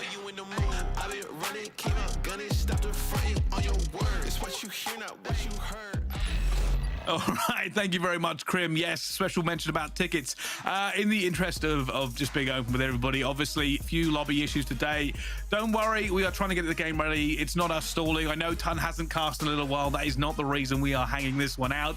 We are just trying to make sure that when the lobby goes up, it stays up and everything is good so we can get some Call of Duty on the screen. It does mean, unfortunately, you have to suffer with me and Ton talking about whatever we feel like talking about for the next few minutes. And I promise you one thing. As soon as the game is ready to go, we will go to it. Trust me, nothing I want to do more than talk about Call of Duty over some wonderful gameplay between these two squads. But Ton, I cut you off. You want to talk about Bakaj S&D, and I want your actual feelings about how you think it's going to go and who wins. I'm kind of feeling OpTic after that first one. I think about if I was Boston heading into map number 1, yes, okay, as mentioned, it is one of OpTic's best, but it's also one of Boston's. You would have looked at it and said, right, let's give it a good go here, see how we can go. But I think it's the manner of the defeat as well may well have just caused a couple of issues there. I think they will be disappointed in how it went down. But Search and Destroy is a completely different game mode. We're on a completely different map. It's a different part of the series. You just have to wipe that slate clean. I'm not sure what I was going to say. You have to wipe it clean completely and just go into the second map and see how you can do. At the end of the day, the team change has come in. I don't want to say this is a free shot because, you know, look, realistically, they're not in a great spot when it does come down to the standings. They're not in a terrible spot either. But their schedule is so difficult that would you rather have the harder games now when Vivid is just coming to the team? That's kind of what I'm weighing up. Would you rather get the baptism of fire over and done with to then go into the games which are a little bit more winnable, well practiced? That's kind of my theory around it. Look, so I have to disagree with what you said there a little bit. You said OpTic aren't, you said Boston aren't in a bad place. I think they are. I think you're wrong there. I think this is that bubble is I said it's terrible 2 games. Place. It's like 20 points. It's like 20 points. It's super close. It's a horrible time. You got to remember, right, that when we go to the major, there's a very real possibility nobody gets any points. Very real possibility. 4 teams not going to get any points. Then it goes up very slowly towards the top here. If you don't have a good qualifiers, you are in serious trouble. We could already have Boston overtaken by the end of this week, right? And they could be right on the danger zone. That's how bad this is. This is how dangerous it could be for these teams going forward. Anybody in that bubble is an absolute danger zone. They have to knuckle in. They cannot afford any mistakes. They need to squeeze every last point out of it. And I am squeezing this fill section for everything it's got work. But I believe the game is ready. It is time. Boston Breach versus OpTic Texas. It's Picard's Search and Destroy, and we're on board with Dashy. But they could be in a worse spot, right? Yeah, of course they could. They could be Paris. Anyway, here we are. Heading into Picard Search and Destroy, and for the side of Texas, this neutral setup that we are seeing is something that hasn't necessarily been in their favor, and there you go. Example in point. Nero will find that first blood, helping his teammates out here, and now Texas have a 3v4, looking like a B stack coming in, but can they find a pick to help them? Well, this is the trouble now for Texas. Where can they find a little bit of control? Boston ain't moving. At the moment, they're looking for River, so this may come down to Methodz. Scump. Sneaky beaver. Sneaky, snaky, wiggly, looking for just a hint here, and he's going to get onto it. And he doesn't have the bomb. If he did, he could probably plant it and play around it. But he has made the first steps forward. Time is running out. Time is running out. It would have been perfect if he had the bomb, wouldn't it? Little stun check goes out. Grenade, actually. Scump now going to push forward as well. Has he actually managed to get through? Yes, he has. Undetected Scump inside of the tunnel. That could be influential. Dashy with the check. There's one. There's the second. How's he turned on to Nero? TJ will even the odds. As will Vivid. That's now a 1 versus 2 for Prolute. And my goodness me. Nothing happened, then everything happened. Boston get the round. It started. I thought that kill there, the 2 kills that come in from Dashy were going to be everything OpTic needed. But the rest of the trades, the rest of it does not go their way. And Boston get that first round locked in.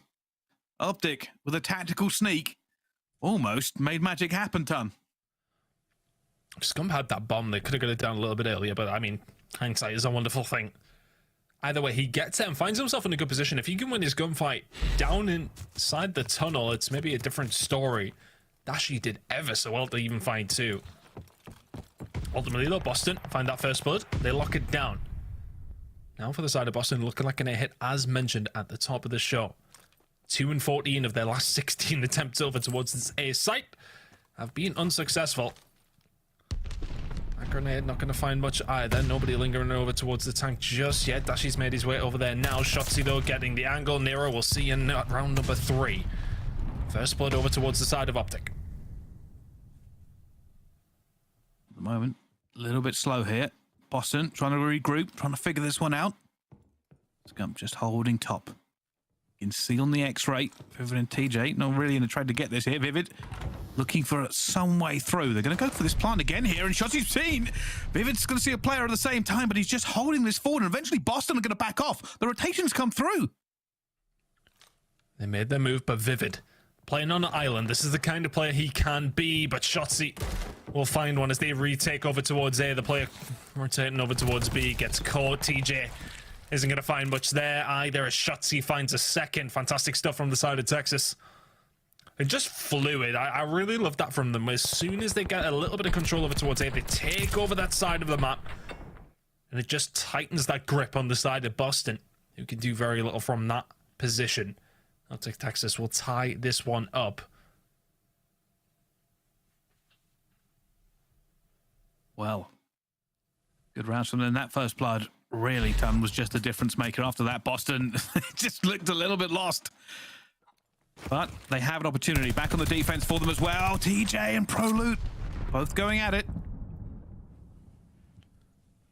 Shotzzy now on 3 a spree. reset. Complete reset, yeah, as mentioned, but Shotzzy on the 3 spree. Keep an eye on that as we do delve into some later rounds if you can continue this.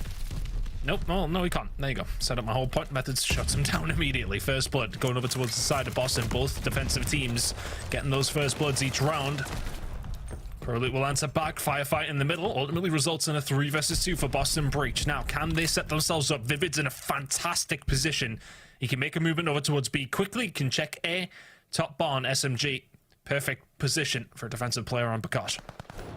At the moment, up to a lot of trouble here. Vivid eventually going to get out of there at the same time. I don't know if he saw Prolute cross then. He might have done.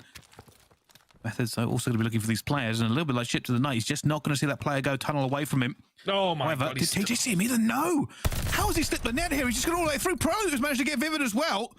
But he might be cut down here. He is going to be as well. Chooses to play on the wrong side, unfortunately. Scump's going to go for the challenge as well and run straight into TJHaly. And Boston get another one on the board here. And that is an interesting round, to say the least. Yeah, they were unlucky, and then all of a sudden, TJ's like, oh, wait, how has he got there? Does trade it out. Just a couple of timing moments didn't go their way. Ultimately, though, the number at the top of the screen is the most influential one. They find the round. Defense reigning supreme so far. Boston Breach finding those first bloods, and it's happening through everybody. I think it was Methodz that round. I think it was Nero the round before. Not having to rely on Capsidal to be the one to find them for them. Vivid certainly hasn't contributed yet. Yeah, he did. They know exactly where he is, but it's Shotzzy. He will find a way out. I'm sure he's got some hidden ledge jump that just taking flying over the top of grannies or something. Vivid, though, in a great position here. He may catch somebody if somebody gets a little bit too eager. He's got through, and I think he's just been seen as well. Picks wrong, Dashy for as well. Shotzzy takes down Nero. You said he knew where he was. He's somehow get out of it. He's done that as well. And TJ now in a 1 versus 3. Looking for Scump. Does not get the kill he needs. And now will be hunted down. Every single angle has a player from OpTic looking over it.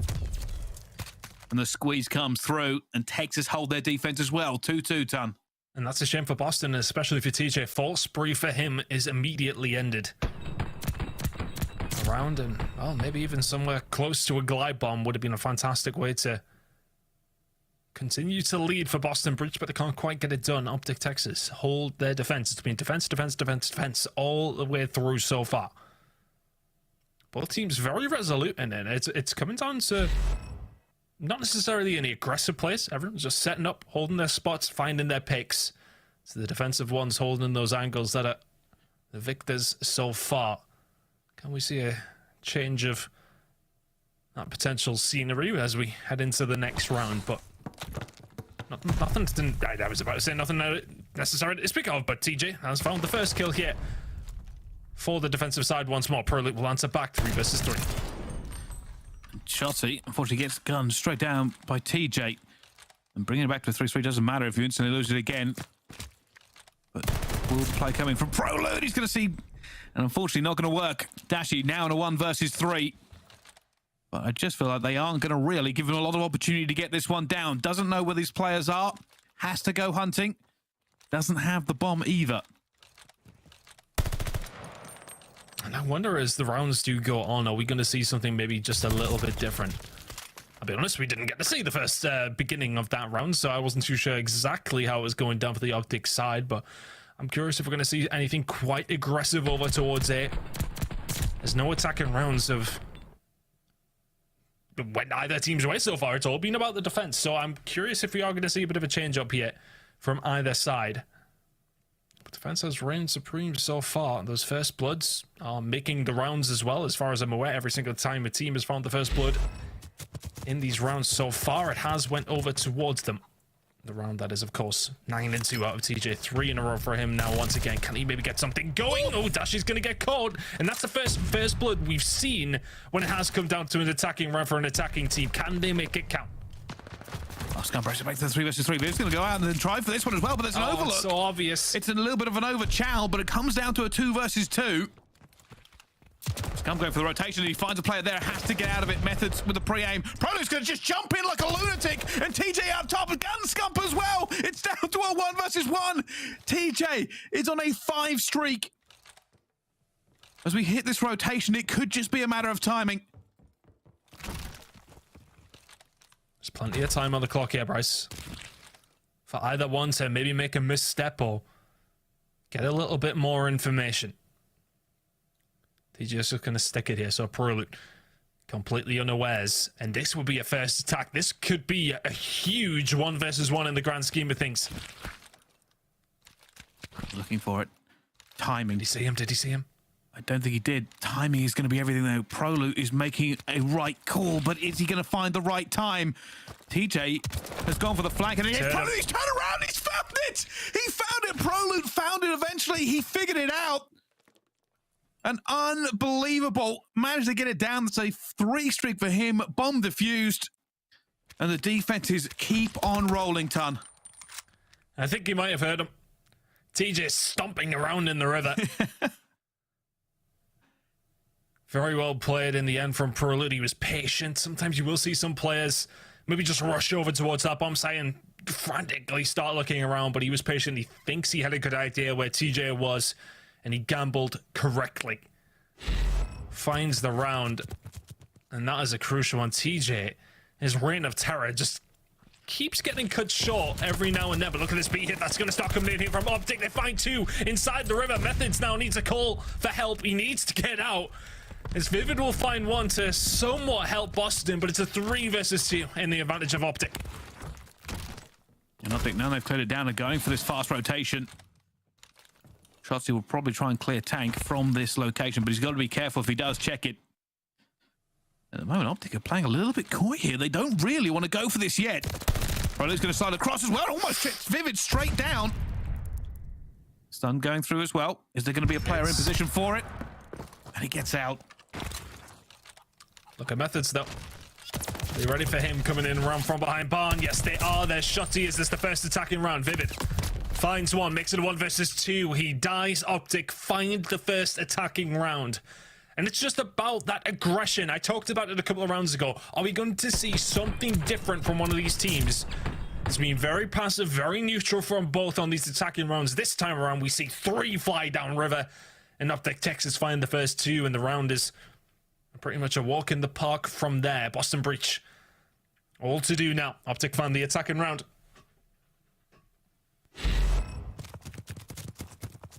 Is this going to be different? Can OpTic hold this defense? Lock in the 5-3. More aggression coming out of Boston, though. They're going to try the river hit themselves. Nade coming through. Nero's going to move forward as well, but Shotzzy will win it. Goes down to a 3 versus 3. Now a 3 versus 2. Boston have the numbers. Dashy going up to tower, trying to lock it down as well, and somehow finds it. Eventually will go down himself. Oh, nicely done. Boston answer back immediately with the same strat. And say, okay, well, they sent 3 down B. I think we should maybe try it. They do so. They find the opening kills. And all that hard work to find an attacking round nullified immediately. Boston breach now. Back into this. Well, we said, can they hold it? But no. 4-4 between these two here. Boston fired back with every bit as well they could. Can OpTic find another attack? Or will this now be 5-4 to Boston? Well, goes out to a 3 versus 3 again. Trades all over the map, constantly here on Bocage. Great shots coming out from Vivid to tie things up here. Now having a look at OpTic and what kind of purchase they've got on the map. Scump is quite far pushed up over towards Grannies, but not really with any sort of purchase. They're in a good spot over towards B. TJ spotting them out, and we'll see you later. Prolute, a couple of pixels is all he needed. And the TJ reign of terror continues. 12-5. Well, he sees just a hint of a gun barrel. Scump with the eagle eyes. Eventually brings it through, but Dashy and Scump, a 2 versus 1 now. And now it's all going to be on TJ. He's been the man for Boston. No obvious plant. They heard him. Huge rotate coming in from OpTic again. They know where he is. They know he's top grannies. He opened those windows. Scump would have heard it. And he's clambering his way over towards grannies. Dashy might be there. TJ goes for the challenge, but is Scump going to be from behind? Yes, he is. Another attacking round. Once one comes, another three alongside of it. It's like buses, Bricey.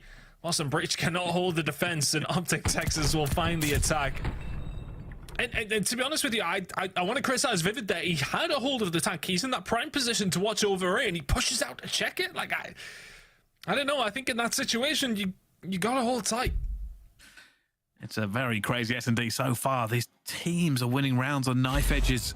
Just the tiniest of trades coming through, but it is OpTic. They have defense. They have 5 rounds. Can they find the 6th right here and now to shut it down?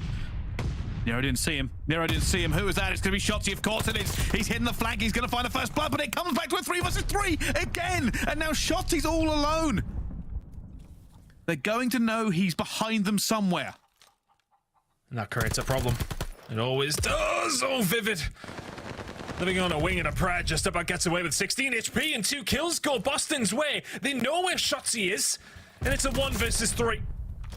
Making a 1 versus 2. I have no idea. This is doable. Well, here we go. Shotzzy needs the correct timing for this one. TJ's ready for him as well, and he is going to get him. It's a 5-5 here on Bacage S&D. These rounds are great. Honestly, when Shotzzy finds his way behind there, I'm not thinking it's a wrap, but OpTic can just sit tight and kind of wait for something to happen. Yes, Boston know that he's there, but Shotzzy being behind you is good information to have, but it's also terrifying information. So what do you do with that? They all turn around, they keep an eye on him, but then they find the kills from OpTic, who then push up. Fantastic work from the side of Boston to force a round number 11. It's going to be OpTic on the defense, and Boston, can you continue this with the attacks? 14 and 6 out of TJ. He's been a behemoth, but he goes down immediately. 3v4, and there goes your star player. Oh my goodness, Boston's big gun has been removed. Prolute with a nade. Vivid going to be looking to see if he can bring this back to a 3 versus 3 again in this S&D. He's desperately looking for anybody from OpTic to make a mistake. Anybody to push just a little bit too far. But OpTic are holding. They are not moving at the moment. They are holding their angles, and they are waiting for Boston to push. Boston are the ones waiting for them as well. Dashy. Very dynamic when it comes down to this back tongue by Vivid. He slipped through the tunnel. Did they see him? That could be hellish as the bomb goes down. It's a 4v3. Vivid finds one from behind. Doesn't get traded. 3v3 still. They've got a hunt from him as well. Vivid has just gone all the way across. Shotzzy wins a key gunfight in the middle of that. Vivid gets another one. It's now down to a 2 versus 1. And Methodz has found it. A 1 versus 1. Methodz versus Prolute. And that time is ticking away. He's going to go for these doors here. He smashes through. And Prolute is going to come behind him. It's an easy kill in the end. OpTic walk away with it, but it was not clean. It was not easy. But it doesn't matter. 2-0 to OpTic Texas here in this game. Oh, it's a big, big round, but I feel like Methodz has a little bit more time. He goes into grannies like a bullet in a china shop. There's doors, there's windows being opened, there's things being broken, there's so much noise. And Prolute has one of the easier kills as he goes around the back. It's very difficult in the moment, but it felt like he had a lot of time there. Boston nearly called it back. You lose TJ immediately after what kind of performance he has had on Bacage so far. The worst start to the round possible. But what a game that was. 3 first bloods for Shotzzy. When it does come down to first bloods, it's dead even across the board. But it's OpTic who come out on top. 2 close maps, but ultimately OpTic, the ones in the driving seat now. Well, Boston have, I will say, silver lining, looked pretty good against OpTic. Like, those rounds have not been clean. It came down to a 1 versus 1 on the S&D. Gavudu, obviously, a 30-point difference is still not enough, but the truth of the matter is Boston need these points. OpTic are 2-0 up in the series, and Tuscan Control is next time. yeah, that's a hard one to bear for the side of Boston, and I believe that A attack still eludes them. I would say it didn't necessarily, well, it didn't work out in that last round, did it? Of course, Prolute coming through, and I'm not 100% sure how many times they went over there, but that's something they may well have to work on. Of course, it is never easy when you're constantly down that first blood. When it comes to those attacking rounds, OpTic win the coin flip, so to speak, get that defensive hold for that 11th round.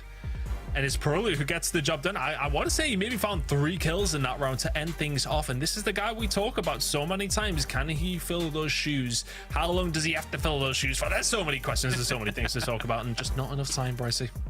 Well, you say that, but we'll find out. Speaking of which, though, obviously 2 maps are gone. The 3rd is now on the horizon. So don't go anywhere. We'll be right back after this quick break for map number 3. It's Tuscan Control, it's OpTic Texas and Boston Breach. We'll see you right after this.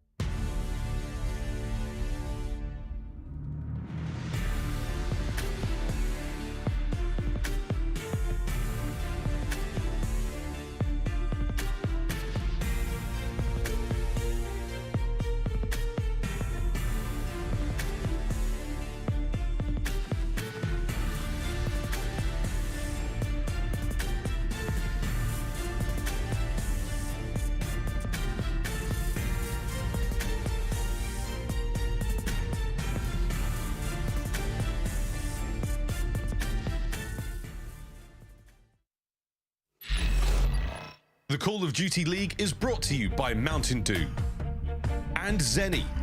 Armor your eyes with Blocks gaming glasses starting at $24 by visiting zenny.com/CDL.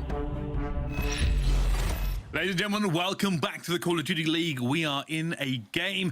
OpTic Texas versus Boston Breach. Currently 2-0 to OpTic. But it has been very close maps ton. Is there a way back for Boston Breach?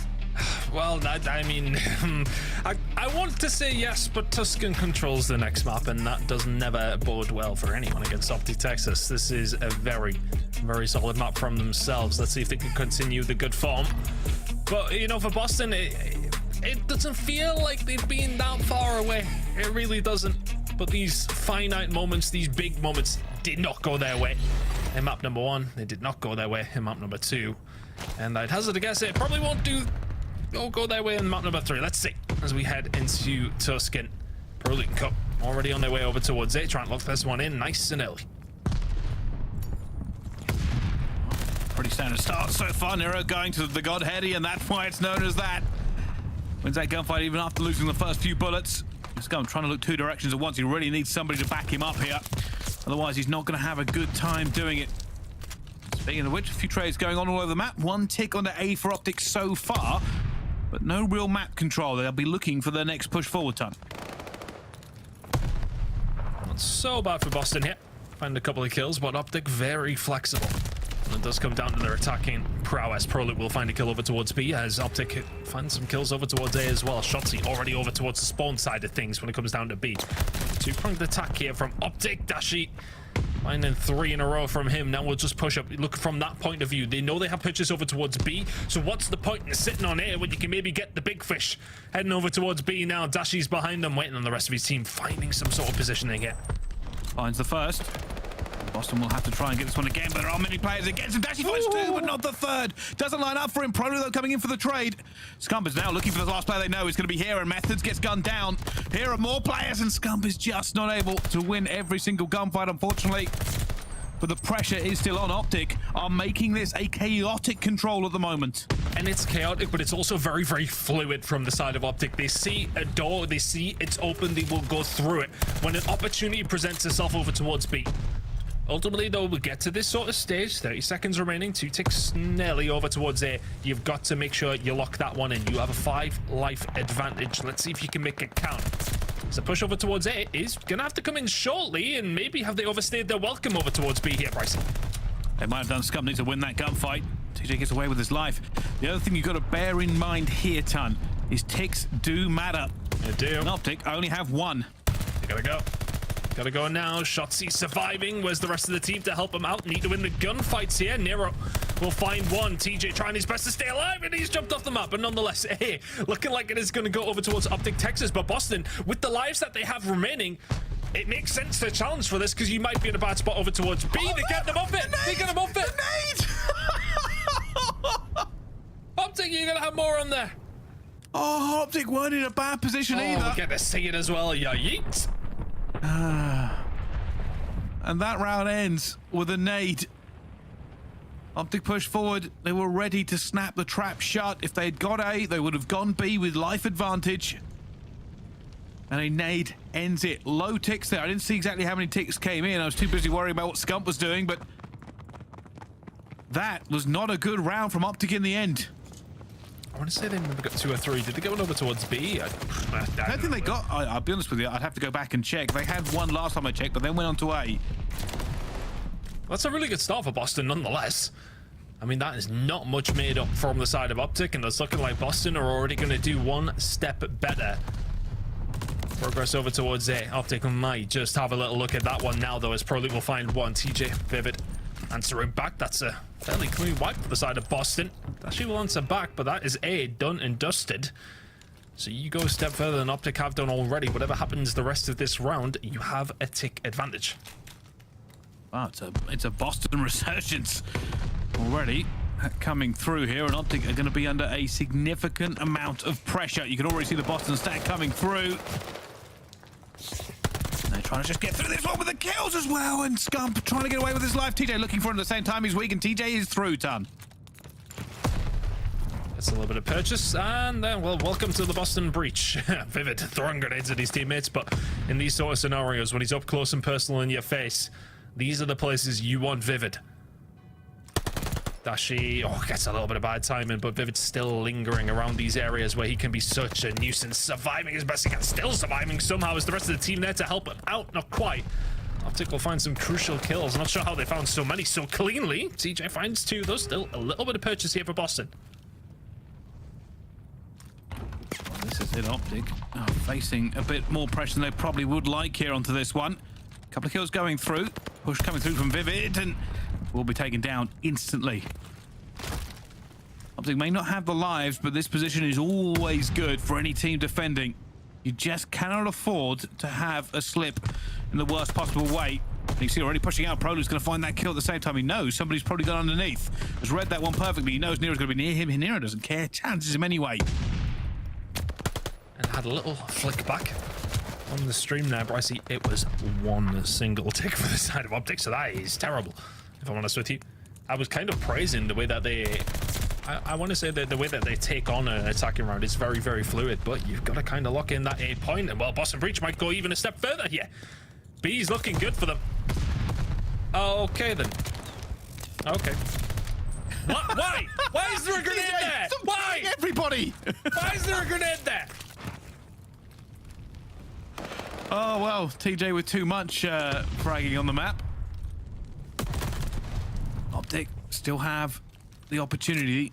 Not as many lives they could do, though. 40 seconds left. Boston Breach. What can they make of this? Can they find the trades they need? Can they find the kills? And Scump goes flying out towards it as well. The lives. Just slowing this push down as well. Oh my goodness, the kills have come through now. It's disastrous for OpTic. Shotzzy's going to try and make a hero play, but a player is behind him as well, and it's now Dashy, the only player left, but it is Dashy, and down he goes. Breach take that one as well, and they are now up 2-0 in the control ton. TJ laughing. He's counting his lucky stars there. If they'd lost that round, well, I don't think he would have heard the end of it, but Boston reached 2-0 up, and by the way, the difference in those ticks, even if OpTic can bring this back here, it would take quite something to force the defense. It's only 3. I don't believe that. Not for a single second. I think OpTic only got 1. Yeah, they got 1, so it's a 5-tick difference. Yeah, 5. Yeah. Oh, wait a minute. No, maybe. Depends on if he died. Yeah, Boston only got 4. Oh, well, there you go then. Maths is not my strong point. Production. No, I was wondering where you were going. Yeah, he died. I don't care about that. You go. Sorry, production. I know it's been a while. I know it has. This is everything now. Let's get back on track because OpTic have a mountain to climb. They have so much work to do. I'm kind of very curious to find out how they are feeling. So let's jump to a listening with OpTic Texas. I'm playing the top. One back right. Well, back right. Can you stay up? What do you have? Yeah, I'm top green. I'm top green. What do you have for me, Brandon? Top church sitting. Top church first guy. I'm holding mid. Is he their side? Yo, one shot their side. Hit it. One shot on you. One shot absolutely you and you. You can force it. Other one's one shot on you. One shot on you. He's on dad. What could be B main? I'm naming your dad. He's really guard side. He went there side. Actually, outside you. I'm in front of you, Brandon. I'm B-main, teach dead. I'm telling you, Brandon. Actually. One could be under our fire. Yo, Brandon. I'm trying to watch Vincent. Yeah, they could be at mid right now. I'm B. Yeah, I'm well. What's their side A? Yeah, I'm one shot right now, Brandon. You're low. I got needed as well. When they from church. Nice, you just what I'll be mid. You win. Yo, I can help you be mid. Just finish that tap. Yo, you guys just try to finish that tap. I gave you mid and your pinch. I have nothing for you guys. What do you want mid? B main, he's in B main. Yeah, nothing mid. That's him, I think. He's push up radio. There's 2 push up radio. I'm only B main. I have B main. 3 right on the map. You guys are only so one like I'm in church right now. I'm in church. Yo, once on me B main, close right. They're trying to name me. They're trying to name me. I'm staying up there. They didn't tell me. You hit anything? I didn't hit Bar. I'm top green. Yo, close right. Yeah, close right, yeah. He's... Wow, when is push up B main? Hold radio. You guys honestly keep one of that. Top green teach dead. One more. Stay up. They're gonna chow you. One might be to play well. Yeah, there's 2, bro. One's B main. Yeah, I'm gonna love B main. Yeah, top B main's in. That's a different guy. One push out roof. Alright, one push out roof for sure. Reese is push out roof. He has to be. He's in there. Reese, good call, dead. Nice. Let's work mid. Whoever this is from me. I'm looking mid, yep. No, I'm holding B main. Top church. Looking our side, you. Like low B main or some shit? Nothing? You guys need a plat? Yeah, I can nade plat. Well, OpTic Texas trying to figure out this puzzle, trying to break through here, Tan desperately. Comms just flying left, right, and center. But can they find the kills to match? It's such an awkward angle that Prolute's going to push through from this alley. Needs the rest of his team to be here with him. Methodz will get dispatched up, but up top plat. TJ and Nero have been locking this down for quite some time. And that's more kills on the board for Nero. They're flying on through. Shotzzy next on the board, not quite. Scump will find a kill over towards map, so OpTic still do have opportunity here. 30 seconds left to go. Do they take their time and set up, or do they just fly on through? It was ambitious from Shotzzy. I wouldn't have minded him just taking his time there and waiting for the rest of his team. Nero finds two. That might be done and dusted. I think it is. Can OpTic find any magic in the last few seconds here? Shotzzy and Dashy managed to get two. 17 seconds left remaining. It's go time. The green wall has got to get on this now. Dashy desperately trying to look over as well, but TJ is equal to it. Guns in, Methodz with the nade at the same time. Prolute now basically has to just try and make magic happen with Scump. They have to stop the clock to let their teammates get through, but it's an 8 versus 4, and already one goes down, and Scump finds two, but unless he's got a teleport, he is not making that point. And Boston blow OpTic out of the control 3-0. And it was looking a little bit shaky there from OpTic.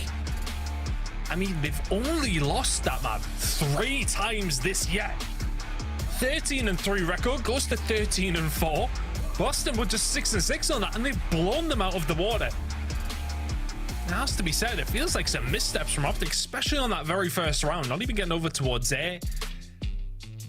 I don't know, that was very, very disjointed. And for all that the first 2 maps were close, OpTic were clutching up. They did anything but there. And that's a 3-0 sweep, and that's Boston well and truly back into this series with a win like that. And will give them so much confidence, and OpTic will be asking questions of themselves after that. Yeah, Boston just looked good. That's the best way to put it. And OpTic, you know, after a very aggressive start in round number 1 of the control, really failed to kind of step it up for the rest of the series. You saw them like kind of just dominating. They were running around. They were getting the life advantage. They were making things difficult for Boston. And then that last part of round number 1 felt like the end of OpTic on control. Realistically, from that point onwards, Boston Breach were the better team. They were slaying better. They had the positions going through. Big plays out of so many of them as well. Like Nero, for instance, just everywhere they needed him. Well, TJ, it was not a pretty picture for an OpTic fan, but if you are a Boston fan, looking much better. TJ's been frying the whole series, his teammates included, actually, in that second round, of course. Imagine they didn't do that. That's a completely different story, but Nero and Vivid combining well together. TJ, as mentioned, has been having a very good series outside of map number 1. And I wonder, we're heading into a Bocage hardpoint now. Vivid on the squad, notorious for his engagements on this map. I wonder. It's a very good question. It is a very good question. Vivid has been looking pretty nice, and going on to the Bocage, we'll have to see what goes through. I wonder how much that has wounded the pride of OpTic on that control here. I don't know, man. I don't know. I don't think Rambo Ray will be very happy about that one, Brycey. I honestly, I think, you know, 2-0 up, comfortable in the series. You're going on to arguably your best map and mode just in general. You expect to close that one out, and you get 3-0. That's one of those moments that are occasionally in series that you can look at and sort of say, well, I mean, that these can be turning points. You're heading in now into a Bocage hardpoint. We know what this map can be like. It can be a little bit crazy. It can be a little bit random at times. And yes, OpTic have a better record on it than Breach do, but as mentioned, that change for Breach maybe makes the difference here. Can they force a map number 5? And then all of a sudden, we're in a very, very different scenario, aren't we, as we head over towards Berlin, Surge and Destroy, if we do indeed get there. But I don't know, that could be the start of the reverse sweep now, Brycey. OpTic have allowed Boston to walk through the potential sweep door here. It's not the kind of opportunity you want to be given a team like Boston. It's really interesting. Kind of OpTic look. I want to say Boston looked better, right? Take the positives from that one. Boston obviously had a very good control map, but there were maybe, at least in my mind, considering how highly we rate OpTic and the players on that team, maybe too many mistakes on the control. Maybe a few too many hero plays. Shotzy's having an off day. like, and we saw, like, we kind of talked about, I think it was during the listening, like, Shotzzy managed to get all the way to B and then managed to get all the way back out of B, but he was still like 9 and 17, and there are other little things I saw, like you had 2 members of OpTic in P5, and Shotzzy flies into the B control point to stop the clock, but nobody from OpTic was ready there to challenge anything, because obviously he comes through radio, so you just set the players in P5 to maybe try and push towards platform, back him up, or at least try to get that trade going through, but they both stood there pre-aiming, expecting maybe somebody to flank radio. So yeah, one could do that, but why would 2 do it? And it's tiny little things like that that maybe made OpTic seem a little bit disjointed on that map, and I'm sure right now that has already been flagged for a VOD review, because they're definitely going to have to take a re-look at that control as well, but none of it matters as much, though, as potentially this hard point. Going into it here, Dashy's KD this series has been fantastic. Can he keep that up on the hard point? Prolute, I'm not going to give him too much about a 0.78. A couple of really clutch kills in that search and destroy. Very much make up for that on the side of Boston, though. TJ, as mentioned, has been having a series at a 1.16. Methodz, considering where he has been this year, you would expect a little bit more than that. But let's see, can they turn it around? Specifically Methodz here on Prolute. Well, it's not necessarily the best map to do it on for an AR, but hey, you never know. You never know when it does come down to Vanguard pricing. Yeah, that's pretty much it. And I almost thought that went down, but we just changed player. Shotzzy looking for this one as well. 3 points so far, and if anything, I know about Bacaj with OpTic, it always seems to go to time rather than points, and this is one of the reasons why. P1 never really that scrappy, is it? When it comes down to getting a hold of these points, it's very, very difficult to do so. It's almost about just positioning, posturing over towards P2. Right now it is Boston Breach with that side of the spawn. Can they do with it, I wonder? But looking over towards Bacaj hardpoint, OpTic, 84% of the hills they get over towards and they lock in. They do indeed hold for more time. So can they do that here with this rotation over towards P2? It's not going to come in for them. It will be the Boston Breach in the lead, and Boston Breach in control of P2. Oh my God. OpTic not really able to find anything going through, and now P2 is up and they are farming them over and over again. Nero barely even pausing to take a breath as he looks for more players. Another one goes down. That's 5. There's number 6. Oh, sorry, there's 5. I'm getting ahead of myself. I'm just assuming Nero's going to get more. And look at OpTic here as well, because Boston Breach, they know they are so far pushed up. OpTic have to take their time. This is just free time for the side. Boston, TJ on another 6 spree. This man hasn't been able to be stopped throughout this series. Can he find the 7th here, which would be a very, very early glide bomb? He cannot. There's plenty more time to try and get another one of those. Shotzzy with the challenge around the corner in the first. A little bit of life here for the side of OpTic Texas. Right now, they haven't had a sniff pricey. It's 54. It's going to be 65 by the time we get over towards P3. And have OpTic even showed up here? I mean, what has happened since map number 2? Well, I don't know what to tell you, Tan. But there's OpTic with a point on the board. Jesus. Just 2 points here for them, and Shotzzy now has to hold fire as the rest of his team hit the respawn. He goes down as well, and Boston have found some new form here. It's like an animate. They've powered up, ready for this reverse sweep. And OpTic Texas, words are failing me. They are struggling to make an impact. I mean, Nero is flying around the map like Prime Scump here. This is ridiculous. He's 12 and 4, Vivid 8 and 3. There is nothing going wrong for the side of Boston. But look at Nero, he's still going. Dashy's the only one who can answer. Then he's taken down as well. Boston Breach are smoking OpTic Texas here. It's 100-2. And TJ's on another streak, and he's just running through mid-map, and he finds... Oh, eventually gets taken down, but the kill feed is still Boston. They flip them straight out here. OpTic cannot hold anything. This is not a game. This is a lesson at the moment. Boston Breach. A lot of people have overruled them. We said they had a hard schedule, but not if this keeps on going. Not if they can find this kind of fire in the tank. OpTic Texas looking like they've just rolled in. What, from a bar? Is that what we're trying to say? Are they drunk? What's going on? What's failing me? Boston. 19 and 5 out of Nero here. Is it going to be 20? Who knows? This is absolutely insane. OpTic Texas have 9 points. They need to regain very, very quickly now. Looking over towards the rotation, over towards P5. We're heading towards bot. This is where you can get some time. OpTic holding 84% of the hills up because this season, by the way. That's first ranked when they lock down the hill. They haven't held anything, Bricey, so far. Well, revert back to the start. Who knows? Bakaj can always turn. It can always turn, but they have to win some gunfights, and Dashy eventually gets one down into it as well, but the pressure's still coming through. Boston, they have looked brilliant. They have looked great so far, and as Bakaj, can they keep it going as Shotzzy eventually finds 2? But OpTic are not on the point, and they are still over 100 points down. Time for the regain for OpTic Texas. This is much better from them. Nero will find a chink in the armor, which has been battered so far throughout the majority of this Bakaj, but OpTic Texas have found a rip back through. Boston will get a momentary relapse here over towards P5, but Punch will go over towards Texas. That is much, much better and a much, much needed hold from the side of OpTic. Pretty much perfect over towards P5. They will get around 40 points on the board before Boston do find a breakthrough, but hey, I tell you what, if Boston Breach were told you'd be heading into the second rotation with, what, an 80-point lead, they'd have snapped your hand off pricing.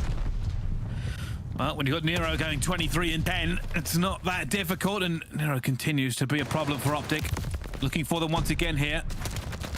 They're just trying to find enough kills to bring this one back. And again, 100 points behind almost for OpTic. They need to start milking some of these hard points, getting these points back as well, but to stop a Boston Breach in this kind of form, it's easier said than done. Things starting to wake up a little bit for Texas here, but this rotation over towards P2 is going to be crucial for them. They could do with locking this one in. TJ already here. Shotzzy the next potentially on the chopping block. Things have slowed down just a little bit for the Boston Breach, but is that gap that they have built far too large for the side of OpTic Texas to try and bring back? The answer to that question feels like it could be yes, but plenty of time on because you're very, very right. When it comes down to it, this map can be crazy, but a 100-point difference at this stage is somewhat of a mountain to climb for the side of OpTic. They eventually get the spawns here, and they just have to get a little bit of a clear of Boston out to try and make this comeback, because Boston are determined to hold this 100-point lead over and over again. TJ causing an issue for him as well, stays alive, and that means they have to deal with it. Nobody on the point here for OpTic as they try to clear their lines, eventually going down. Somebody please get on the point, you need them. And now OpTic. Here we go. Is this going to be a reversal? Are they going to somehow find the magical comeback? This has potential. Shotzzy starting to heat up now. A streak would definitely help them on their way. A glide bomb can do multiple things on this map. Just playing his life for it. The rest of your team slowing down, trying to bait for him, or do you need to when it does come down to it when you are Shotzzy?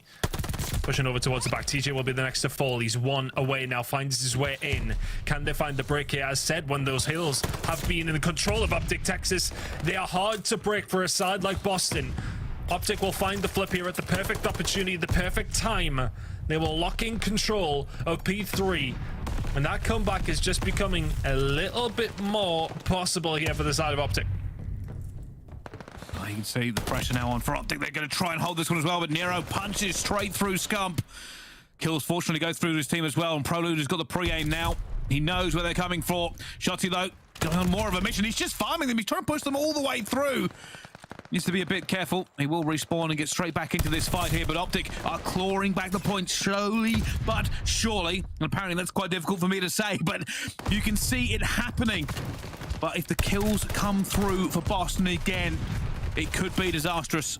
It's been a hell of a swing in the last couple of hills for OpTic to try and get themselves back into this spot. Just feels like Boston ran out of steam a little bit here. OpTic will still be 40 points behind. It's still a good lead for Boston when it comes down to Bakaj. But can you steady the ship?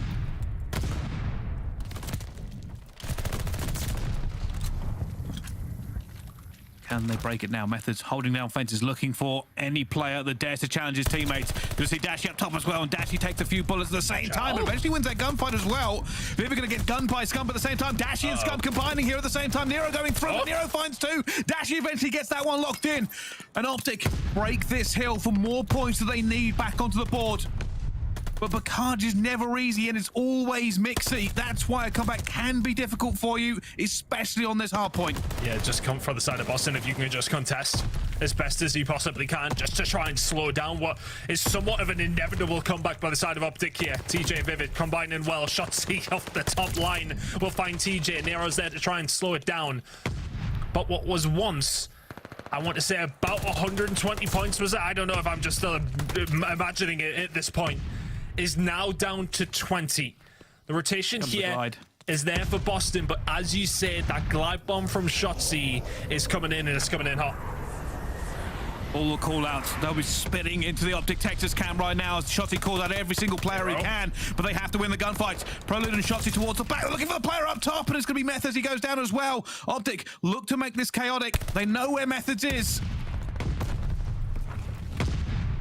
Kill. They still know where Methodz is, as Methodz is just being a pain.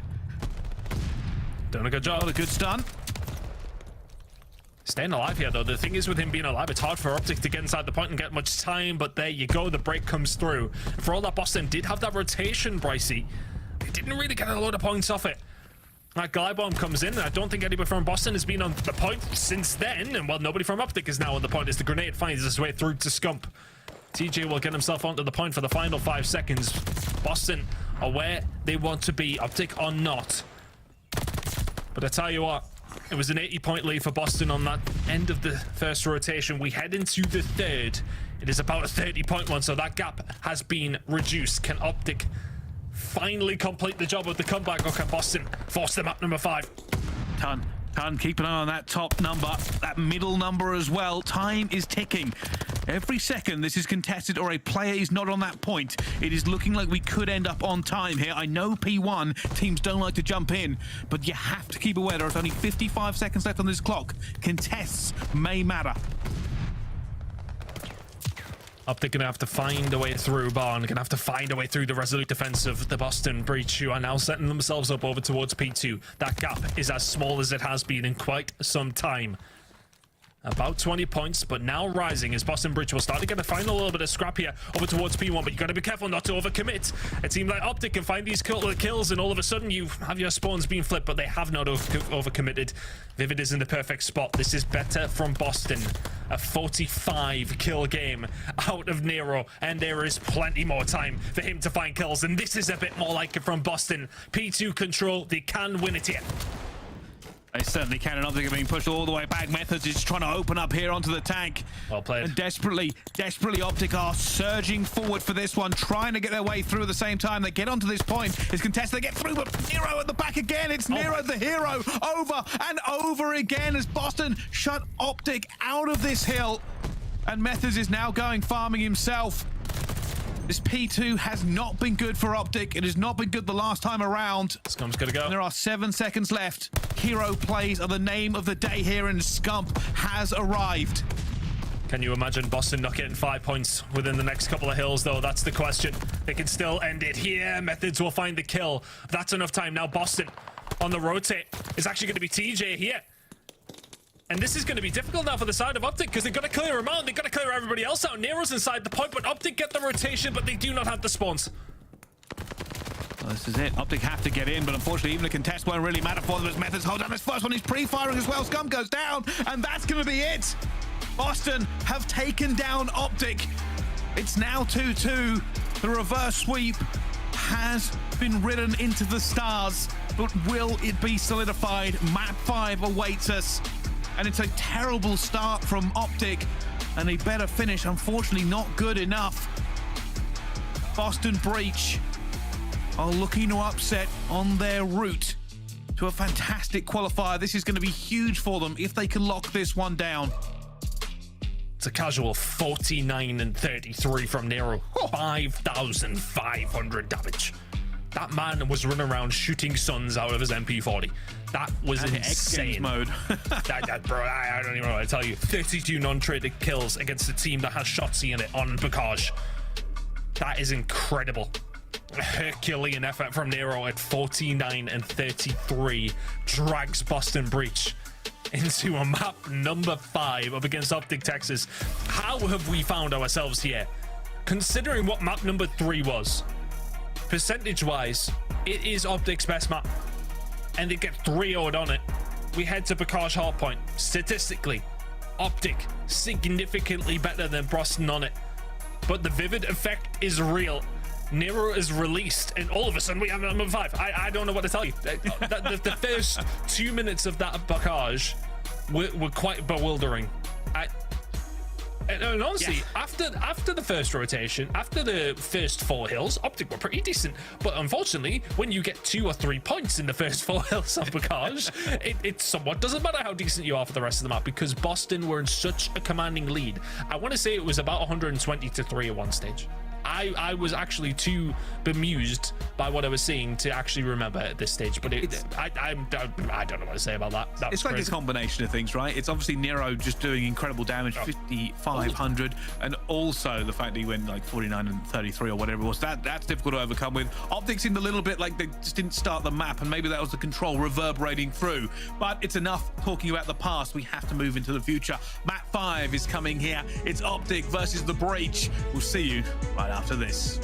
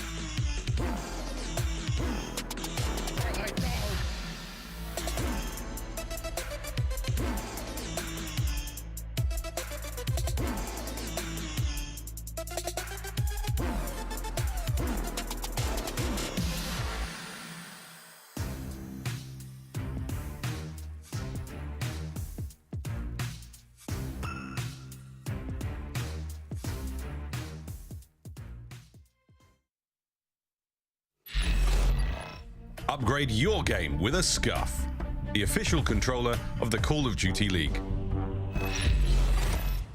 Ladies and gentlemen, welcome back. The stage is set for a very, very intense map number 5. OpTic took the first 2 maps here in this series, and then Boston Breach have fired back with all guns. They have looked like a little bit of a different team, a team that we are now re-evaluating how we think about them. Is this Boston reaching brand new heights now that Vivid has joined, or is this just a glimpse as to what could be held for the future? I'm looking forward to find out, but before that, of course, we will get into this one. We go on board with Berlin S&D and Ton, close. It is close. It's not a bad map for either one of these two teams, both with very decent records. Of course, looking over towards the offensive wins, that's really where these two teams are very, very close. OpTic with first, Boston with second. Defensively, though, Boston ever so slightly better.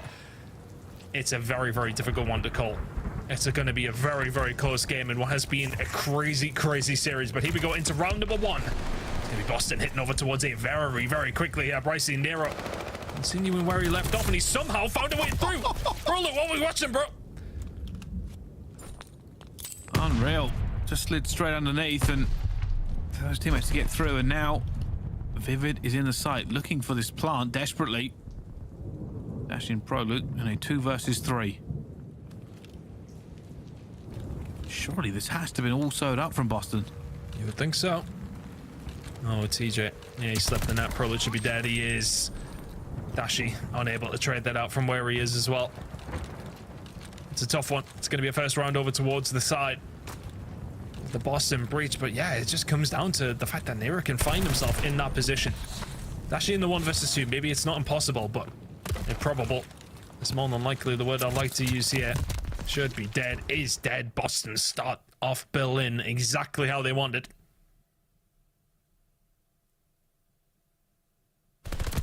Wow. What a revival from this team. First round of Boston. And if you're an OpTic fan, it's just not been it for the last couple of maps. They have to find the regain, the mental game here to just get something back on the board. OpTic will be on the attack this time. And magic can happen. Looks like a B hit from them, but it's also a B hit from Boston. Oh, Boston not going to be the ones who win the gunfights, though. And OpTic have just completely fallen apart. What is going on? Boston with another round, and it's just so aggressive. OpTic not ready. And Boston, I was about to say look pumped up, but well, not really. But either way, things are looking good. Look at that. Boston Breach. So we had a hard schedule. They're making it look easy in the second half of this game. If we only had the second half to judge, we would say they were leagues above OpTic, who have not really been anything like the team we expect them to be. Vivid on a 3-0, Methodz on a 2-0. Attack again here from Boston. Texas need to find some stable ground. And they just read that perfectly there with the side of OpTic Texas. Most of their rounds heading over towards a fast beat. Winning 50% of them as well. Not that one, though. Shotzzy will find a first blood for them, though. Over towards their side. Now Boston have 1 less member to try and find an attacking route over towards A and make that 2 less members. Now it is a 2 versus 4. And OpTic looking to finally get on the board here in map number 5. Oh, Methodz managed to take down Scump, but I don't know if it's going to be everything here. A 1 versus 4, technically on the board. He's 3-0 at the moment, but doesn't have bomb, and good look for Shotzzy. Actually calls it perfectly, knows exactly where he's going to be. 1 versus 2. Methodz. Never mind. Dashy. It's always a hard one. And, yeah, it's always a hard one. Does really well to find the first 2, but that one was pretty much sewn up as an OpTic round after those first 2 kills. Nicely done. Find themselves a way back into it. The bleeding stops.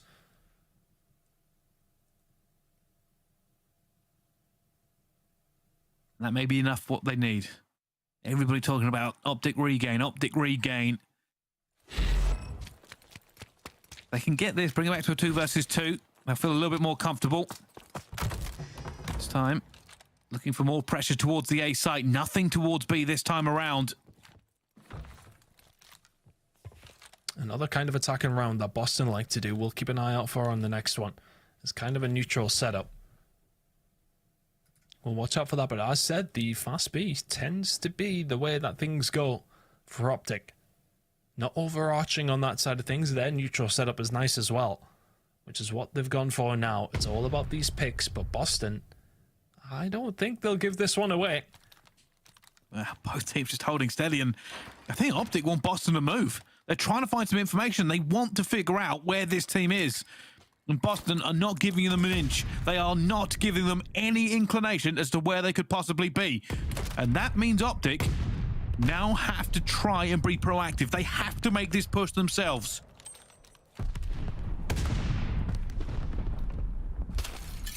Push over towards A. Oh, they're just like that. You find the pick. Vivid inside of the office as well is going to have to do some magical work. Shotzzy will be the first to fall. Prolute will come in though and trade that. Now it's a tough retake. They do have Nero on the flank. It's a great need from TJ, but he will get traded. Prolute. Oh, it's going to be left on his own as Nero now finds the kill. So well played. And Boston Breach find the round. The nades and the plays. And Nero just in the right position at the right time. And Boston Breach go 3-1 up. It looked like it was possible then for OpTic. But Boston, 3 rounds away from a reverse sweep against OpTic Texas. That certainly was not in the pick'ems to begin with, Ton. Honestly, when I seen that they were 2-0 down, we had Tuscan control. I think me, you, and absolutely everybody else on the planet would have had a 3-0 OpTic written all over it. The fact that we're here, the fact that OpTic are now behind is somewhat bewildering. Forget what happened to Bakaj now, but Prolute and Co trying to bring this one back. Near a little bit too aggressive, maybe feeling himself a little bit too much. TJ will answer back. 3 versus 2 in favor of OpTic.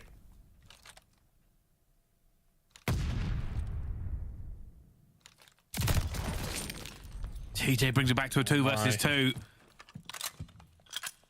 OpTic had the 2-man advantage. That has now gone.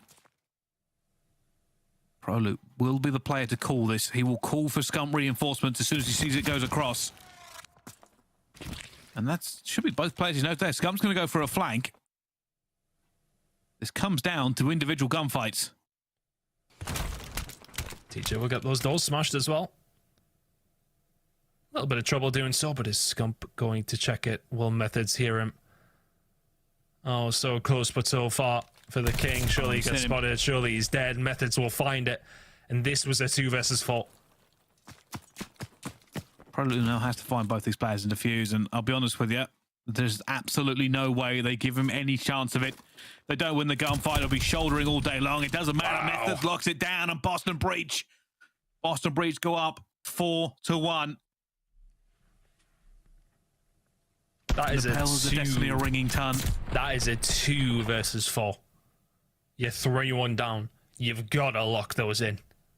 If you're the side of OpTic, that is a fumble. And is this series going to be a fumble from them? I don't know if, you know, maybe looking at things. All these, I mean, I'm not going to give them any credit. If I'm honest with you, Boston Breach deserve all of it. But there's still work to be done. 4-1 up. There's a bit of a double stack going on the stairs here.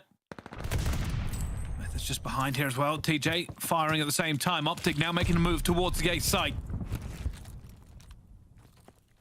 Dashy going to try and hold this one down as well. And Methodz, though, with that stun, is going to know there are players on the out. Again, a hard push here for OpTic. They've chosen to go A again. Can they connect? Vivid has done well here inside of office. He's going to choose to back gun down, but through secret we go. Will OpTic be ready for it? The answer is absolutely not. Vivid, hiya boys, how's it going? There's one. Right back into the spot he was already in. Prolute will trade that out though. Maybe could have found a little bit more there, but the damage is maybe done. Time dwindling down here for the side of OpTic Texas to find a way through, and now here comes TJ. It's constant flanks from the side of Boston, but it's been read by OpTic. Complete air control. And they get it. They get it. OpTic eventually managed to make that one work. And I was going to say, OpTic looked like they were stumbling over themselves a bit. You see players watching the same direction or the same point, and eventually Dashy cuts down Scump, but he does get the kill. That could have been disastrous for them in the end, but a little bit to staunch the bleeding here for OpTic. Boston Breach still looking to push this all the way through, but it is not clean. And it's just not perfect card, really, from OpTic Texas. Find a ramp up. This by rights should be 3-3, especially that 2 versus 4. That moment with Nero as well. There has been opportunities for OpTic here. Some of the rounds have not went their way. Absolutely, that is the case. But they have had opportunities to find these rounds. TJ, those neutral picks that come in on the attack for Boston working out once more. Now Prolute needs to go massive. Scump has already found one, but can Prolute somehow hold on here? Oh, he goes to break it himself and somehow kills Nero. Vivid will trade it, but it's a 2 versus 2.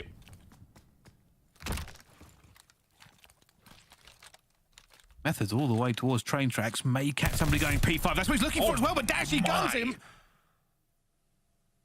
Snap coming in eventually. This is doable. They're going to fly out towards Scump. Have they seen him go dice? I don't know. I don't know if they have the information. They're looking for him. Oh my god. Vivid. Just opening it. Does Scump see him? Does Scump see him? Scump! I don't know. Oh, there we go. Point of view. We can't. You can see him eventually as well. He's going to go down. 1v1. Dashy versus Vivid. Vivid makes a move. Dashy's going to see him as well. Expects the reach out. He may have waited this too long now as well. Vivid incredible. He's going to get the timing at the same time, and that's absolutely too late. Incredible. He has played Vivid makes that. the play. He has played that superbly. Oh, Vivid. What was that?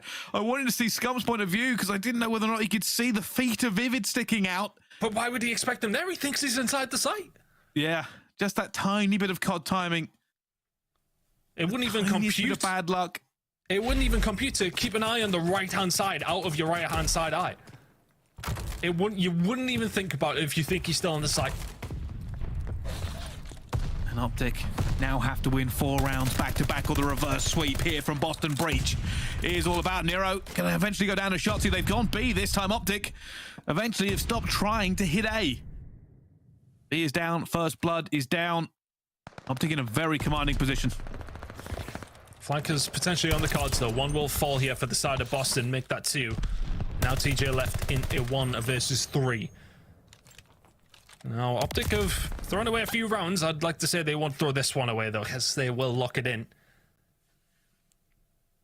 Still, the comeback potentially on the cards here, but have they left it too little too late, as they did on Bakaj? TJ gets taken down. We need to see a lot more here from OpTic. I said, Bryce, look, there's been a couple of situations in this map where Boston have just clutched up. They found those situations to go in their favor. OpTic could be in the position Boston are in right now.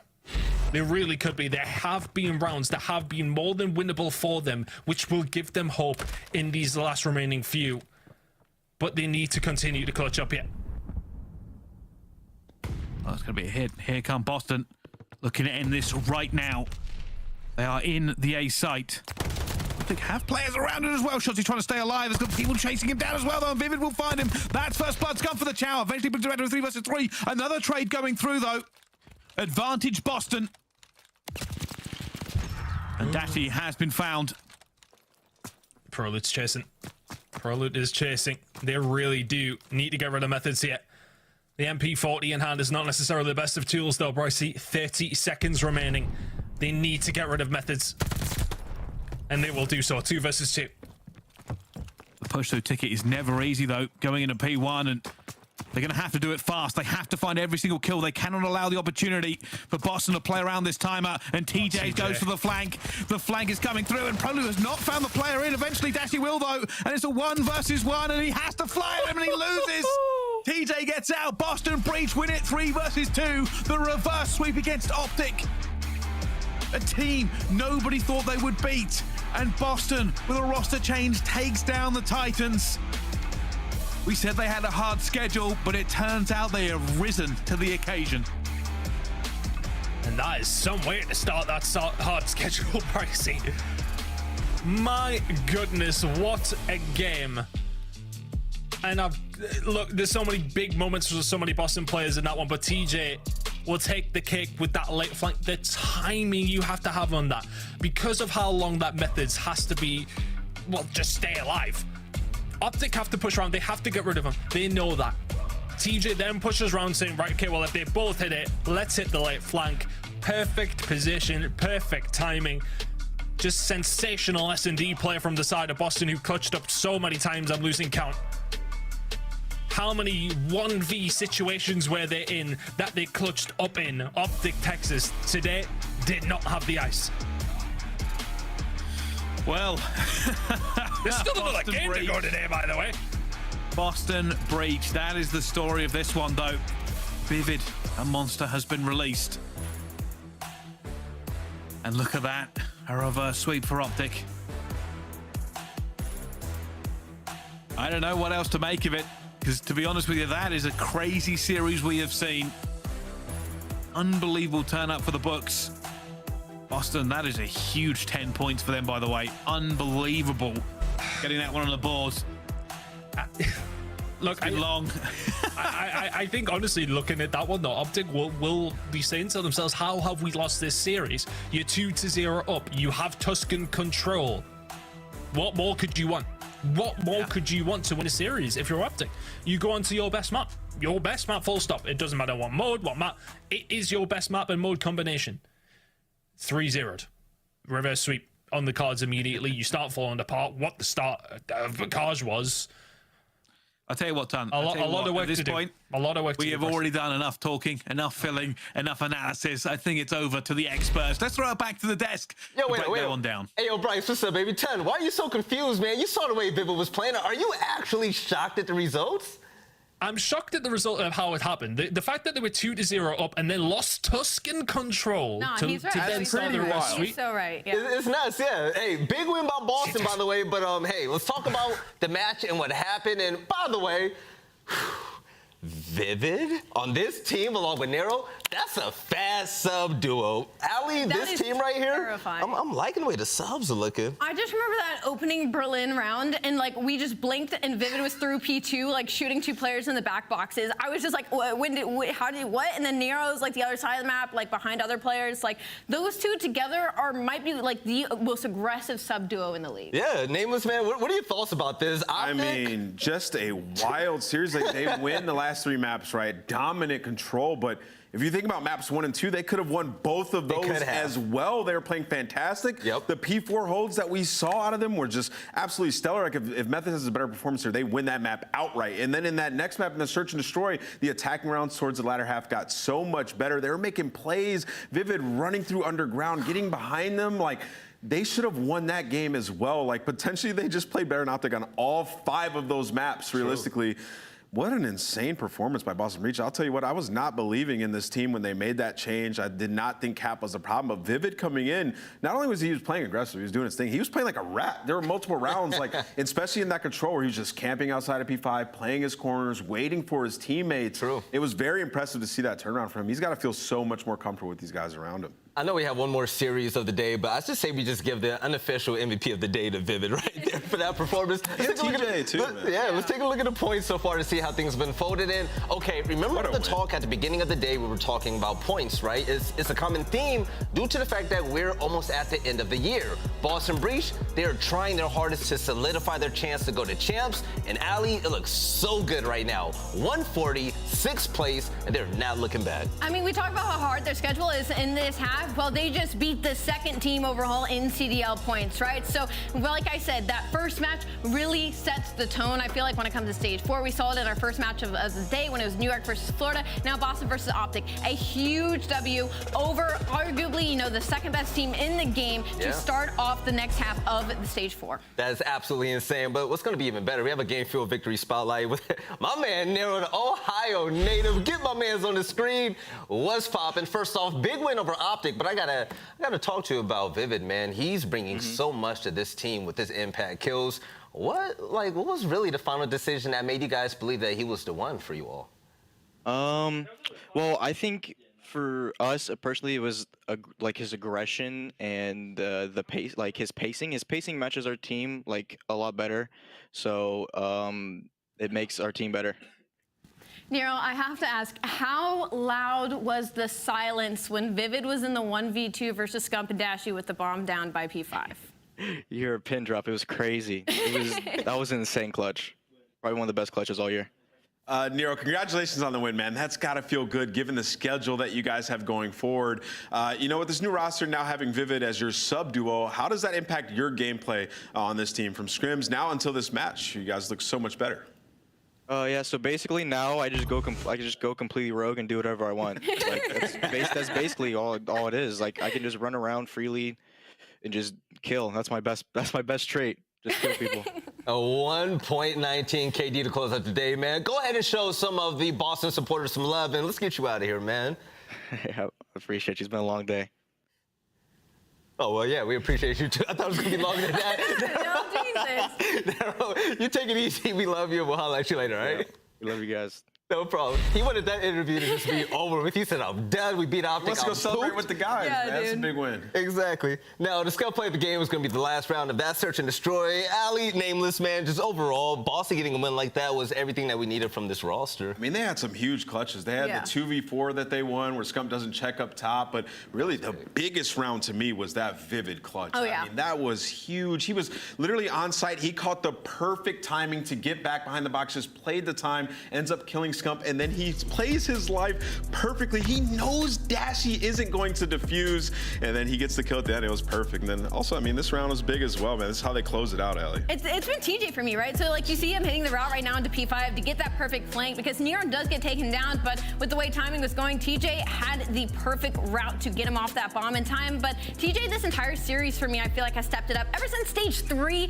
has stepped it up. But to see him go up against a team like OpTic Texas, his old team, by the way, and fry like this, he has to be on top of the world. He had no fear. I mean, there were multiple rounds on that map where he was just challenging mid, and like when you shut down OpTic on their mid pushes like that, and Shotzzy's not getting up behind enemy lines, it frees it up for you. Like we saw Vivid in multiple rounds, like go through secret, get behind them. That play that he made where he flanks around, gets the kills on the stairs, like that's huge. It gives you liberty to take map control from OpTic. They played it perfectly strategically. Right. Hopefully next time around we see those OpTic boys pull out a big dub, and also the same with Boston Breach. This team they fried today. Hopefully they keep it up here heading into the 4th major. But ladies and gentlemen, we have one more series on the day. We have the Toronto Ultra facing off against the new look Los Angeles Guerrillas. But once again, hey yo, shout out to Boston Breach. Ali was right with the predictions, no bias caster at all with that big reverse sweep. And hey, hopefully Boston continues on. We'll see you guys on the other side of the break.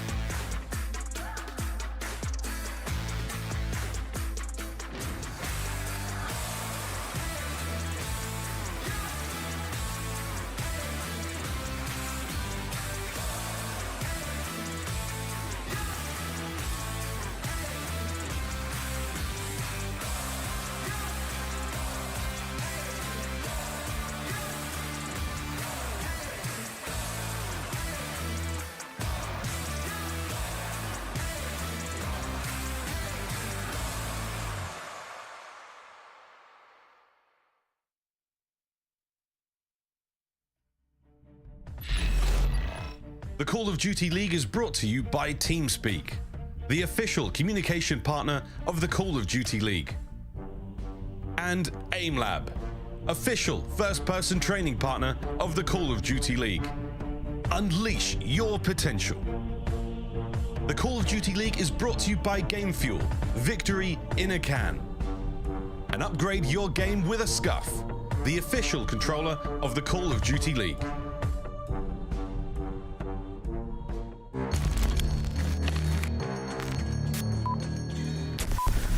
Haters talking to me, tell them pipe down.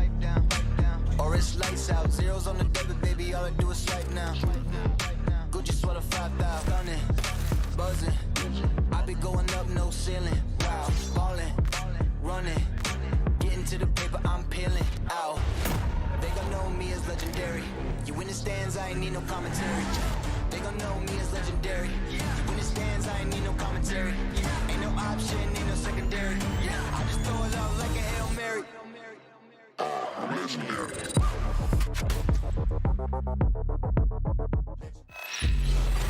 Beautiful people out there, welcome back to another amazing day of Call of Duty League. My name is Velly, we got Ali and Nameless as always, and we just got off of a series where we watched a very fast and fun sub duo just run rampant on the side of Boston Breach for this last matchup of LAG and also the Toronto Ultra, yes, the host of the last major, and even though they didn't win their event, yo, Nameless, the waves that they made in their own arena was beautiful, man. Yeah, they had a hell of a run, man, and they were playing so damn good. Like, they played great in Search and Destroy, 9-1 in their last 10, and, you know, it's due to players like Cammy and Insight. Both had a 1.3 at the major in Search and Destroy, and both were frying in other game modes as well, 1.07 and 1.11 respectively. Like, they're just playing great. Kleenex, his pace of play has gotten even faster somehow. He's top 3 in hardpoint damage and engagements at the majors. So these guys, they found their groove across all game modes, and you know, it's the telltale sign if this team's going to succeed if they're dominant at control. And what do we see? Some Berlin controls looking good since that's been added. Their map pool's now expanded,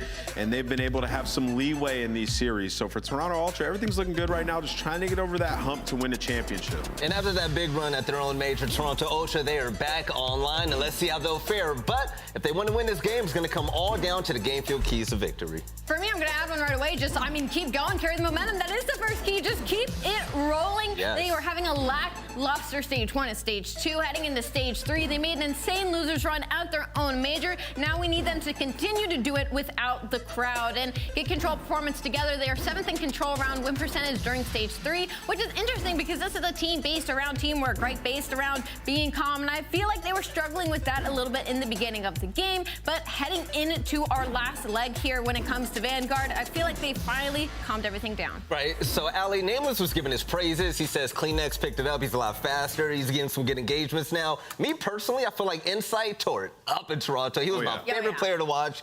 What about you? Who do you like seeing on this team now? Insight was certainly like a momentum player. He heard that crowd. He was that first player in their walkouts, and you could just see the energy building up.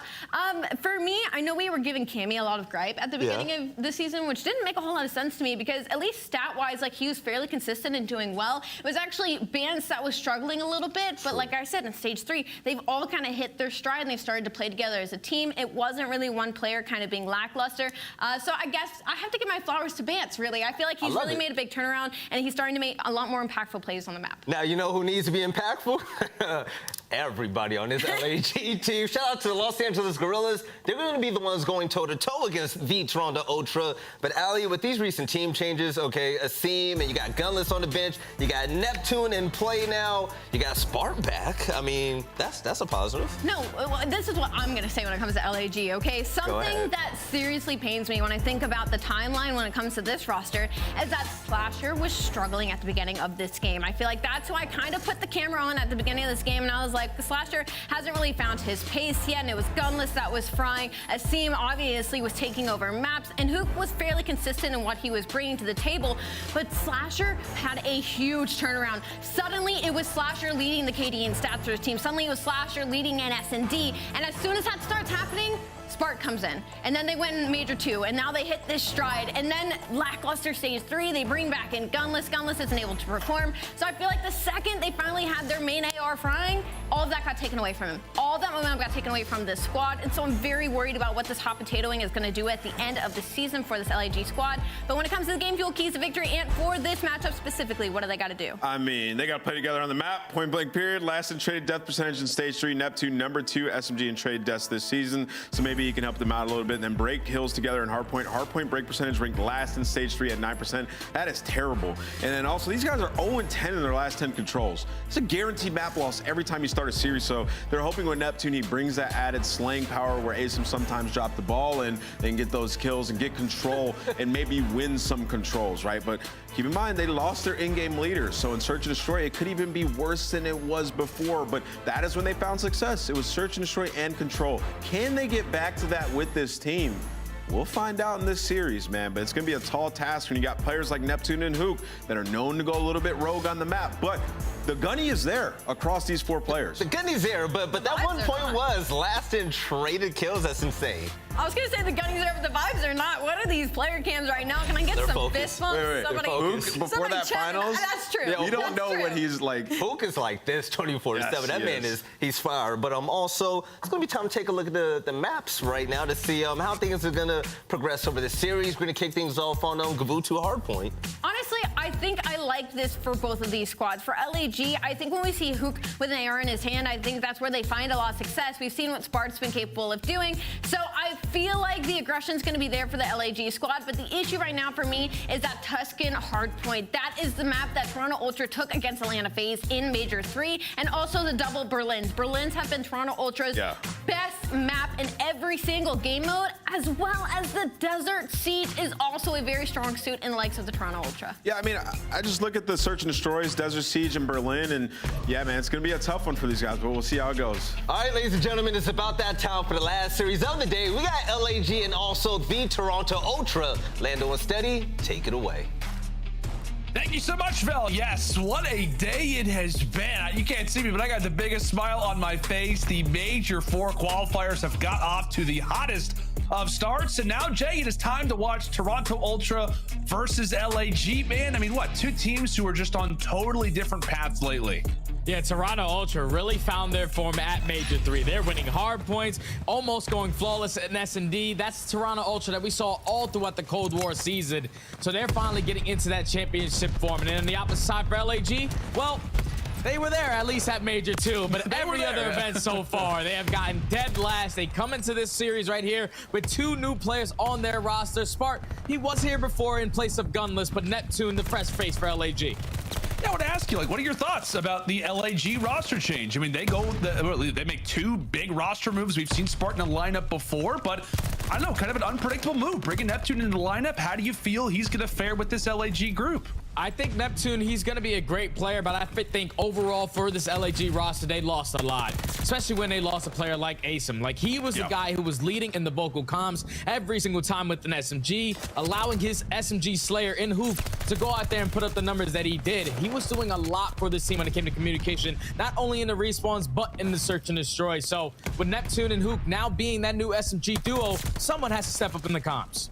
Yeah, they absolutely have to be. The comms are going to be a big deal, and it feels like all eyes are going to be on this new SMG duo of LAG. Granted, I know we're on Gavutu, but nonetheless, it's going to be fun to watch their progress, and there could be some great plays so far. Off the start, though, it is all Toronto. A great little moment there for Cammy as he eventually does fall off of the spree. An excellent beginning, however, for the Toronto boys, as they will be those purple arrows on the map. I know it's a battle of the purple teams. It can be difficult to figure out who is where, but Toronto will be rocking those purple jerseys and really do have that spawns, those spawns to look forward to at the conclusion of this boat hill. But LAG getting some much needed time given how the start of this Gavutu lined up, Jay. Yeah, when you take a look at this map for both of these teams, statistically, this is their worst hard point for Ultra and for LAG. But for LAG, one thing that really stands out to me when I was looking at the numbers is that they struggle with all the money hills. The P1s, the P3s, and the P4s. They simply do not have success at either one of those hills, getting outscored by almost 15 to 20 points on each one of those. So that's going to be a massive change for them. They need to try to find some success, and you see early on pressure from the front of P3. Hook wins a huge one-on-one, but still, Toronto have enough bodies here to successfully break in. Yeah, Toronto have enough bodies, and I know historically, as you were talking about, Røkkr statistics show, hey, not a great hard point historically for really either of these teams, LAG more specific, but lately for Toronto, man, that's really been the primary focal point of their game, has been this dramatic improvement in the hard points. You know, ever since they had that 2-18 stretch, I mean, what, throughout Major 3, 13-6. One of the hottest teams in hardpoint as of late are off to a solid start in this Kavutsu. LAG having a few moments of surprise so far throughout the beach, but as this hill comes to a close, it will be now the Guerrillas with a chance to get some points on the board, start to stabilize, and maybe even retake the lead. We'll see how that gets granted as Toronto have got a hill up next, Jay, that, well, historically they have struggled on. Yeah, this is a hill where Toronto Ultra do not find a lot of success. I'm pretty sure on this hill specifically, they're getting outscored by 20 points with a 16% break rate. And you can see what LAG are currently doing so far, pushed up through that boat side, forcing all of Toronto to continuously spawn towards P1. But they do get a couple kills. Cammy finds that opening towards that cliff side, but you see the spawns, they're gonna flip as well. And LAG, they keep control. This is the perfect way for LAG to take control of this game and chain it to that P5. But look at the spawns. Once again, they flip for Ultra. 3 players spawn out towards red. Yeah, man, Vance is just kind of hanging out like, I know I'm here. You guys know I'm here. It's all good. Okay, ends up getting taken down. Hook at least is able to go on that 5 spree. And as we said, a hill where they could take the lead. They absolutely do that. We'll be up by 10 as we head into the final hill of the first set of rotations. A very back and forth game, but all eyes on the good old Hook Skywalker. A few kills away from what could be the glide bomb. That would be massive, especially on a map like Kavutsu and maybe even for this P5.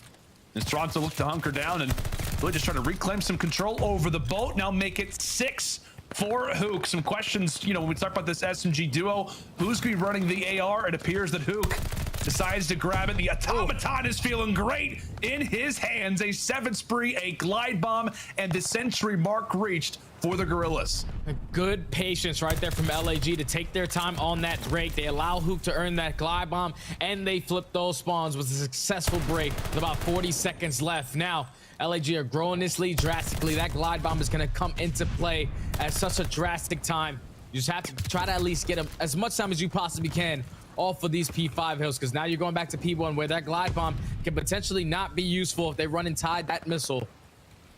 As now Cammy, he's going to work his way through lower beach side. You're going to have multiple players here from Toronto. Insight does find the first. Now it's on Spark and Neptune. What can they get done? They both get taken down, and that's going to be Ultra with a successful break off the rotation. Yeah, successful break for Toronto. And, you know, as we like to talk about oftentimes in Vanguard, I know we are in Major 4, but the P1s don't work the same way in this game. It is really about investing as much as you can into the first hill of these rotations. You can lock down quite a bit of seconds. And oftentimes, the second set of rotations means that much more. Glide bomb utilized and ultimately will work out in the Guerrillas' favor. It has been a solid start for really the entire team across the board. 17 and 13 for Neptune, more specifically. Hook leading the way at 18 and 9. And hey, you know, we're talking about the team. They continue to see some success. Let's see how the comms are sounding in the group right now as everybody is frying. Beat on inside. Beat on going our side fire truck. No, in top boat. Okay, take your time, guys. Take your time. Top advance, one shot. Good shit, bro. I'm on for streak. I'm inside. I think he's beat on. One guy was top cliff. One guy was top cliff. Beat on. I see him beat on. Nice. Beat on. He's top cliff. Killing next one shot. You one's on the take it. See me. Hey, he's crossing you. Cross on the take. What's going right now? Someone get time. No, I got it. Oh, he's first cut. Just stay on, bro. He's killing. Listen, both of us player kills. Yep, play kills. I'm on time. I'm playing. I got insight. Good shit. On time. Gonna fight me probably. I think he ran up their top boat. Yep. He's one shot. Kleenex. Really? Stop right on me. I'm just trying to hold. Oh, he's one cliff. Cliff? I hear you. Let's see this guy cliff. Oh, he's front cliff. On our small rock. Man, it's front of me. Amy, top green, win, beat on. Top green, beat on. He's our side, beat on. I don't know where the guy went. Time done. Nice. I got on time. Give my beat on. Yo, someone get his beat on. I'm cutting P5. I'm cutting P5. You have low P5? Yeah, I have P5. I'm looking at your beat on from middle. Good time. Stop P5. I got naded. I can get time. Wait, you've climbed up. I'm the top right. All good. Play kills. They're gonna push you. Nice, good one, dude. One probably their side or something. They gave it up. Okay, I'm gonna go around. Yeah, I'm hitting you beat on, I think. I'm at her back left. I did stun him. I know stun him. He's beat on. Beat on, son. They're holding. They're close in the indent. Vance, I couldn't hit him inside. Well, that listening just answered my call. I was thinking, all right, this team is going to struggle with their communication. But Hook said, don't worry about it. I'm going to put up the numbers, and I'm going to be talking as much as I possibly can. Hook leading in the comms right there. just really allowing LAG to properly set up all these hills. Great time off of that P2, but now this forces Ultra, currently down by 60 points, to get a great hold on P3 and try to find some success at that P4. What a great listener from LAG.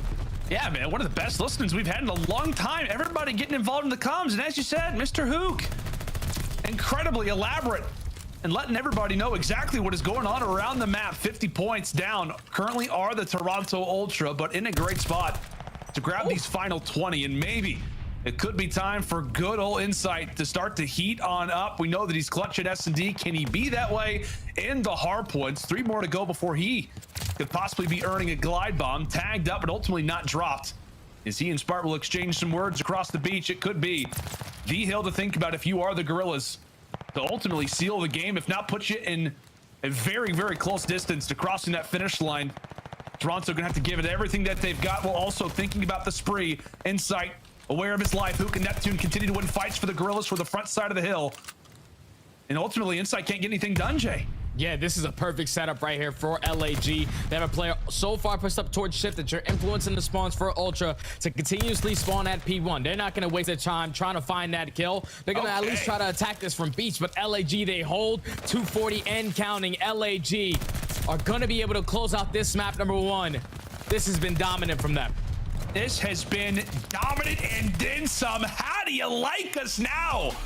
Okay, Major IV roster changes aplenty, and it is working out for some of our teams today. All smiles, everybody getting up, giving some fist bumps, some high fives. And who knows, maybe after this game is over, maybe a kiss on the cheek. I have no idea, Jay. Anything's possible. Everything's on the line.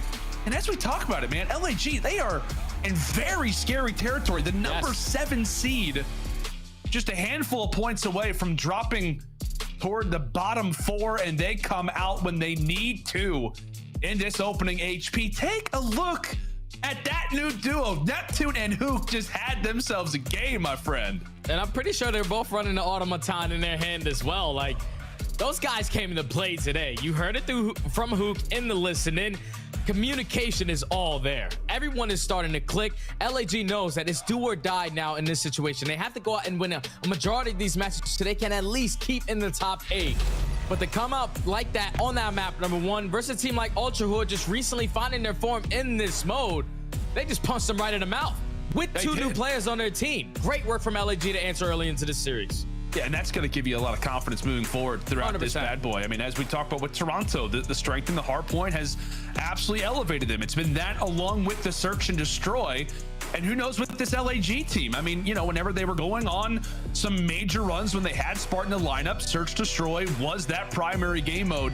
Yes. And we've heard a lot of great noise recently in the challenger side from Neptune and his search destroy. We'll talk about that here in a little while, but just a crazy game, Jay. I mean, I don't know what's going on. Like, Boston just beat OpTic Texas. LAG are coming out looking like a totally different team. We're thinking they're probably going to be better in, you know, maybe close quarter maps, but they just come out and, like you said, word for word, punch Toronto right between the eyes.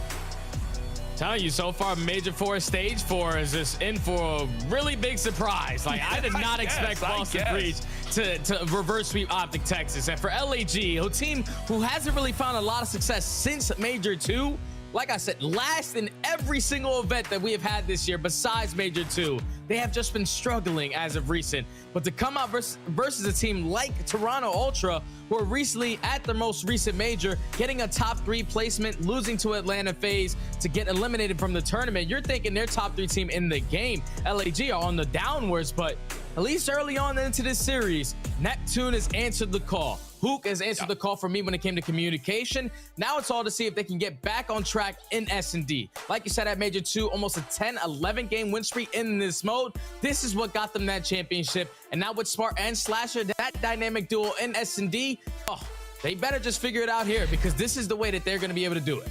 Yeah, without a doubt, my friend. And I don't want to get too ahead of ourselves. Like, obviously, it's a map that Toronto has not been great on historically, but I totally agree with you. It felt like when we were listening to the comms, it's like, no, this isn't like Toronto playing bad. This is just LAG playing very, very well. Yeah. And with that in mind, Toronto still all smiles. As we said, they rely on that search destroy game mode. When we talk about Desert Siege specifically, by the way, is Bans like in a different room? I don't know. It's like he's on main stage, you know, when the lights are usually just bright as hell on you. Like, The spotlight is on, man. It is. He's like, all right, you know what? Ali was talking about me in the opening segment, you know, how I've improved. Now it's time to do that again. Oh, look at the stare he's got in his face. He's feeling good. Maybe he'll close his eyes for us here in a moment. But Jay, Desert Siege, Search Destroy, how do you feel about it when it comes out of both these teams? So I think this is, at least for both of these squads, it's going to be the best Search and Destroys in the game 2 and in the game 5. The only thing that scares me is that Toronto Ultra, they just find a lot of success on their attacking rounds. 60% to either one of those bomb sites, a little bit better towards that B site. But then even when they're attacking fast towards A, it's a 72% win rate with an 83% first blood. So it's going to be huge for LAG. Based off the momentum they got in that map number 1, they had to shut down Toronto's confidence early in Search and Destroy. They go 6-1 throughout Major 3, got them all the way to a top 3 placement. If you can come out, you take that at map number 1, but to beat this team in Search and Destroy, where they have recently just started sharpening their sword, this is where LAG can be able to win this series. Yeah, without a doubt, my friend. Now let's go and take a look at our Search Destroy top performers right now for either of these squads, Toronto and LAG. Really, no surprise, the man that sits on the left side of the screen at 1.18 there for Mr. Jamie Craven. On the other side, good old Austin Litigoat at 1.13 there for Slasher. You also see the presence when it comes down to team kills, first blood win percentage as well. Okay, Austin, a good 70%, Jay. I like that. That's the biggest thing that I looked at right there. First blood win percentage. We know that Slasher is the island player for this team. And when he goes out there and gets that first blood, that's usually when they find a lot of success. 69%, that's really, really high compared to 58 on the side of Insight. We know what Insight does in Search and Destroy. 1v2, 1v3, it does not matter. Every time I watch him play the game, even from when I was playing, I feel like when I was playing Search and Destroy, I never got the timings he gets. Insight's got to be the luckiest SCD player I've seen all year. Okay, we'll call it luck. I don't know. Maybe it's because Insight runs a sniper, Jay. I don't know. Nah, not really. He's a good player. I'll take that with a grain of salt. But no, just all in all, man, it makes me laugh too, because I know we were talking about Toronto, like after the loss that they just suffered on the Desert Siege. Like, we're talking about intensity. You know, they obviously sit in the 5th seed right now, and especially with Boston playing the way that they are, there could be possibly something going on. But it's funny because I looked at the stats and I'm like, oh, I know why Toronto's laughing. It's because they had the number 1, the number 2, and the number 3 highest search for KDs in all of Major 3. Those guys are rolling, man. And we talk about LAG, right? They had that wild Search Destroy winning streak. I mean, Toronto was, I think, in like ear's distance of possibly breaking that themselves. Yeah. They went on like 10 or 11 actually in the most recent Major that we had. And I'm pretty sure like the reason why I was broken because they lose a game 5 Search and Destroy to Atlanta FaZe. It wasn't really their best performance there, especially because they were going, I'm pretty sure it was Tuscan S&D. If I'm incorrect, you guys can tweet me. It's okay. I'll tell you, Jay. Let me get it. It's okay. But Toronto Ultra, they've obviously found their form in Search and Destroy. They almost break the record of LAG. LAG, with these 2 new rosters on their team, they just need to get back in the groove of things. And I think there's no better way to do it than playing your 2 best Search and Destroy maps. So this is going to be a good one. Jay, you were right. It was a Tuscan Search Destroy. I just had to confirm it for you. I knew you were right. I just had to confirm it. There you see the Search Destroy round win percentage. Toronto, without a doubt, leading that race. So far, it has been a great series for Slasher. We'll see if, like we said, those Search Destroy stats, he leads the way for this team. If he can continue to be dominant and answer in those first bloods. And one thing that's also going to be fun too, Jay, as we see Neptune's stats here, is that mid-palace fight, it just feels like a lot of the times is going to be dictated, of course, by those SMGs, those early engagements, those first bloods. We'll see if CleanX has his hands full. Neptune brought down to 9 HP, however, as we like to talk about his performance, what he could do. Quickly brought down by Bance. Trades are in. Hook on the site. Well, with LAG getting first blooded right there, I just want to bring up this one stat that shows me LAG in 3v4% win rate. They are 17% chance of winning this. They do not find a lot of success in their 3v4s, but now in the 2v2, making it 2v1. CleanX takes care of one. Hook, last player up for LAG. He's in a great position to at least watch over this bomb. But once he gets his 1 kill, he has to be ready for the second. Time is starting to tick. Ultra need to get towards site. Yeah, it kind of works out for Hook. Like, normally it'd be kind of an awkward position, and he can wait. He can wait. Allow for this time to tick away. Oh, he's got 1. He turns around. CleanX finds him. Can he get on the defuse? And he will. Oh, my God. What was that COD timing? It looked like Hook did everything right. He did. Hook did everything right. He waited until the final second, before that player was going to complete that defuse to find that kill. Now, with only 11 seconds left, Cleanex and Hook are basically saying hi to each other. It's going to walk right on by. But Cleanex turns around, finds that kill, hunts Hook, and then gets to that bomb with about 8 seconds left. Secures the defense for Ultra.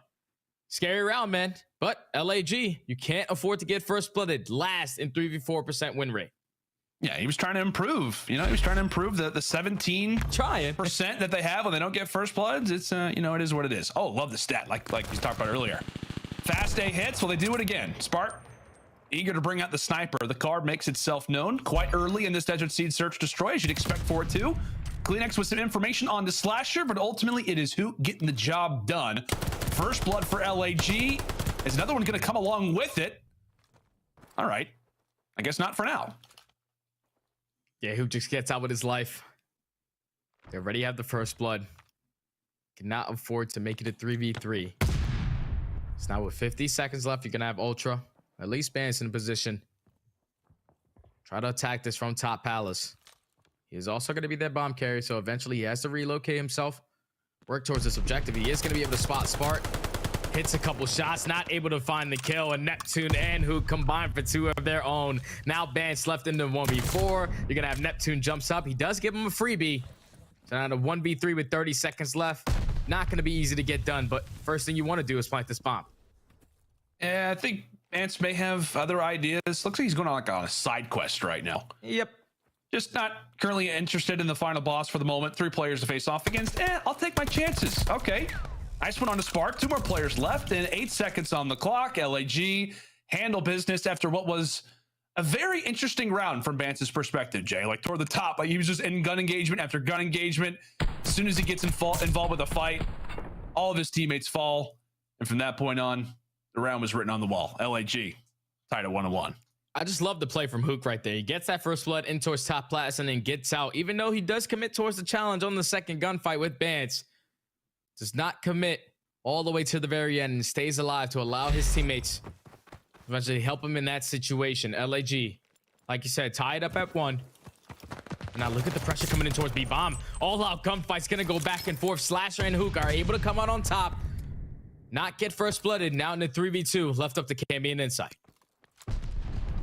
Left up to the ARs. I mean, really for Toronto, they just go strong toward the stairs. Trades do not favor them. It was a nice kill that came in from Slasher before he ultimately does get traded out. Cammy eager on the attack. He's able to find one onto Hook. The headshot is there. And he'll just hop on the defuse instantly. He'll have Insight there for some cover fire. Do LAG read him on the site? They will indeed. But thankfully for Toronto, they have got their clutch master still alive. Definitely not in a preferred position, but he's known to get out of these previously. It's the audio information, but right when he crosses toward the side, it is Spark there to clothesline him with the sniper. Early aggressive from LAG. Both matched at that B site, but they're able to come out on top in the engagements. Then they relocate themselves over towards A. Get that bomb planted, even though Cammy does force it to a 2v2. Eventually, he does get taken down as he tries to stick that defuse. Then in the 2v1 Insight. He's had some tremendous clutches so far throughout this season, but Spark was ready for the shot. With that sniper, closes out the round. LAG up 2-1. Toronto, last time around, we talked about their fast A attacks. They've become historic, it feels like, in Vanguard. Didn't do that in their opening attack. We'll see what happens this time. Okay, nothing at all. Spark just happens to take down Vance with the snipe. Great work so far from Spartan, who just the crack through the wood. That is one of the more frustrating gunfights that you will see here in Vanguard. Pixel perfect so far from LAG. And speaking of pixels, Cleanex, he's sitting on one of them. Cleanex is sitting on one of them, but breaks right in, and Hook is going to be ready for the gunfight. So now Insight in the 1v4 with 40 seconds to work with. He does have this bomb in hand. Is he slowly going to at least approach towards A? Spark's going to be that player on the outside of trains. He's going to be able to spot him. Misses the first shot. But does it matter? 1v4. You allow your teammates to set up that pinch. And LAG, 3 rounds in a row so far in the search and destroy. Keep in mind, this is the 2 best S&Ds in this series for both of these squads. And yeah, right now, LAG, they're just destroying them on their defensive rounds. They are indeed, my friend. They are. LAG looking very, very well seasoned currently. In our first 4 rounds, up 3-1. Neptune trying to get involved in the comms. As we said, a huge game for him. Kind of a redemption series, really, for all 4 players, but especially Neptune.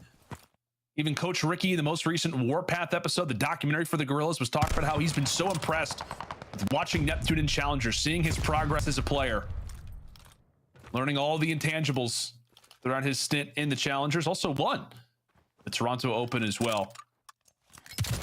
But into the depths of this round, Neptune obviously hot on the mind. Thankfully, does get dropped. So sweat off the brow for the moment. If you're Toronto, you've got the first blood. But what do LAG elect to do after that has taken place? Some great movement from Hook now to get toward that top palace.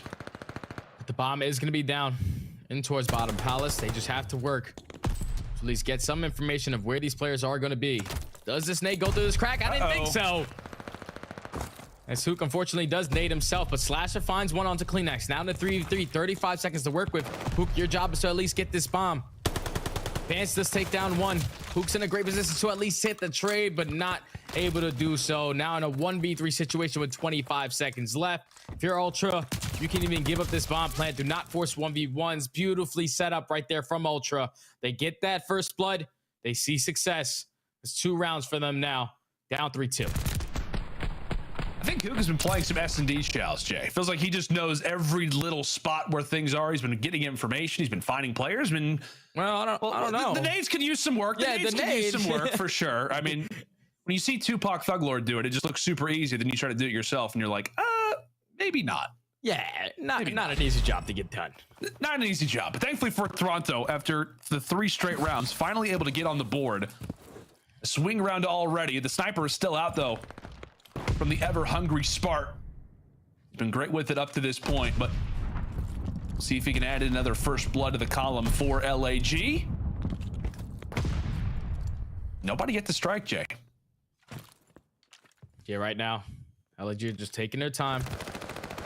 Just trying to see the way that Toronto want to play this. That's another first blood for Insight onto Slasher. Now in the 3v4. Now 2 players rotating over towards that B side, thinking that the push is going to be here. One player, Neptune, does at least even up the numbers, makes it a 3v3. He has to at least try to get out with his life, but he's actually going to get aggressive. He finds a second kill as well, and Spark finds one on the inside. So now Cammy in the 1v2. He knows the positioning of Hook. Hook got the gunny on him today, boy. He's not missing. As LAG, even after getting first blooded right there, sees some success. Now up 4-2. That percentage, Jay, it's improving. There we go. Was it 17%? 15%? Yep.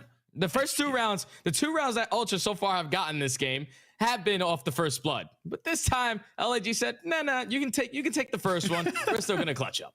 Nah. I like that. That's good. You know, we talked about earlier, LAG, they've been so good in getting those first bloods. As you said, it's just whenever they struggle without getting them, has been the primary culprit. Into the swing round again, LAG. In a great position right now. They lock up this one, up 5-2 with that already 1-0 advantage. Uka look to play it, plants it rather for the desert. Kleenex hot on his heels, ends up getting involved in a flurry of gunfights. And all that I know is that it currently is a 1v2, thankfully off of the double kill from Bance.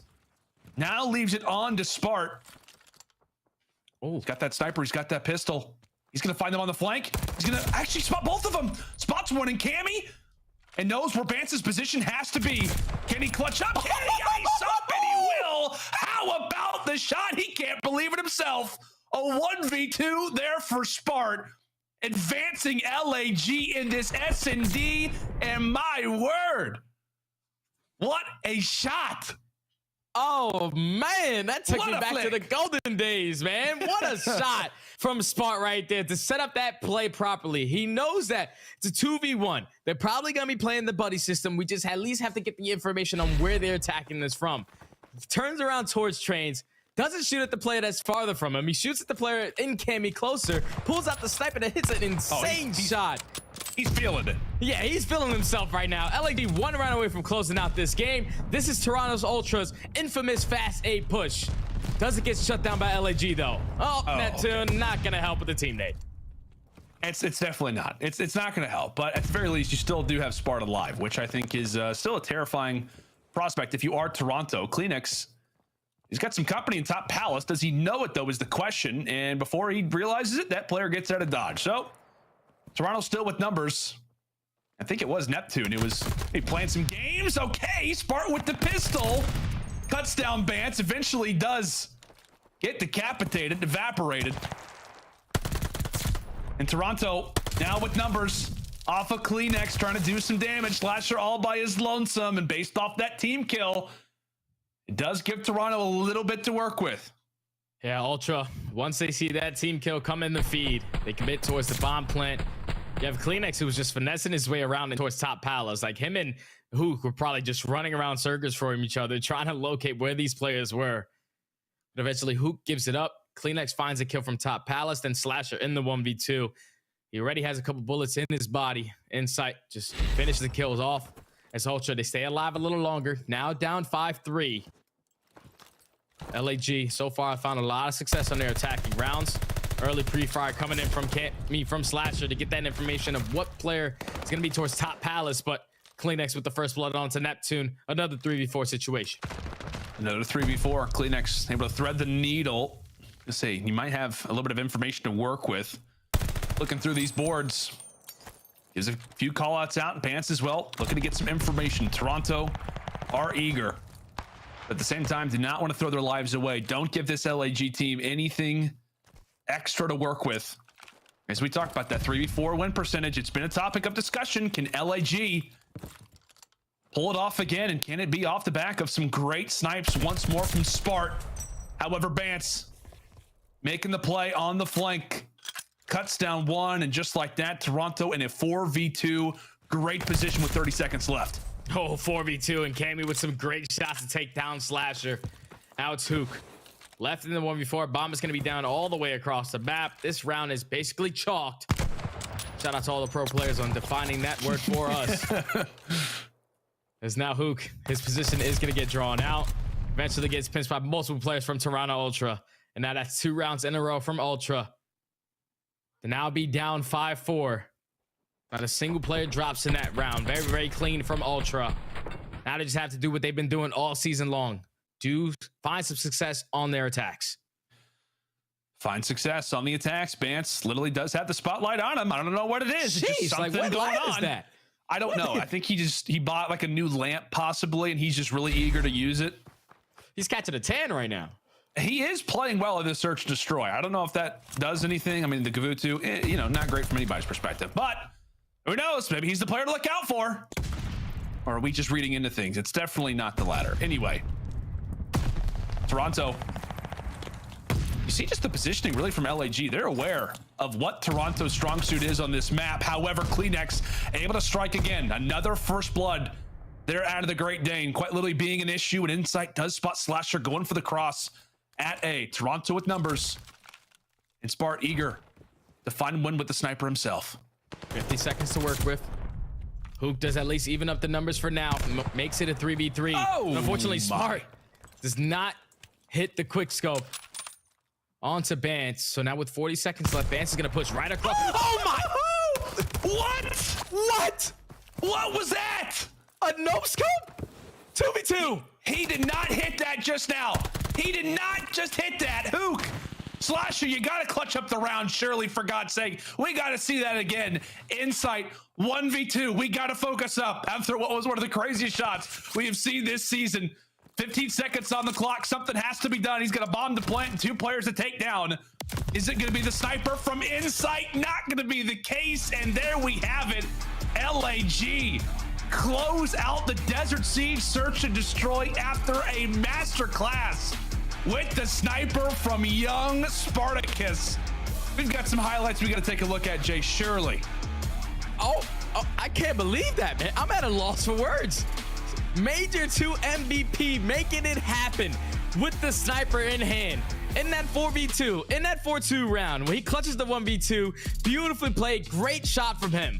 But in the 3v3 right there, once Cleanix gets taken down, I'm thinking, Bance, he's got this kill locked up. He's running cross top B. This guy's got a sniper run around the corner. No way in hell Spart's going to be able to win it. But yeah, we got to see that again, man, because that is insane reaction from the young man. And he missed the shot before this too. The quick scope.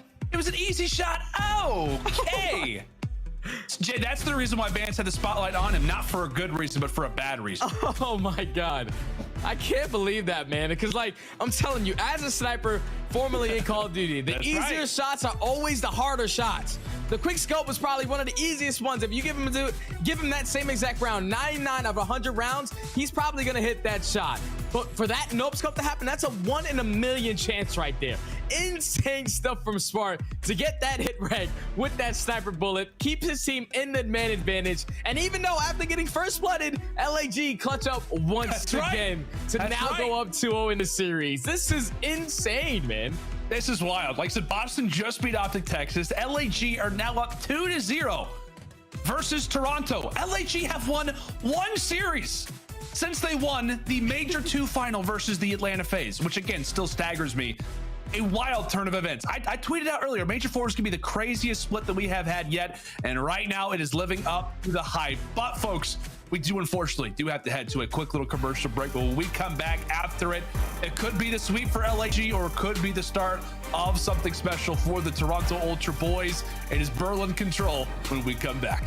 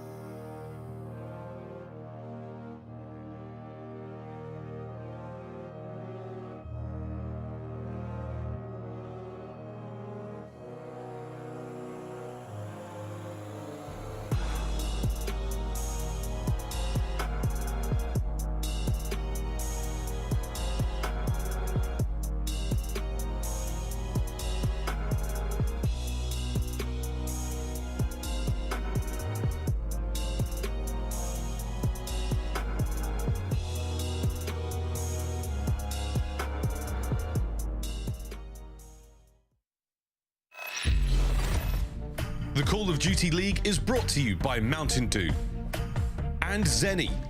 Armor your eyes with Blocks gaming glasses starting at $24 by visiting zenny.com/CDL. Upgrade your game with a Scuff, the official controller of the Call of Duty League. Welcome back, ladies and gentlemen. It's time to take a look at the Scuff play out of the game by the Major II MVP. Jay, this is just one of the many incredible plays from Spart with the snipe. Break it down for me, buddy. How does he hit this flick? How does he do this? Trigger discipline to start us off. Like, he spots both players, but knows that the first player is the easier kill. Then he has that sniper in his back pocket. He knows that Bench is not peeking left. He has to be peeking right. You have to hit an insane shot to clutch up this round, and the MVP gets it done there in the 2v1 to clutch up. Puts LAG up 5-2. They don't close it out there. They close it all the way down in 6-4 with him getting a nope scope, but insane stuff from Spart. This is the reason why they went on that 10-11 game spree in S&D with plays like that. The young man came to play today, and now you find LAG up 2-0 in this series. If you would have asked me, I would have told you, hell no. Like, that was not the case, especially with the way that Toronto just came off their own major. Great at hardpoint, phenomenal in search and destroy, but so far have not answered in this series. Now they have to try to complete the reverse sweep going into this Berlin control, where they do find a lot of success compared to LAG. Yeah, like you said, to the nah in regards to LAG's chances in this series coming into. At least we thought, right? Like, is Boston and LAG about to take down OpTic and Toronto? I mean, two teams who are power ranking wise in the top 4. Would be a wild day nonetheless. But Jay, at the same time, this would be the ultimate, I don't know, I guess test if you are the LAG to figure out where their roster sits, considering Toronto love themselves some Berlin, and what, in the last 10 controls for LAG, they haven't won a single one. So I feel like if you're gonna win one today, I mean, I think that would be pretty apparent that this roster is the real deal, if not here to stay. Yeah, 10 losses in a row in control is not the way you want to do it if you're LAG, especially going up against the Toronto Ultra team, who has been kind of turning it up on this Berlin control. Like you said, Berlin in general, they find a lot of success on. But for them specifically on their attacking rounds, the biggest thing that stands out to me is that Toronto, they are 55% on their defense, 42% on offense, but they average 5 ticks. On the opposite side for LAG, a 0% win rate on their attacking rounds. So that's going to be huge. Yeah, I would say so. I think we found our primary culprit for the Berlin struggles so far for the Los Angeles Guerrillas. But into this round, incredibly hefty last game for the Guerrillas. I mean, just to go 2-0 up versus Toronto team says a lot, and Spart is trying to pick up from where he left off. The sniper may not be in his hands, but tell you what, the automaton at range is incredibly solid. Ready and waiting, able to find another. Now make it 3, nearly makes it 4 in a row. LAG will lock in that B capture, so another minute added on to the clock for them. Definitely a lot of time still to do damage, but we'll see if Toronto can start to hold them off and really throughout this next minute and a half, Jay, just get some semblance of this series, start to collect themselves and get some momentum. Unfortunately, they do lose 2 players in a row, so we'll see if that changes. Yeah, Toronto, their main focus, at least on this map, is just like you said, getting back into this series. Because on this map specifically, their overall record is sitting at 5-2 compared to 0-3. So far, they're holding the push from front side train. They have multiple players who are just filling the gaps, not allowing LAG to set up that push from the front. Now with only a minute to work with, LAG is sending 3 players towards train. Vans and Cammy combined for 2. Cammy with some great shots onto Slasher, not able to finish the kill though. And you see Hook, at least for LAG, trying to be that menace in the opposite side of the map, trying to play for some small kills. Trying to do some damage up close and really allow for the teammates to get out of the base. Slasher ends up falling. Ultimately, Hook will be able to jump inside of the point. So LAG with some signs of life. They do have the current pitch established, but Neptune is able to find a very nice gunfight there on the Cammy. Bance ultimately is able to find 2. Hook, last player alive in the point. It's a quick trade, but it's one that favors Toronto nonetheless. And Bance now finds himself on the 6th spree. 1 away from the streak. Total turnaround from the guy who, well, he turned into a highlight reel last game, Jay. He did. With the quick no scope, you know, you hope to see that he gets a little bit of momentum back, because I'm sure that was a very, very frustrating gunfight. Definitely was, and so far he's answering the call on the 6-3. If he can pick up this glide bomb, that is the best case scenario. This is going to be the last push coming in from LAG. Inside and Cammy combined for 2. Vance picks up that kill onto Slasher, so that is a great hold from Ultra, and they have a glide bomb to work with now in their attacking rounds. LAG, they at least tried to put a lot of pressure on towards Train, but every single time they won at least one gunfight, there were at least 2 Ultra players in that position ready to play for the trade. Always kept control of that Train side to close out this defensive round for Ultra to now go up 1-0. Yep, go up 1-0. And really for Toronto, you really do want to see them win this game. Obviously they're down 2-0, but just in general, see their control improve, because that was the one thing in Major 3 that you could point at and say, hey, not, you know, picture perfect, right? I mean, I think in Major 3, they were like #1 and #2 in both hardpoint and search destroy. However, that control ranked around like the 7 top 8 range. So as we talked about, you want to see this mode get a little bit better and ultimately start to match up with the other 2. And really, given how this series works and given how Major 4 is going to work, you're going to have to rely on those game modes that maybe you haven't seen the most success on. Toronto currently learning that the hard way, as they'll take their first look at attack. As we see a map in Berlin that they have liked a lot. It's really been their saving grace of control throughout that Major 3. The longest time was the only map that they could actually get a W on. And as Insight's doing some work toward the back, it's really the SMGs who've done a great job of clearing things out for the moment. 1 tick to speak of so far at the B zone. Yeah, right now, LAG, they're doing a great job of just keeping the push towards B very, very stagnant. Now you're going to have Boop working towards the late flank. Unfortunately, does not read the player in Insight that's going to spawn right behind him. So now the stack is going to come in towards B. Right now, LAG are currently up by 1 life. Keep in mind, Bance still has that glide bomb to work with. If you are LAG, you potentially have someone that could go on that kill streak and earn himself a glide bomb of their very own. That's exactly how you want to attack this round. Spark with 2 so far on this streak, knows that the pressure is going to be coming from lower street side. Inside and Bance, though, they combine for 2. Now the players left from LAG have to try to find a couple kills. Oh my. Oh, okay. Highlight after highlight nearly finds all 4. My goodness, Neptune just explodes for 3, but now it's Spark from the top side of the window. Tell you what, man, that was a great little push that Toronto had brewed up. They captured that B zone. They're trying to make a play, get into fire, get in toward the backside of the base, but Neptune is there to cut them all down. Great work there from LAG. And Toronto back to the drawing board with a minute on the clock. Still plenty of time to work with. It is Berlin control after all. You really only need like 5 or 6 seconds, to be frank, but see what they can do with that time allotted. Another 3 go down in the feed. Insight, the farthest pushed up player past that 50-yard line, as everybody else is going to be off the spawn. And really the question remains is, can Toronto get out of their base and hopefully join alongside? Yeah, that's the biggest thing, is that Insight, he's ready to set up this pinch. He was just waiting for his teammates to try to win a couple gunfights from the front side of Train, but all 3 get taken down, and then eventually Insight has to rat back. He gets shut down as well. Now all of Ultra trapped in towards the back of this warehouse with 35 seconds to work with, down by 4 lives. You see the map control currently that LAG have, cutting off the players trying to overextend through street. You have P5 control. They're just waiting for the push to come in from Trains. Neptune being super aggressive with the AR in hand. Like, is this guy an SMG or what? Like, is this the SMG duo? He's been running an AR since map #1, and he's been tearing it up. Neptune sitting at 14-11, only 10 seconds remaining until LAG tied this game up at 1. Yeah, I was getting ready to say, like, I was looking forward to Berlin control, because it's like we'll finally get to see the SMG duo actually run the SMGs, but apparently that's not at all the case. Hook dies from range, but ultimately LAG locked on to this round.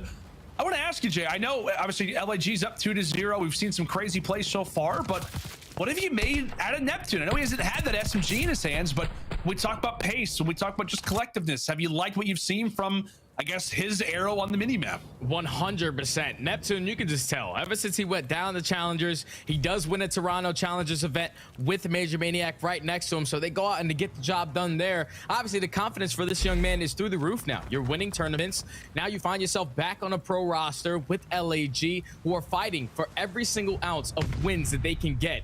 And when you playing like this, there was a lot of questions on the young man's name, because we saw what he was able to do for NYSL. Basically nothing. The fact that he so far is changing the story for himself with this LAG roster in this series is very, very tippable. It absolutely is, man. It absolutely is. An interesting strategy, by the way, going down with LAG.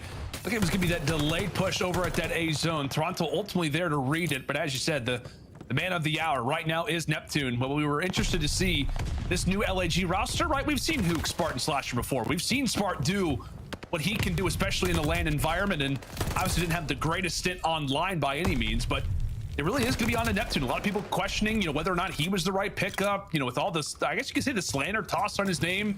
Yeah. When it comes down to that rough going with the New York Subliners, it has been an intriguing story that will only continue on throughout Major 4. We'll see if LAG can keep that momentum flowing here into this round number 3. Great pistol work there out of Insight just to make things a little bit more clean. And right now, Toronto doing a great job. 30 seconds left. No B zone capture yet out of the Guerrillas. As we said, an interesting strategy off the rip. They tried to slow hit over toward A, and from that point on, Toronto have been there to punish them. Yeah, Toronto just had full-on map control across the entire mid-map, around that 50% mark. Is Insight doing a great job of at least getting a kill, getting out with his life, finds that kill onto Hook as well. So now he's on a 5 spree. The second tick is going to get complete, but if you're Toronto, at least in the position that you're currently in, I would attack this still. Neptune, unfortunately, not going to drop to the bullets of Insight, so he doesn't pick up that 6th kill. And it's looking like B is going to be captured as Insight is the closest player from Ultra in this position. Does at least spot one player into Hoop, trying to overextend through water side, but Insight not going to slow down on the streak. Not slowing down at all. Finds that 2-piece to now earn himself his own glide bomb. Now they have 2 glide bombs to work with. They got 2 of those things, and maybe Cleanex could earn the 3rd. Who knows? Toronto is frying. I was going to say for a moment, Insight okay with the SMG. How often do we see that? And I'll tell you what, I'd like to see it a lot more at this point. Eventually drops. LAG look to force their way into the backside of fire. Vance, unbeknownst to him, decides to push on up. 45 seconds left. Okay. Benjamin Vance, nice little turn on there. Everybody is hitting their shots for Toronto. They are feeling themselves. The Slasher does dip a toe in for a moment. It's that ever little bit of progress, but it's Cleanex there to punish him. This just feels like it has been Toronto from start to finish. As we know, Berlin can be crazy, so Ultra can't get overconfident. Guerrillas do have at least 2 players forcing their way into the point, but they fall Insight with the automaton, and well, it's Vance with his fist. Oh, well, Neptune's here, at least with the auto in his hand. He finds that first call onto Cleanex, but the trade is going to be there. Now with 20 seconds left, Toronto Ultra, this entire defensive round, have just maintained map control, have not made it easy for LAG to capture that B point. 12-3, make it 11-3 now with great shots coming in from Hook to at least find that kill. But now your main focus, if you're LAG going into this defensive round, is to not allow Ultra to complete that B point, because they're currently up 3 seconds, but just the way that Ultra are dominating map control on their defensive side, you need to make sure that you're trying to at least secure defense for round 5. Yeah, it's been kind of I don't know, a more standard Berlin. Jay, I was looking forward to some crazy, some chaoticness, maybe a few of those A captures off rip type of deal, but it's been more typical control, right? Overall back to business at that B zone. We'll see if that does change. As LAG are going to need to do something here on this defense. Toronto, we'll see if they can make it a quick W to send us to that game number 4. And a moment to pause, a moment to ponder, if you will, for the Ultra side, as a few kills going their way. We'll step aside and go to Liston with Toronto. Nice. Already went by the You guys can do it. Already be close. Try to Go straight. Yeah, I don't have bullets right now. No, you guys don't. Save it. Out of pit. Already close. Look at your front door push on there. I'm pointing out. I'm stunned. They're gonna hit me out here. I spawned red. Spawn in one more. Spot in long. I can try to get fire here, maybe. Front door's good. Listen, we can make play secret, okay? Yeah, just throw a ticket. Come P5, dead. Nice. I'm gonna hit secret. Fuck it. I don't think anything's pushed out here. I've been fire, by the way. I'll try to get. One's on point as well. Wait. Secret one. Wait, secret stairs. One's gonna be close, Campbell, the way he was playing it. I stunned 2 secret, I think. Yeah, someone close. Pretty low fire on you. Close, dead. Nice. Low fire, Jimmy. Try to stay alive, bro. Go secret now, bro. I'm gonna go P5, Ben. Play secret. Yeah, P5 on me. He's long, Ben. Hitting in P5. Nice. Wait, one mid, one secret, in secret, and one's P5. Just wait for Jamie. Let me see our green box. Ticket. On me, Our. Yeah. We can't. Gone secret, bro. We go mid. Secret, you. Do me straight. Oh, no, one mid. Me as well. Sparks mid, P5. Hold mid. So P5 is gonna be long, bro. Listen. Looking for Spark. Yeah, easy. He's pinched me. Spark. He's green box. Green box out. Green box. Dead here. One shot. Two me pit. One shot outer. Listen, we just need one tick and we get defense, okay? Just remember that. We can go right. In fire. Spark's out in the corner, yeah? I can just wait in the corner. I think he might be long. Yeah, he is long. I'm in docks for now. I'm all the way deep crane. Flash one back to secret steps. Okay, yeah. He's deep right train. Whereabouts? Like I don't see shit by the way, There's nothing caught. No, they're not here, by the way. One mid corner code secret. There's two secret. I'm two secret steps, Ken. Yeah, secret steps. I can make it. Wait. Spar arrows dead. One's long. Well, calm on the outside, maybe get a little bit more nervous on the inside as things get ever closer, possibly toward their end. Toronto, or specifically Vance, lets them know, hey, we just need one more tick, and we have got that guaranteed defense for round number 5. The glide bomb invested, and we'll see if it does eventually pay off. A worthy transaction in the end, as Insight does eventually fall toward the desk. Cleanx trying to pick up from where his teammate leaves off. Vance with a nice nade over top. Now does establish the flank to come on through. The SMGs ready as ever. Cammy with one. Vance and Cleanx hungry for more. They push in toward the plat. Here's Slasher trying to stay alive, but ultimately it is Toronto who have got the stack. Cleanx brought down to 30 HP, manages to stay alive. Toronto, they've got that defense confirmed, and they've done the job that they had to, but they don't just invest one glide bomb, they invest the second. They are going all in at this A point, Jay. In my word, LAG at least get a moment to breathe. Yeah, that's the worst case scenario right there for Ultra. You invest 2 glide bombs, but at least you get that 1 tick of progression towards B point to secure that defense, because if it just came down to, I'm pretty sure when the seconds are tied, it comes down to kills, and right now LAG, they are outslaying them. So Ultra knew exactly what they needed to do to at least secure the defense round number 5, but they're finding every single kill. The stack is going to be here. Multiple players in towards the point. The second tick is going to be in. Neptune at least causes some problems, taking down one. He has to try to at least stay alive, but Slasher unfortunately with the team kill, and he's going to get taken down by Bance. Now Bance, all you have to do is stay alive, allow your teammates to get into the play, stack the point, and Ultra are going to be able to secure the offensive win towards the very end of that map to now keep themselves in this series. I thought it was a bad play from them to invest 2 glide bombs just for that 1 tick, because at least you guaranteed yourself that round 5 defense. But they find the kills, they stack the point, and they're able to close out the control. Guerrilla control, which has treated them quite nicely ever since it came out. It has indeed, my friend. It almost kind of plays like, I don't know, a map that they previously liked when it came down to like Cold War. Like we talked about that flexibility, whether it's in search destroy for the bomb sites or even in control when it comes down to those points, the ability to go back and forth, that evolution of the A site versus the B. Great work from Toronto. As you said, a map that just fits them oh so well. They close it out in 4. We were talking about how it's great that they at least have defense for round 5, but they didn't even need it. A lot of it is based off of those streaks that you saw Bance and Co end up having.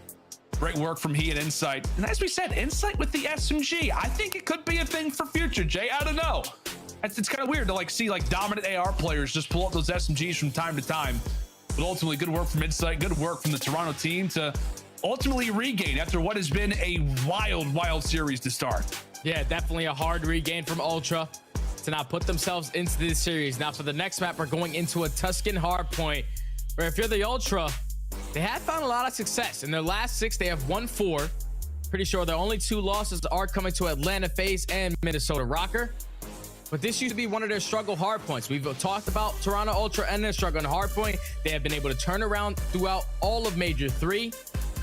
And they've recently found some success there. And now for LAG on their side, that's also a really strong point for them as well. So this is going to be a battle, but the biggest thing for me that I'm paying attention to is that now we are going to see what Hoot and Neptune are as an SMG duo. On a map like Tuscan, you're going to need them both to be slaying, both to be setting the pacing on just how aggressive they want to play, and the communication has to be on point for LAG to try to close it out in 4. Yeah, it's going to be a fun brawl to watch as well. Like, you know, we've been waiting for this to happen. I know we saw Neptune kind of go back and forth a little bit with the Automaton versus the SMG, but like we said, the one thing we really were interested in from this LAG group was to see those SMGs in tandem together, and we will get our wish when it comes down to Tuscan HP. I don't know about you, Jay, but it just feels like whenever Toronto are in predicaments like this, you know, they go down 2-0, but they win the control. I just instantly feel very confident in Toronto. Yep. And I think it's just given, you know, their history as a lineup, the fact that they were without a doubt the second best team in Cold War, the fact that right now they look like a top 4 team in the game, just finished 3rd at their own major. It just feels like going into this hard point, I don't even know. Like, I might actually prefer Toronto, even if you throw the records out of it. I'm just thinking, like, the way that Toronto have been playing, obviously in that map, number 1, they come out slow. The search and destroy, simply not in their favor. You're getting quick scope, getting nope scope. It did not matter. That map was not meant for you to win. But then you find yourself in that barrel control. You do what you do best. You secure your defensive rounds. And then that one attacking round that they need, I'm pretty sure they complete that B segment, walk away with that map by just simply getting the kills and using their teamwork. Now going into this Tuscan hard point, they know what they need to expect. You know how Bandit Cleanex need to turn up here. They need to shut down the pressure of Hook and Neptune. Once they do that, they should be golden, because the way that Cammy and Insight were playing on LAN, 1.11, 1.07, both Cleanex and Bandit were sitting at like 0.9s, and they still got a top 3. So if you can get those guys to step up to a whole different level, that's what puts Toronto Ultra in that championship contender. Yeah, I couldn't agree with you more, partner. It feels like when you think about one Toronto player, you just think about the other ones. As we said, just because of their collectiveness, what they've been able to accomplish as a team, and honestly, as of late, what they've been able to do, the rise that they have had since the Pro-Am has been staggering. We were talking about it. I mean, we heard all the rumors about, you know, different players. I mean, at the Pro-Am, for God's sake, they had 2 academy teams from North America and Europe. And obviously, as we know, it's a quick plug and play if you are the Toronto franchise. So it has been just a great turnaround lately for Toronto. We'll see if they could do that to kick off their Major IV campaign, or if LAG can start to turn up and show us that this roster change was in fact the right move to make. When we talk about the standings, both of these teams very, very close to each other. But in terms of trajectory, we like Toronto's chances in comparison to LAG, who, you know, Jay, like we said, it's interesting times if you're in the LAG camp. We heard a lot of teams, I guess you could say, kind of be described as, you know, I know we use this term a lot today, but like using the panic button. They've been in that mode of like, okay, are they in scary territory? It feels like while LAG did feel that way, this series would legitimize that move off the start. Oh yeah, if you're LAG, every single series from this point on is very, very necessary. Like we said throughout this entire year so far, they have gotten first at one major and dead last in every other major tournament. So this is the time where they need to make sure that they're getting as many wins as possible to keep themselves in towards the top 8. And right now, to be up 2-1 versus a team like Ultra, who are just coming off of their own major, getting a top 3, this is completely out of the blue for LAG, especially doing it so fast with 2 players coming in, not just one. Neptune, you've seen the stats popping up right there. He's so far having himself a great series. Insight for Toronto Ultra, the only player currently over 1.0 KD. But the biggest thing that stands out for me is Cleanex. Cleanex at a 0.67. This guy at majors, even though it was at a 0.9, he's just so impactful with his kills. He has to go out there and win his ones. Yeah, he absolutely does, and maybe avoid not gonna help in the process. Yeah, Slasher having a great series is able to find that opening there with the nade. As we talk about SMGs are the topic of discussion, and you see all 3 straight in a row going toward the Guerrillas, and Hook is ready to fry. As you said, Jay, it just feels like he is a different beast today. He was fiery in the comms, and he is fiery to kick off us some time. Give him 6 in a row. It doesn't even matter that he didn't earn the glide bomb. He allows for Neptune to be in place of him. My goodness, what a start there at a Kyler. I know, but all those kills, and there's only 15 seconds left on this hard point. It didn't really chain into a much needed time. If you are Hook, you be super aggressive in towards P5. And even though his team does have those spawns, Ultra are set up to try to execute this break. Remaining 10 seconds is going to go in favor of LAG. Now they have to hold on the push, as Neptune is going to be the first player to cut off 2 players towards that middle alley. Now he's going to completely reposition himself. That SMG duo right now is all over the map.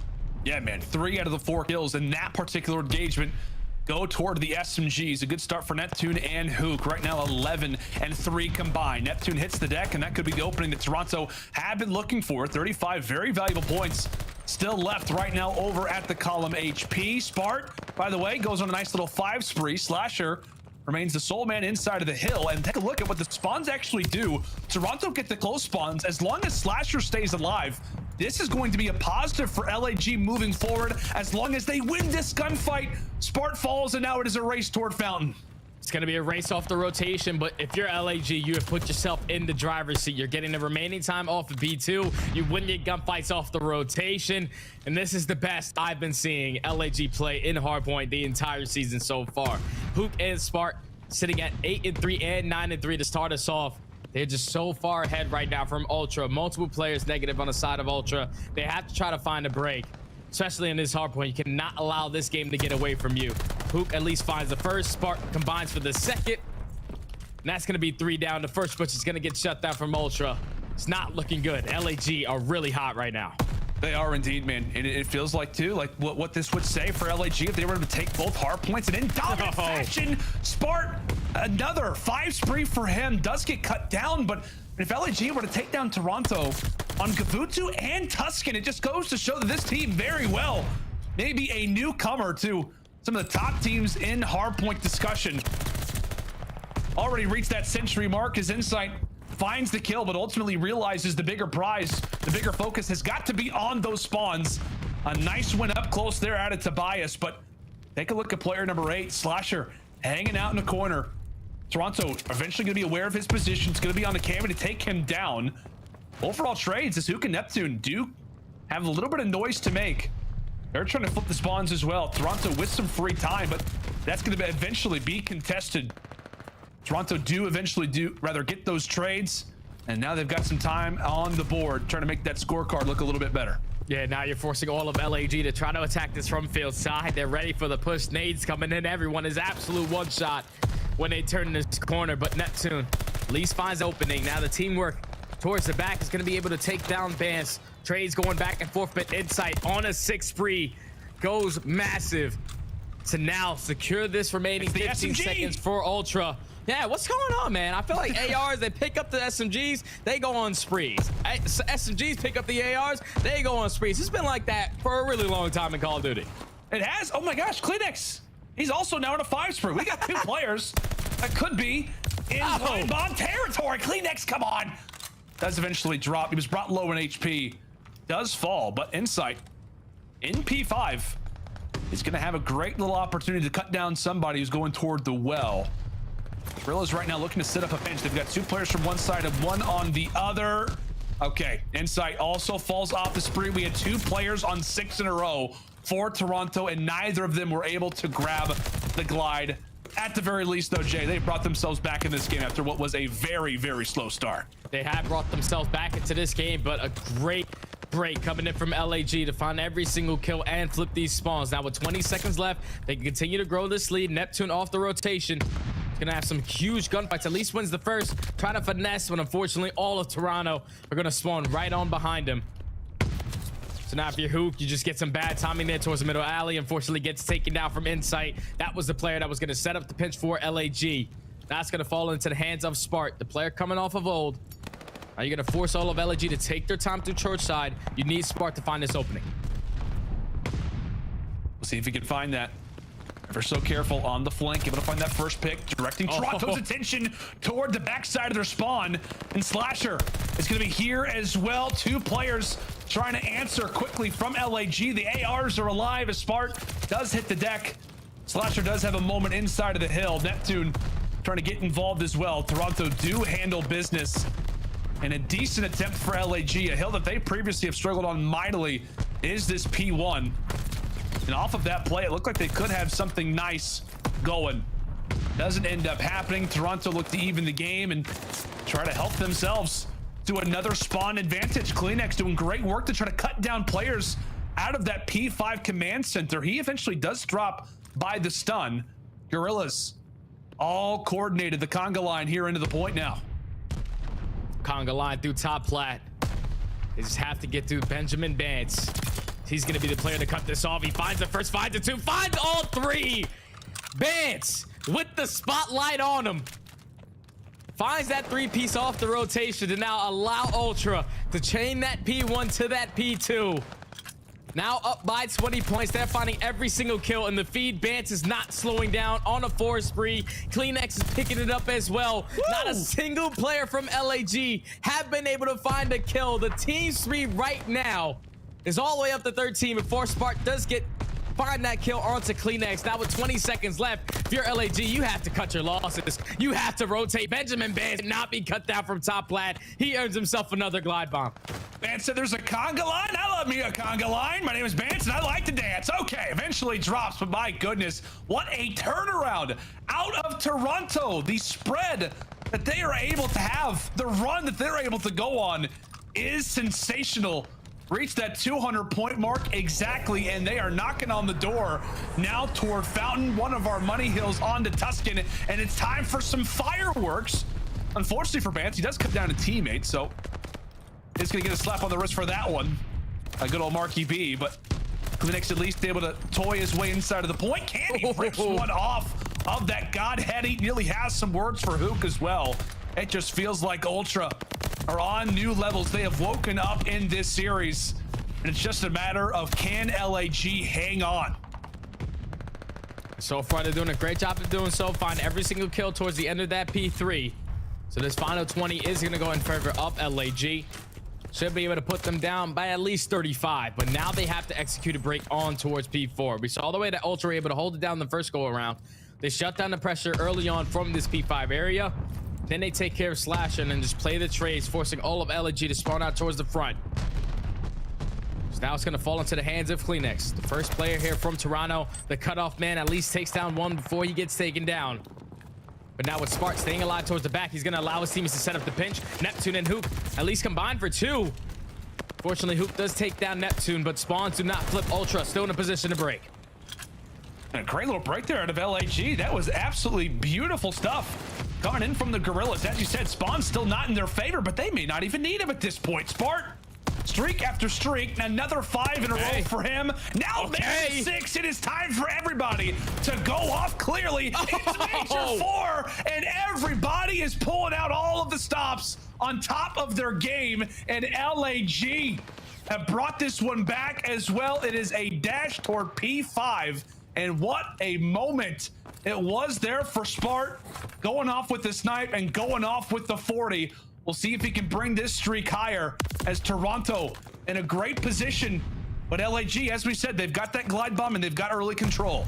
And this has been Ultra's worst hardpoint on this map. 33% on the rotation win percentage, but it doesn't matter when you're sliding in and winning your gunfights when needed. 236 and counting. They can close it out here. LAG needs to get in. Neptune with that 2-piece, Spark with the 3rd. The last player up is going to be Bance. Bance gets traded, and now it's going to be an all-out battle. Kimmy trades going back and forth, left and right. LAG holding on. LAG trying to hold on. They eventually find the break. Do you invest the glide bomb? 10 seconds more necessary for Toronto, or we headed to a game 5. LAG are here. Can they break on through? Spart with 1, Slasher with the nade, but it's Benjamin Bance toward the bottom side, ready to take them down. Streak after streak, run after run. The final 10 points are gonna go the way of Guerrillas, but it's about that rotation at P1. Toronto are here, but Jay, here comes the streak. Here comes the streak. Spart finds 1. Can LAG get in? They need to go. They need to go, but Ultra do a great job of just spreading the map out, not getting 2-piece, or at least dropping when that glide bomb gets invested. More players on that side of the map allows them to just fill the gap in on hopping that point for that extra 2 seconds. And Ultra fight back in this hard point and bring it now all the way to a game number 5. It had to be on Bance, man. Like, Bance's spree right there to really turn up and shut down that push from top plant was the game changer for me. He earns his glide bomb. They go up by 60 points going into that P3. That was the opening that Ultra needed to close out this game. What a performance from Bance, even though he does end up negative, to turn this game around and now force the game 5. Yeah, man, we had, what, 4 players who, like, were, well, actually more than that. We had, like, 5 players who went on at least 6 sprees throughout that Tuscan. Everybody going off, but as you said, the most impactful had to be that one that comes in from Bance. Just clutch plays, as you said, over at the plat. From that moment forward, it just felt like Toronto already had a little bit of something going. They brought, what, I mean, a good 40, 50 points out of that hill. And from there, they rode that one toward the end. What a crazy day it has been, my friend. I feel like that hard point was going to come down to the wire. It absolutely did. 250 to 237. And now we've got ourselves a game 5. We talked about it. It feels like Toronto always have got the ice potential. The reverse sweep, could it be in, or will LAG answer a massive series for both of these teams, but specifically for the Guerrillas? Jay, he's doing it. We all know the GIF. It's been a thing. It's there. But no, folks, Game 5 will be up right after we come back from this break. Stay with us.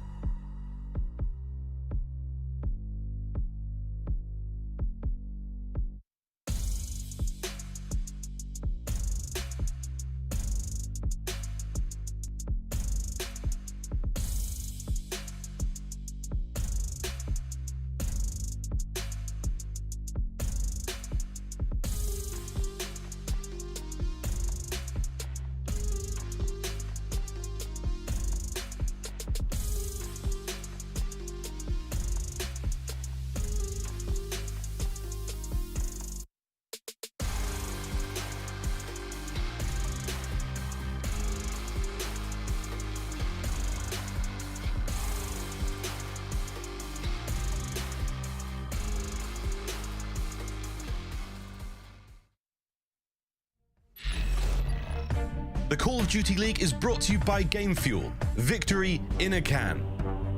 And upgrade your game with a Scuff, the official controller of the Call of Duty League. All Alrighty, friends, welcome back to the final match as well as the final map of the day, going down between the LA Guerrillas and the Toronto Ultra. Major IV has been crazy so far, but it is time to close out the first day of it in crazy fashion. Jay, we're headed to a Berlin search and destroy. Toronto started off very slow. LAG come out of the gates hot, but it has been Toronto as of late trying to commit the reverse sweep. Jay, if I'm like an LAG fan, give me like good news, bad news type of situation. Give me the good news first. Well, the good news is for LAG, on this match specifically, their overall record is sitting at 9-6. So that's great. But the bad news is, that they're going up against Toronto Ultra roster, who are more specifically on Berlin S&D on a 7-game win streak and have a better record sitting at 9-3. So, dear God. Best S&Ds for both of these squads. This is going to be an all-out battle. Yeah, I just said 7 straight wins for Toronto on Berlin Search Destroy. That is a terrifying statistic. But if we know anything, Major IV Qualifiers toss those stats out the window, or at least think about it. Here we are, Toronto. And the opening round, you see Cleanex over at that A site is at least toying with the idea of maybe giving his teammates some information, at least trying to make some noise.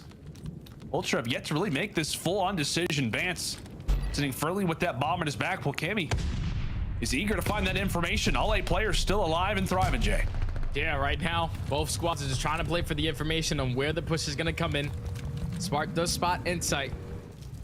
Does make him reposition himself now with 40 seconds left. LAG, they have to be ready for this push over towards A. It's all going to fall into the hands of Neptune. What kind of information can he give to his team? Puts himself in a great spot in towards this A bomb. So now the push is going to be here. Multiple players here. Neptune just has to try to go big. Stormy night right now in Berlin. Neptune, he's trying to stay ever so closely toward these desks. Play carefully. His SMG compadre has hit the deck, but he's able to answer for 1. Answer nearly for 2. No! Bance and Cleanex to the rescue. Save each other and now have got the main advantage. Oh, the bomb's not down. They get killed off the bomb. They get killed off the bomb, and that will be the round. What a sequence of events. There for the Guerrillas. The nade gets tossed out from Slasher. And that will be how this one gets closed out. And that's another 3v4. A 3v4 for LAG. They have not found a lot of success in these rounds whenever they get first blooded. But Neptune, all he has to do is he finds that first kill onto Insight, and then when him just putting those bullets into Bance before he gets that bomb, before he does get taken down, that allows that nade to complete that kill onto Bance before the plant gets done. What great work from Neptune right there to at least hit the early shots for LAG to take round 1. This was a crazy search and destroy. Guerrillas were able to take that on Desert Siege in game 2, 6 rounds to 4, accompanied by some unbelievable sniper shots out of Spark. Just a wild sequence of events from him. Cammy and Spark, speaking of at least one of them, are exchanging some early shots here on Berlin. Nothing yet to officially land. Another slower beginning to our rounds here in this game number 5. As we said, the intensity lifted. It is felt from both of these rosters in our final split of the season. And Vance is able to find the first blood. Vance is able to get the first and get out with his life. Does put a couple shots down into Neptune, and Neptune is going to decide to at least play his life in towards B. Now with 30 seconds left, you have to try to get this bomb down, but look at what Insight is doing. Already works his way around through train side, ready for that player to work towards that pinch. As the bomb is still not getting planted, Insight and Elise in a great position to take Neptune off that site. Yeah, as Vance finds one, Hook's at least there for the trade, but with 13 seconds left, Insight, the patience will pay off, given those final 2 kills. Great work coming in from the S&D mastermind. And ultimately, just a very well-timed up play from Toronto, Jay. I mean, like I said, Vance is able to find that first kill. He stays alive. That just continues to allow for the clock to get brought into play. Yeah, once Vance finds that first kill, you see how difficult it was for Neptune to try to work towards that bomb plan. Every time he was trying to go for it, a nade is on him. He's one shot. Now you have to get off. That eventually stalls enough time for Insight to make his way through that flank. Even though Vance does find that kill onto Neptune, eventually Insight closes out with the 2 of his very own.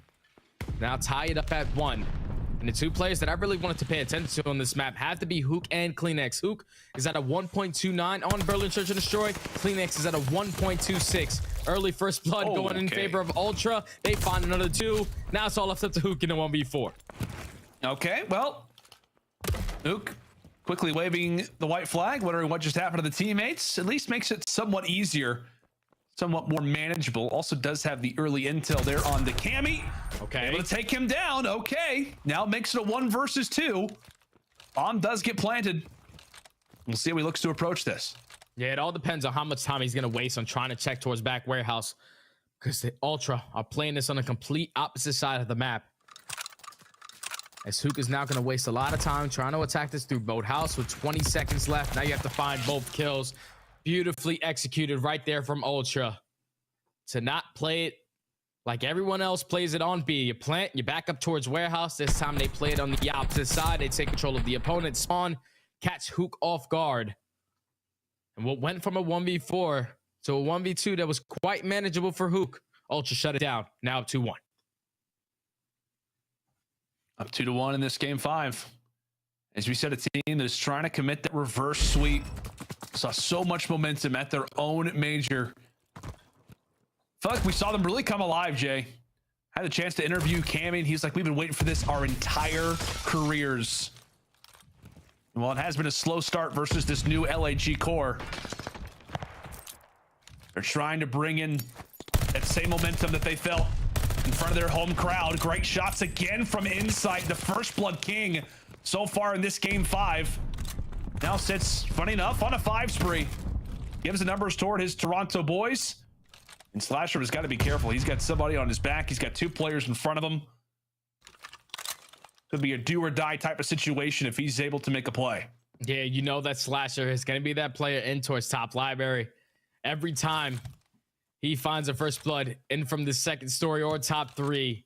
This is exactly where Slasher loves to play on this map. We saw it in S&D, 68% first blood rate. At least evens up the numbers for now. Now in the 3v3, 25 seconds to work with. How? And Advance trying to at least rotate his way back in towards fire. Eventually Slasher gets taken down, and still the bomb is not planted. Here LAG, plant the damn bomb. We got some work we gotta do, fellas. We're just feeding them. We're feeding Insight. Earns the glide bomb in just a few rounds. Spart, well, best of luck. He's gonna have to plant the bomb, gets the audio information on the Cammy, and right when he turns the corner, or at least tries to turn around, Toronto was there to cut him down. Jay, just a very, very sloppy round for the stretch. It's a 3 versus 3.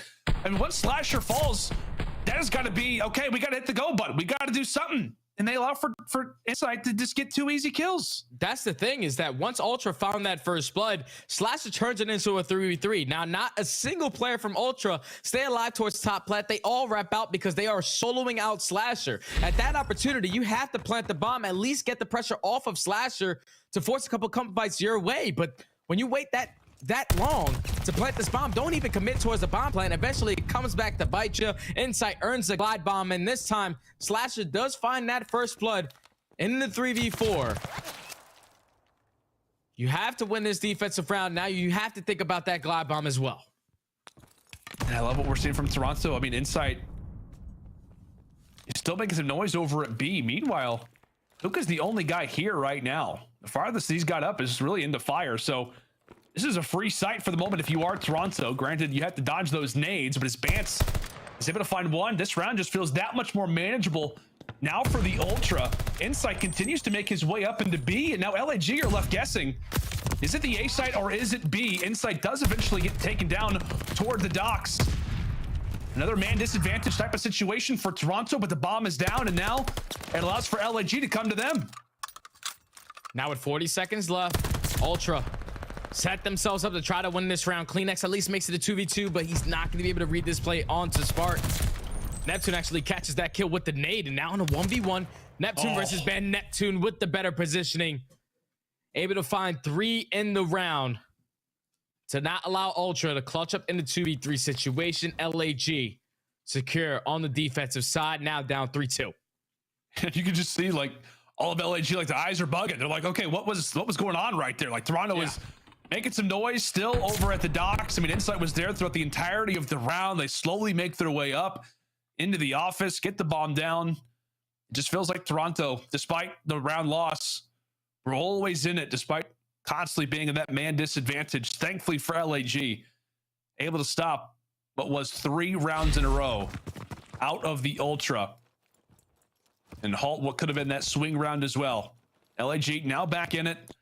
We'll look at the attack, and it appears that B site is what they've got on their focus. Neptune brought low, and Cammy, who was going to be there for the instant challenge, does get dropped. So a great cover fire comes in from Spark. That bomb is down, and now it is an instant 3v4 retake position for Toronto. Okay, this is probably a totally different situation. If Cammy doesn't get first blooded, you can potentially invest this glide bomb here to retake this. But now in the man disadvantage with 30 seconds to work with. Neptune still causing problems on towards site, just finessing his way around. Slasher with the cover fire to watch over his teammate. Neptune strikes again. Now it's all left up to CleanX in the 1v4. Greatly executed round right there from LAG to take the attack to Ultra. Find that first blow onto Cammy. Do not hesitate on the bomb plant this time around. And it basically shut down every single ounce of that glide bomb investment once they find that first blood. So now tied at 3-3.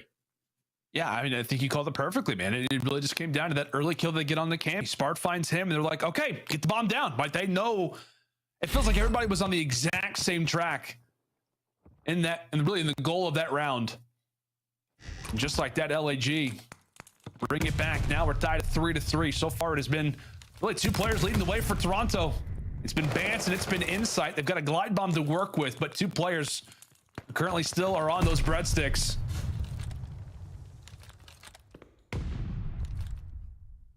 Toronto look to stall out the round, make the game be at their pace. I was going to say it's CleanX who gets in that engagement, but a great gunfight victory there for Hook. Once more, gives LAG the numbers.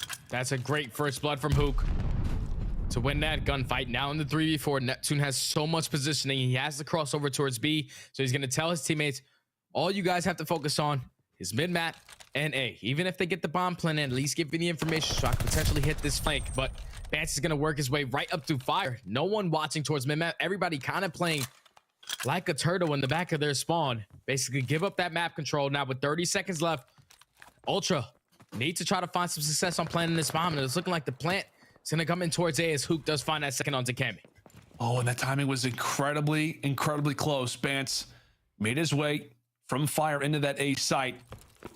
Does go unnoticed. LAG, as we said, these last few rounds, it feels like we constantly are saying they have got the numbers. They've got it again.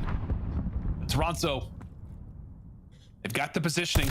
Insight ready for the first, ultimately not able to drop Hook. Has to back up, has to reposition.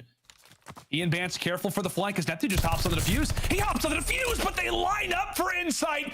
Drops them both at a moment's notice, and now it is all on to Hook. 1v2, 15 seconds left, and you can write it up. How about the plays from Insight?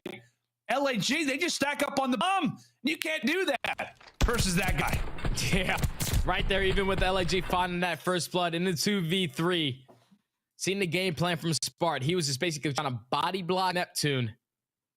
At least find that kill and allow his teammates to get that defuse. But once Insight takes down Spark, easy lineup to take down Neptune. And then Hook in the 1v2 with about 20 seconds left. Insight times it beautifully. Peeks right up those steps and secures the round for Ultra. So Ultra stop the bleeding for now with Insight not slowing down. Finds that first blood onto Slasher. Does not give him an opportunity to play picks.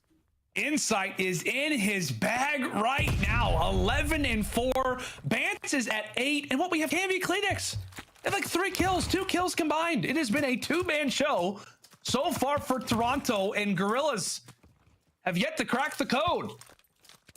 How do we get Insight off the map? How do we handle what is one of the hottest S&D players that we have seen ever since he joined the league? Jay, you and I had his first cast, which are like 16 kills. It was Miami S&D. I remember like it was yesterday.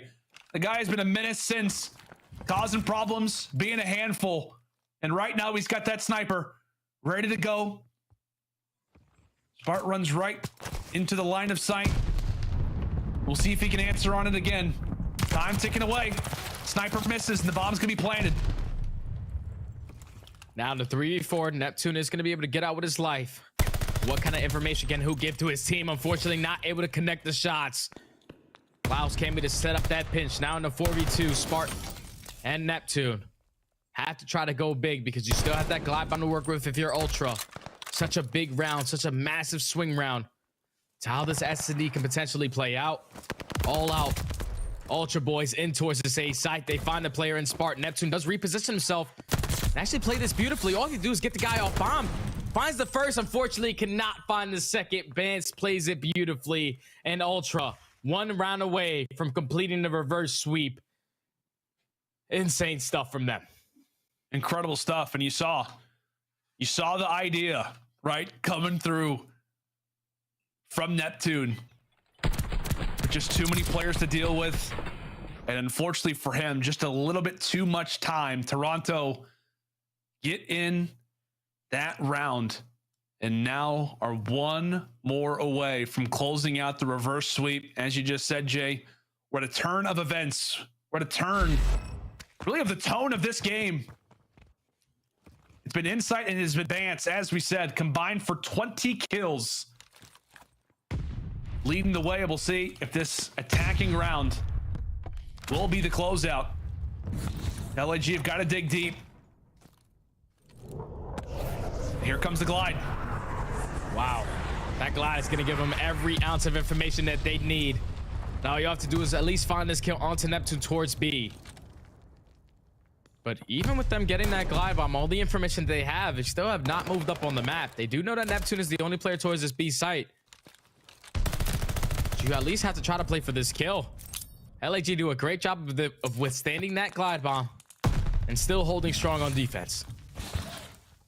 Holding strong, able to survive the storm. And take a look at the bottom left of your screen. We're seeing a lot of noise be made at that B site. However, it is the A attack.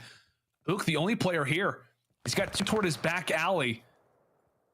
Sees the door open, gives the comms out to his teammates, and really has that sense of urgency. The pinch is in Toronto. They use that glide bomb, but it's all a ruse. It's in fact the A site where they look to try and plant themselves on. Bomb goes down and Slasher not able to find a pick. Not able to deliver something for his team. Current 3 versus 4. LAG fighting for their lives in this series. Slasher able to find one. The great team shots come in from the Guerrillas, but the time continues to tick away. Where are these dastardly Toronto players? Why can I not get through the door? Neptune's able to find one. A current 2 versus 2. Kami and Kleenex just have to stay alive. Neptune, he goes hunting, but it's Spart was able to find one. It's all on the one. It's just on a Kleenex. It's just on a Kleenex. Did he hold them off for enough time? And he does.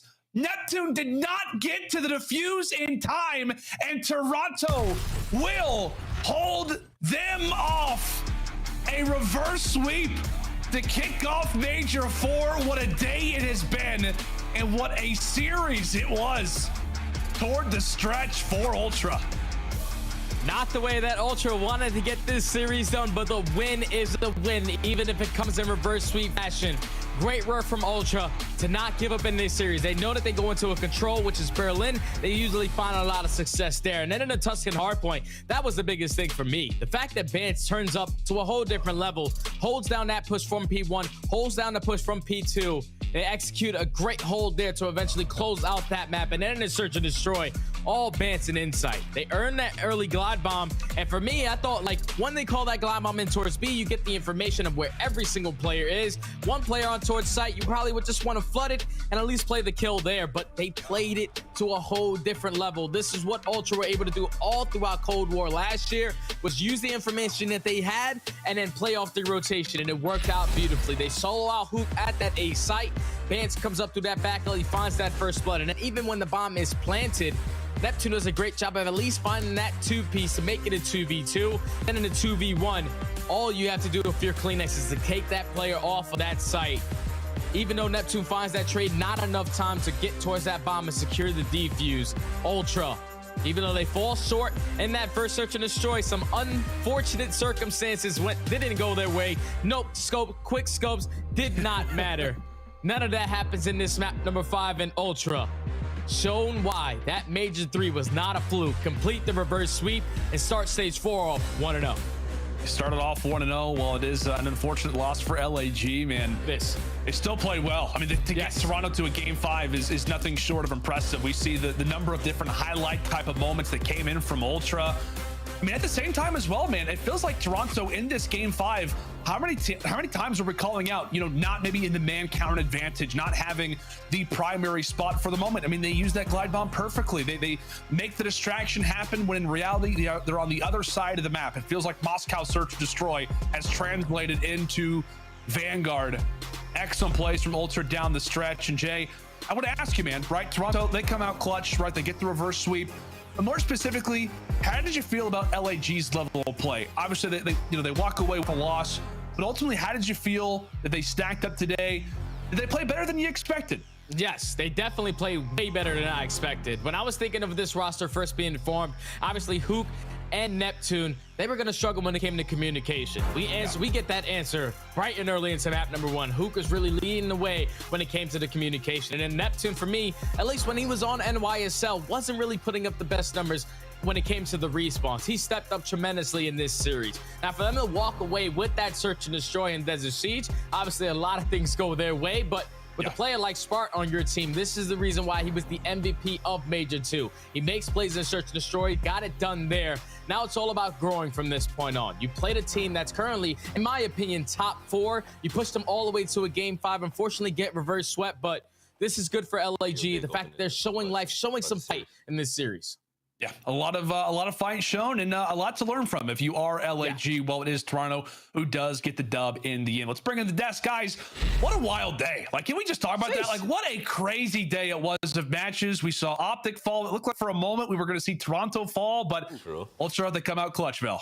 It was a long day. I'm not happy that it's over. I'm going to be completely honest. I'm actually happy that this went the distance as well. With Toronto Ultra walking away with the win, I got to say it outright. This feels like a dub for both sides. I want to give a big shout out to Spart and Neptune as well because the boys played well today. Absolutely. I feel like I saw an LAG that I didn't expect to see today. I definitely thought it was going to be a quicker series than given, but for me, it was really Hook and Spart that stepped it up. I feel like I knew that Neptune was going to fry after seeing what he was doing in Challengers and consistently. I knew what I was going to get out of him. Hook, though, with the comms and with the slaying in that map 1, I felt like he was a new player. He was rejuvenized. And Spart in that Tuscan, I mean, you could just see it in the player cams. Like, he constantly wanted to make the clutch. He wanted to make the play. He wanted to win. He was very animated. And I feel like LAG, this isn't the end of them. It was definitely a tough series. The later half did not favor them whatsoever. I mean, Berlin is Toronto's best map in all game modes. And then they also go on Tuscan hardpoint, which is the only hardpoint Toronto was able to take against Atlanta FaZe. So didn't favor them in the later half. I think LAG, although it is a tough loss, they should not be walking completely with their heads down. Right, and you spoke about Spart showing his emotion on camera. Yo, seeing that boy pop off is beautiful, right? That no scope was amazing. Rewind to that pop off as well. But Nameless, man, what are your thoughts about this series right here? I mean, I like some of the moments that we saw out of LAG throughout this series. I mean, you look at that first map in Kavutu, they had some really good lockdown hills. I mean, Neptune in particular throughout the series was absolutely frying. And if you remember when he was on New York, he was getting blamed for a lot of the maps that they had lost, right? He went to Challengers and he learned a ton. And I thought this team was going to have communication issues, but in that listening, you heard Studdy just talking about, like, Hook was taking the lead, and he also had a big performance out the gates. And, towards the latter half of the series, we had the back-to-back Berlins in the control and in the search and destroy. The main game mode that I was looking at for LAG in this series was that control. They have been 0-10 in their last 10. Make that 0-11 now. And still not too many improvements there, but, I mean, if they can manage to improve in that game mode, these series would be so much easy for them. But they have to get points, right? They look comfortable, right, in this series in the beginning. They end up losing it in the end. It doesn't matter if you don't get points, you don't make it to champs. So these guys have to figure it out ASAP and start to get some of these W's. Well, from what we saw today, I'm pretty sure they're going to get good points, and hopefully they can make it to champs as well. They did win an event, and with that being said, I hope that they make it. But we actually have a game fuel victory spotlight with, my man Insight walking out getting hyped by the crowd all day long. Insight, first things first, man, I got to say, how you doing? And second, I saw your walkthroughs through the crowd and all. You were hyped, you were loving it. How good did that energy feel in Toronto? Honestly, I swear to God, like, the energy in the crowd at Toronto was just amazing. It's just something that you can't explain as a player. And like I said in one of our Blueprint episodes, when I got on stage, I felt like I was so amped up, I could just punch something. I don't know. No, trust me, we could see it. Every single time it was a walk-on and went on you, and I was like, I could see the energy building. I'm like, Insight's about to drop like a 3 on their heads. So, you know what, I have to ask, so after this series, what was the conversation like after Major 3, after making it to Sunday, unfortunately not able to close out the losers run, now heading into Major 4, what was the conversation like to hopefully pull out heading into our next Major? Yeah, so obviously, you know, for most of the season we've struggled. So obviously going into it, it was just focused on like every match as it comes. Every match was big points for us. Yeah, so we just focused on that. We came out third. You know, it was good for the points, good for the standings, and it was just like the conversation was just build on that, just keep going from that, and we'll take that into stage 4. If we have another stage like that, we're going to be sparring for champs, and this team's only getting better. Insight, man. You in particular, you have just been lighting it up. It seems like ever since like Scrappy came in, subbed in, and you came back from being sick, you have just been going crazy. I want to ask you, like, what flipped that switch? Where did this come from? I mean, we're seeing you take over search and destroys, drop double positive and respawns. So what flipped that switch? How'd you get so much better? Yeah, so obviously when another player comes in and obviously plays in your position and it pops off, obviously you're looking at it and you, in your head, you're like, well, I've got to turn up now. And it was like sitting there and watching all the boys play when I wasn't, it was just a feeling that I just don't ever want to experience again. And I guess it's just, like you say, it's just really like kick-started, like it's just, I don't know what's going on with me right now, but it's good. Hey, Insight, do me a favor, man. Tap your mic one time, just one time, real soft. All right, using your webcam mic. You got to fix that next time. But I want you to show love to the Toronto fam out there for just giving us a magical weekend, man. Go ahead and give them some love. Appreciate it. Thank you to all the fans, and let's get into it. Let's get into it. Insight, good win, and we'll talk to you later, all right?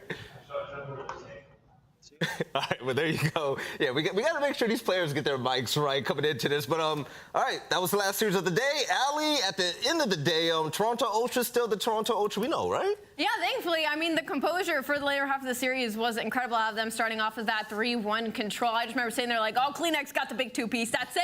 Everybody's flooded into the hill. That's the stack they needed, some momentum they needed. But it's about starting off hot for them now. I feel like they keep forcing these longer series. Even in the beginning of the game, it was they were 2-3-5. You know, they were now slowing people. And it's like they need to get themselves a little bit more quicker earlier in the series so they don't burn themselves out. Just getting those reps. You know? Yeah. You got it. You got it. Let's go ahead and take a look at the points so far to see what happened today, because remember, even though we are watching very fun games, they have to win these points to go to champs, man. And Toronto, they look a little bit more comfortable 150, but they're not fully safe yet. And what's crazy is, like, this is a Toronto team that looks so good. We're talking about them in their run, their lose-back run they had, how good everybody's playing, but they're still on the bubble. Yep. Like, if they have like a week or two of just bad games or something goes wrong, they might not make it into champs. So that is a massive victory versus a team that's in 7th in LAG. So that stings even that much more, man. I think it's just so crazy how London are still in 4th place at 150. That's stage 1, man. It's nuts. All right. So, also the game field tactical play. Boston, when they beat OpTic, they had a 2v4 and it was beautiful. Allie, you went crazy throughout that play. How do you feel about the boys in green? I mean, it was just insane. It was able to isolate the gunfights, right? And for me, it was really off of TJ getting that big opening 2-piece. Like, when I saw Shotzzy there, P5, I was like, TJ's about to get terrible timing. And then this play right here out of Scump. We know Scump, that is the king, but Methodz is always on top wirehouse back here. Like, you have to, as a player, especially when you know bomb is planted inside of this site, planted for that side, like, you have to check top warehouse. It would have been a free kill if he had checked it. He didn't, but then it was the second play by Methodz, right? He gets that first kill. He rotates down to bottom warehouse because obviously, as you see, Prolute is looking top. He's looking for this player. He didn't make the read on the readjustment and obviously gets the final kill. Perfect read right there. By the way, shout out to Zenny for that, but also another shout out to Prolute, because you know what? We talk about Prolute, especially him being a sub in here, and I personally felt like he was probably going to win that 1v2.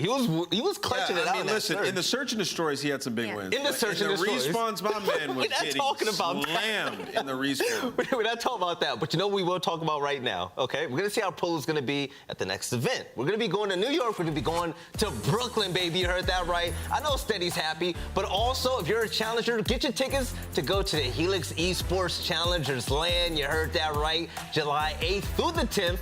All of the Challengers events that we've had this year have been banging, Allie. Like, honestly. They have been absolutely insane. So, again, make sure you show up for the Call of Duty Challengers. It is going to be huge. Boston holding this here. I've seen the venue. It looks incredible. It's going to be lit. And you got to prove yourselves, right? Of course. I don't think you're going to be able to get into roster mania near champs at the end. Hey. But, you know, you never know. All right. And also, hey, buckle in, baby, because we have our last major of the year before champs. You don't want to miss out. It's going to be live at the Galen Center, baby, August 4th through 7th in Nameless. this is where all the excuses are gone. Players just have to really just show who they are. Listen, it's 8 teams, it's the big bucks, and you could have had the worst year ever, but if you win champs, that's all that matters. That's all that matters. All right, so I'm hoping Paris Legion makes it still. But ladies and gentlemen, that's it for the stream today. It's been a while since I've seen all of you, and even all of you at home, but we've had a really fun time. Shout out to all the teams that competed today. But tomorrow, you guys already know the deal. Same place, same times. We're gonna work on those delays. The server's gonna be good tomorrow, but also we're gonna have a day full of matches that you do not want to miss out on. Shout out to the winning teams, and also shout out to the winning teams that really made a statement today. And for all of that we've seen with Roster Mania, the storylines are still out there to be seen, right? Are these teams really going to progress? We don't know, but it's going to be a matter of time. We'll catch you guys tomorrow for some more CDL action. We love you, we respect women's rights, and we hope you have a good night. Take it easy.